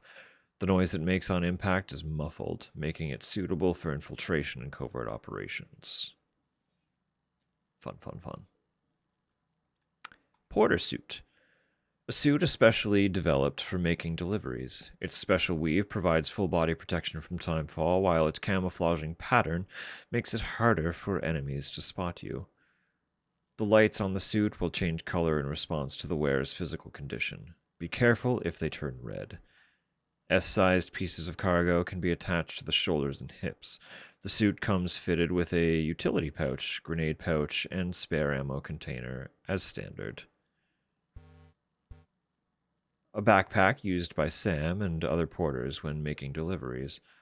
Designed to carry multiple cargo containers, it is also fitted with hooks and attachments to allow easy access to boots, accessories, weapons, and tools, making it ideal for porters operating in hazardous terrain. It can be customized with further attachments to improve its functionality. Offloading your backpack relieves you of your cargo, letting you move more nimbly, climb over high walls, and perform more powerful combat actions. It also makes it harder for enemies to spot you. Porters must sometimes switch their focus from delivery to stealth, or even combat. Removing your backpack can be vital to this. Don't forget to go back and recover your backpack. Sam is first and foremost a porter, after all. Standard model boots, much loved by porters everywhere. They are sturdier than ordinary boots, providing porters with the protection they need as they make their deliveries. They don't require many materials to fabricate and will fit feet of any size and shape. In some parts of the world, a porter's experience is measured by the number of boots they've worn through. As a result, many porters slide about as much as possible, hoping to wear through their boots in record time. Not me sliding down hills for fun. The goal wasn't to destroy the boot. Destroying the boot just happens to be a byproduct of the fun of sliding down a hill. An exoskeleton designed to support the weight of its wearer, increasing their carrying capacity and boosting movement speed. This model is made for porters making deliveries in extremely hostile and unstable areas, providing essential protection. Armor plates attached to the hips protect against gunfire, and an electromagnetic shield is deployed when the wearer comes under attack, reducing any damage incurred but draining the battery. Be aware that cargo cannot be attached to the hips when the skeleton is equipped. Boosting will maximize movement speed but drain the battery. The upgraded version is lighter and more energy efficient. Power output has also been upgraded to further increase carrying capacity. A storage pouch that can be equipped to your backpack. It can hold a single thrown weapon, protecting it from timefall and the impact of falls. Placing a thrown weapon in a grenade pouch frees up space for carrying cargo. Yes, it does. A device that can be attached to your backpack to increase Sam's overall cargo carrying capacity. It works by running a specific voltage through the chiral crystals contained within, increasing their buoyancy effects. An ammunition storage unit that can be attached to your backpack to greatly increase the ammo capacity of all your firearms. Thrown weapons and weapons which use special ammunition are not affected. Increasing your weapon's ammo capacity reduces the number of weapons you need to carry. Porters often agonize over striking a balance between carrying enough weapons and leaving space for cargo. This customization addresses those concerns. A large ammunition storage unit that can be attached to your backpack to greatly increase the ammo capacity of all your firearms. Thrown weapons and weapons which use special ammunition are not affected. The large spare ammo container takes up 3 times the space of the standard ammo container, but increases ammo capacity by more than triple, making it an efficient use of space. The upgraded version is smaller, but has the same capacity. Backpack armor that will protect Sam and his cargo from rear gunfire. The back protector has limited durability and will shatter after taking a certain amount of damage. An electrical conversion device that can be attached to your backpack. Whenever Sam is struck with an electric attack, some of the electric current will be absorbed and used to charge your battery. Sam will not take damage from the electricity that is absorbed. Equipping multiple devices increases the amount of electrical damage that is absorbed and used to charge your battery. Fashionable patches that can be attached to your backpack. These are a number of different designs. There are a number of different designs allowing you to customize your backpack to your taste. Very, very good. An essential tool for porters. Sam's blood is woven into the fibers as a means of ID verification. Strands can be used to tie cargo to floating carriers or secure cargo that won't fit in your backpack, keeping it in place even during unexpected impacts. They can also be used to bind enemies and to parry melee attacks. You caught a cold? No. Drink some tea, eat some soup. Get some rest. If you have vitamin C available, take some of that. No, you're good. You're so good, Droblin. Don't you worry. Buttons are there to be pushed. If I was concerned about it, I would disable them. You're so good. Chiral crystals began to appear after the Death Stranding and are known for growing in distinctive golden clusters shaped like hands.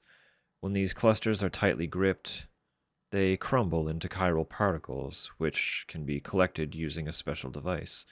Chiral crystals possess properties unlike any other substance found on Earth. and are used as fuel, raw materials in the construction of buildings and items, and to reduce the weight of objects. Having originated in the world of the dead, chiral crystals are most commonly found in areas of high chiral density, such as BT areas. Chiral radiation produced by the crystals means that they can only be collected by doom sufferers, such as Sam. Large quantities of chiral crystals can often be found whenever a BT is defeated. Raw materials that are used to fabricate equipment and to build and repair structures. There are 5 types of materials: metals, ceramics, resins, special alloys, and chemicals. Raw materials are extremely precious in the timefall-ravaged post-stranding world. All prepper shelters are fitted with small mining devices to extract materials, but their output is severely limited, and material shortages are a constant concern. A foldable and highly portable 10-meter ladder. It can be used to reach high places or as a makeshift bridge for crossing rivers and other obstacles.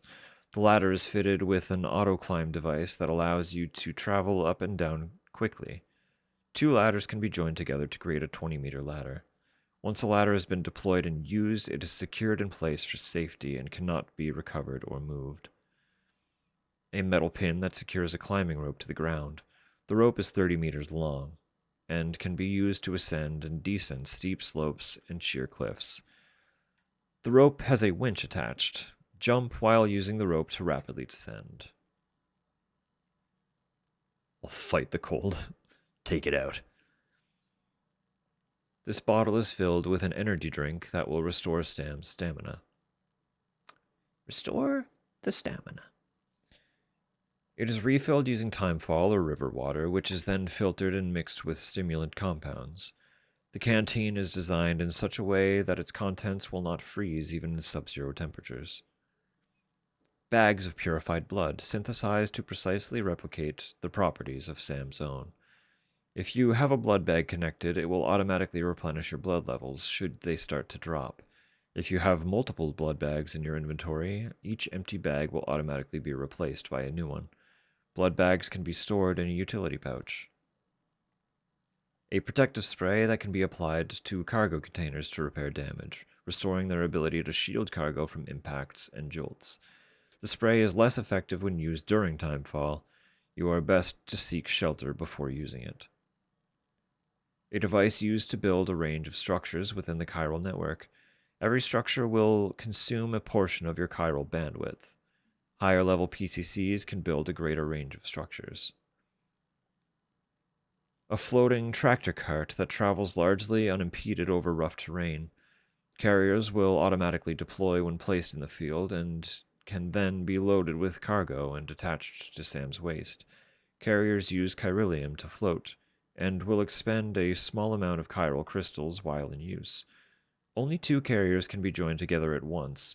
Sam is also able to ride a carrier as a form of transport. The upgraded version has an increased cargo carrying capacity. DHV Magellan. Let's go. Drawbridges, mobile base, and a deep tar hunting vessel, or DHV. The DHV Magellan traverses underground tar currents and can surface anywhere within the chiral network. When the ship is in motion, moving through the tar currents, internal chiral density rises to extremely high levels. The DHV Magellan is piloted by Tarman. He is assisted by a computer, saving the other crew members from having to be present. The DHV Magellan is equipped with private rooms for its crew, an armory, and other facilities.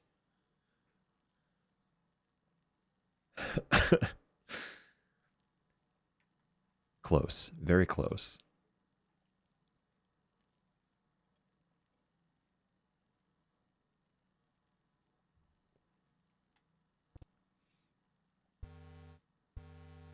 That's a lot of info about the Tri-Cruiser. My god. A 3-wheeled motorcycle sporting 2 front wheels, the Tri-Cruiser boasts an impressive top speed and excellent maneuverability, with its small chassis allowing for tight turning circles. It can also be easily lifted off the ground to perform wheelies using its alignment control feature. A superb off-road vehicle, the Tri-Cruiser's front wheels offer tremendous shock absorption and feature built-in spikes that will automatically deploy on steep slopes and wet ground to provide more grip. Additionally, when entering a body of water, the Tri-Cruiser will float on the surface, allowing it to traverse deep rivers and streams. Wow. Okay. The Tri-Cruiser also features a spacious open cockpit design, allowing the driver to use firearms and grenades from inside the vehicle. One hand is still required to operate the vehicle's control, so only armaments capable of being fired with one hand can be used while driving. In addition, a cargo shelf can be found on the side of the Tri-Cruiser, as well as a space to store a backpack and small pieces of cargo behind the seat. Tri-Cruisers are battery-powered, though its battery will drain very quickly when in water, necessitating great care when using the vehicle to cross rivers and streams. The battery will recharge automatically during sunny or cloudy weather, but can also be recharged using a generator or storing the vehicle in a garage. Electrical attacks will short-circuit a Tri-Cruiser, rendering it temporarily inoperable. Custom components can be fitted to the cargo shelf to further enhance the Tri-Cruiser's capabilities. A delivery truck with a large carrying capacity that is capable of traveling great distances. Bigger pieces of cargo can be placed on the rear shelf, while a backpack and smaller pieces of cargo can be placed behind the seats. Both areas are covered by a roof, protecting the cargo from timefall and enemy attacks. To allow large firearms and grenades to be used while inside the vehicle, its seats have been elevated and opened up. One-handed weapons can be used while driving. For the benefit of users who wish to enhance and tailor their pickup off-roaders to suit their individual styles, the vehicle has been fitted with generic expansion units, and weapon sockets that allow for customization. Its security measures will not allow the use of unauthorized weapons. Although the pickup off-roader has a large battery, it will drain very quickly when in water, so be careful. The battery will recharge automatically during sunny or cloudy weather. You can also recharge the battery by using a generator or storing the vehicle in a garage. Electrical attacks will short-circuit the pickup off-roader, rendering it temporarily inoperable. Backpack where he keeps his applesauce.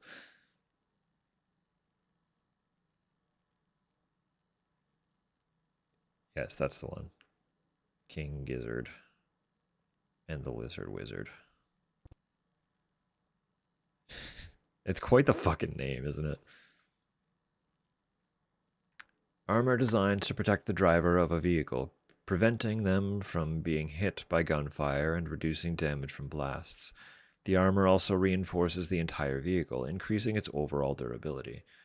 The armor is very heavy, however, and will slightly reduce the vehicle's top speed.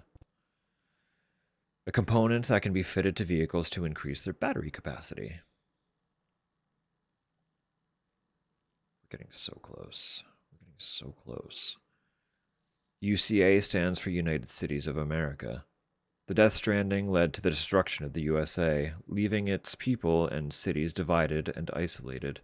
Bridget Strand, the last president of the USA, devoted her life to rebuilding America by connecting its cities. Sam worked with Bridges, an organization under the president's direct control, to connect North America to the chiral network. In doing so, he fulfilled Bridget's dying wish. An organization under the direct control of President Strand formed in order to rebuild the ruined USA. Bridges comprised several departments, including medical, corpse disposal, security, and so on.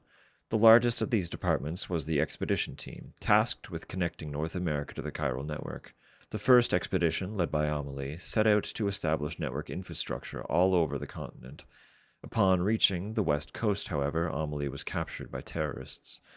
Sam was also a member of Bridges, but left following a tragic incident. 10 years later, President Bridget Strand called him back and asked him to cross the American continent and rebuild the country. Immediately after his request was made, however, Bridget died. Die Hardman took over, and under his direction, Bridges provided support for Sam as he used his Cupid to establish the UCA. Soon afterward, rapid advances in communication technology meant that deliveries could be automated, and human deliveries became a thing of the past. A team formed to establish the infrastructure for the chiral network. They set off from central Knot City, on the east coast of North America, 3 years before Sam began his own journey.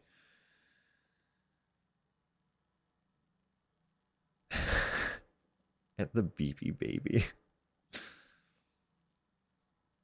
And the chalky pocky.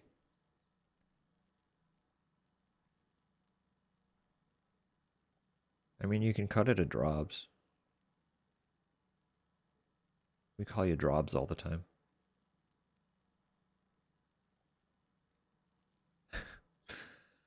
The first expedition was led by Bridget's daughter, Amelie.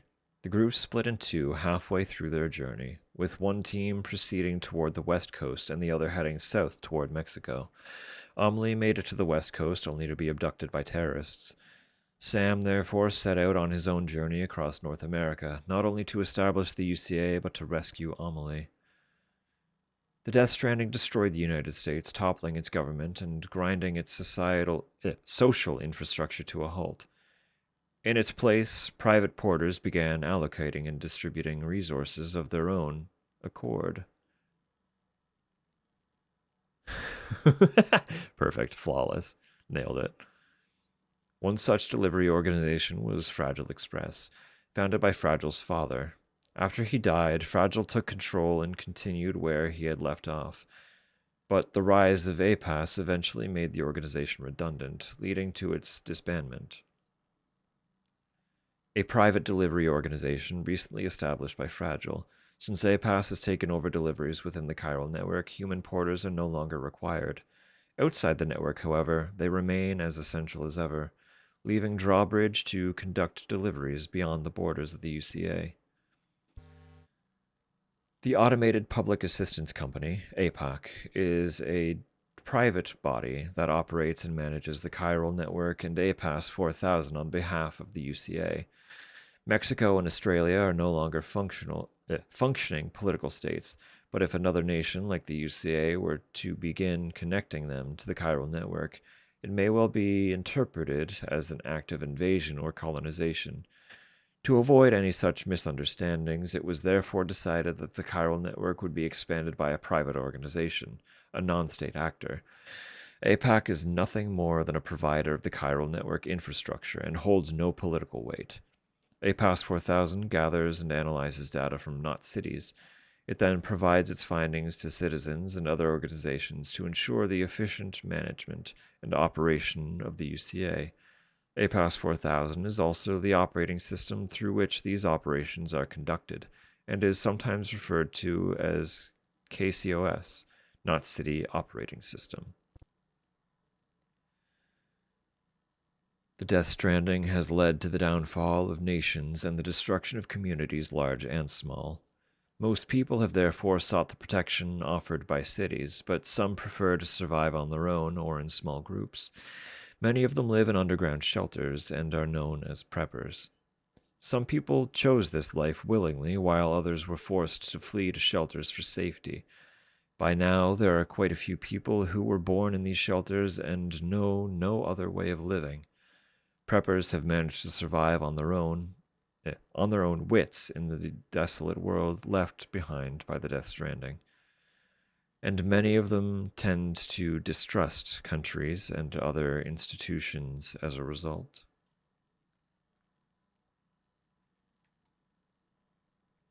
And the Goblin Roblin, leader of the Goblin Bandits. Big Robin Hood phase as a teen. That's fair. A lovable rogue is on, like, rogues. A good rogue should have a high charisma stat, so it's just and fair that you love one.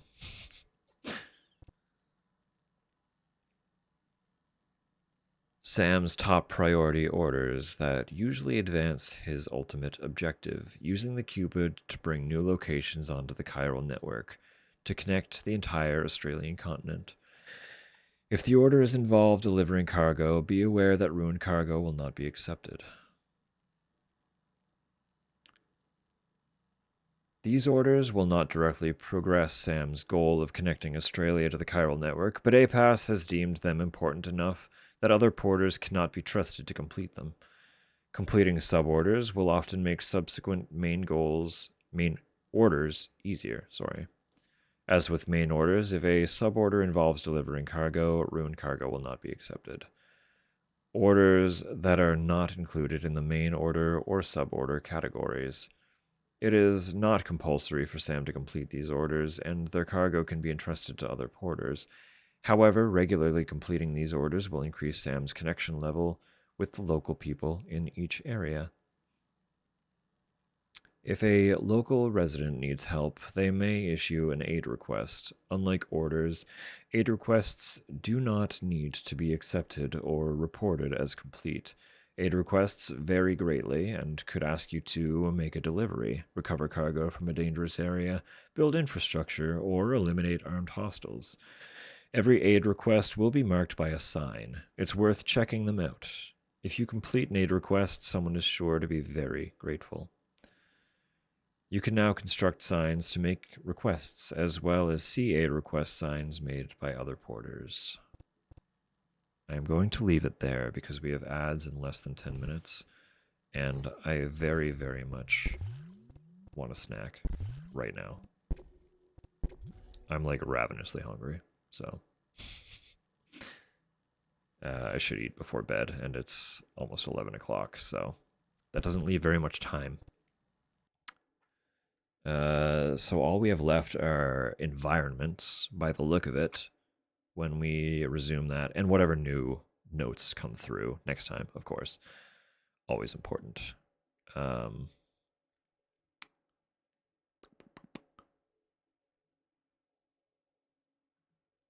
yeah, it's we're coming along. We're coming along. I know we didn't do a lot of progress. Like, we made story progress right at the beginning by rebuilding that section of monorail. And that was kind of it. Mostly it was just puttering around and doing orders, but like, let's be real. Several of you watched me play the first Death Stranding. That's what the experience is going to be. I'm going to prioritize fucking around and making little deliveries way before we progress story at all. So that shouldn't be surprising to anybody. I need a song to send us out to. I also need a place to take us.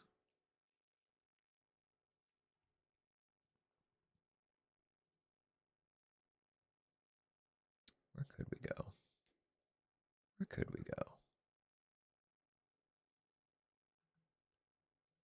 I could take us to someone I haven't personally met yet.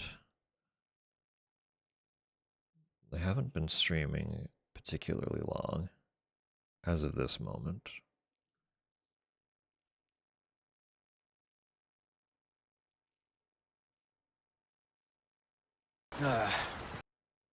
Yeah. Truly. True and fair.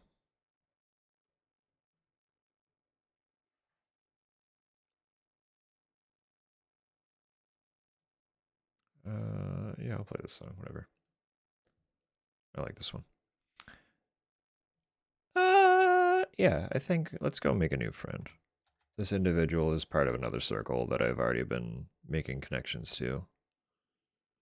And they are all consistently very lovely people, so I think we'll have a great time. I haven't really tuned into much of their content yet, personally, but again, they're part of a circle that I'm otherwise somewhat familiar with. So I assume it'll be a fun time. Playing a little bit of Cult of the Lamb, which is always just like a vibe anyway. So to a stranger, I know, the audacity. I think it'll be fun. Don't you worry. And I will, of course, hang out and linger a little bit myself, but I gotta eat. I gotta make some food, so that's gonna be my priority.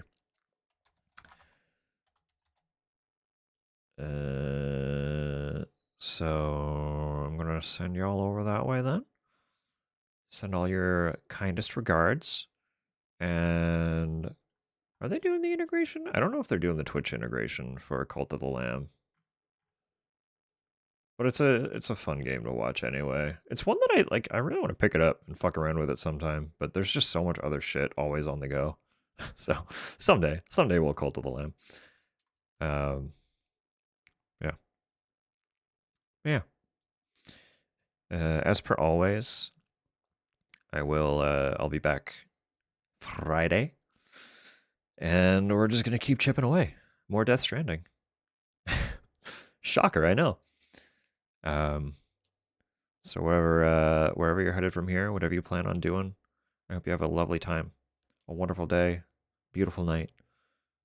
Just enjoy the best you Quote can. 19. I demand Skeletor's nipples. At Fair. The Killing Joke 5, Fair. Fatal Frame, the 23rd of January, 2026. What a quote. What a quote. All right. Get out of here. Say hi to Gwen for me. Make a new friend. Like I said, I'll be over there too.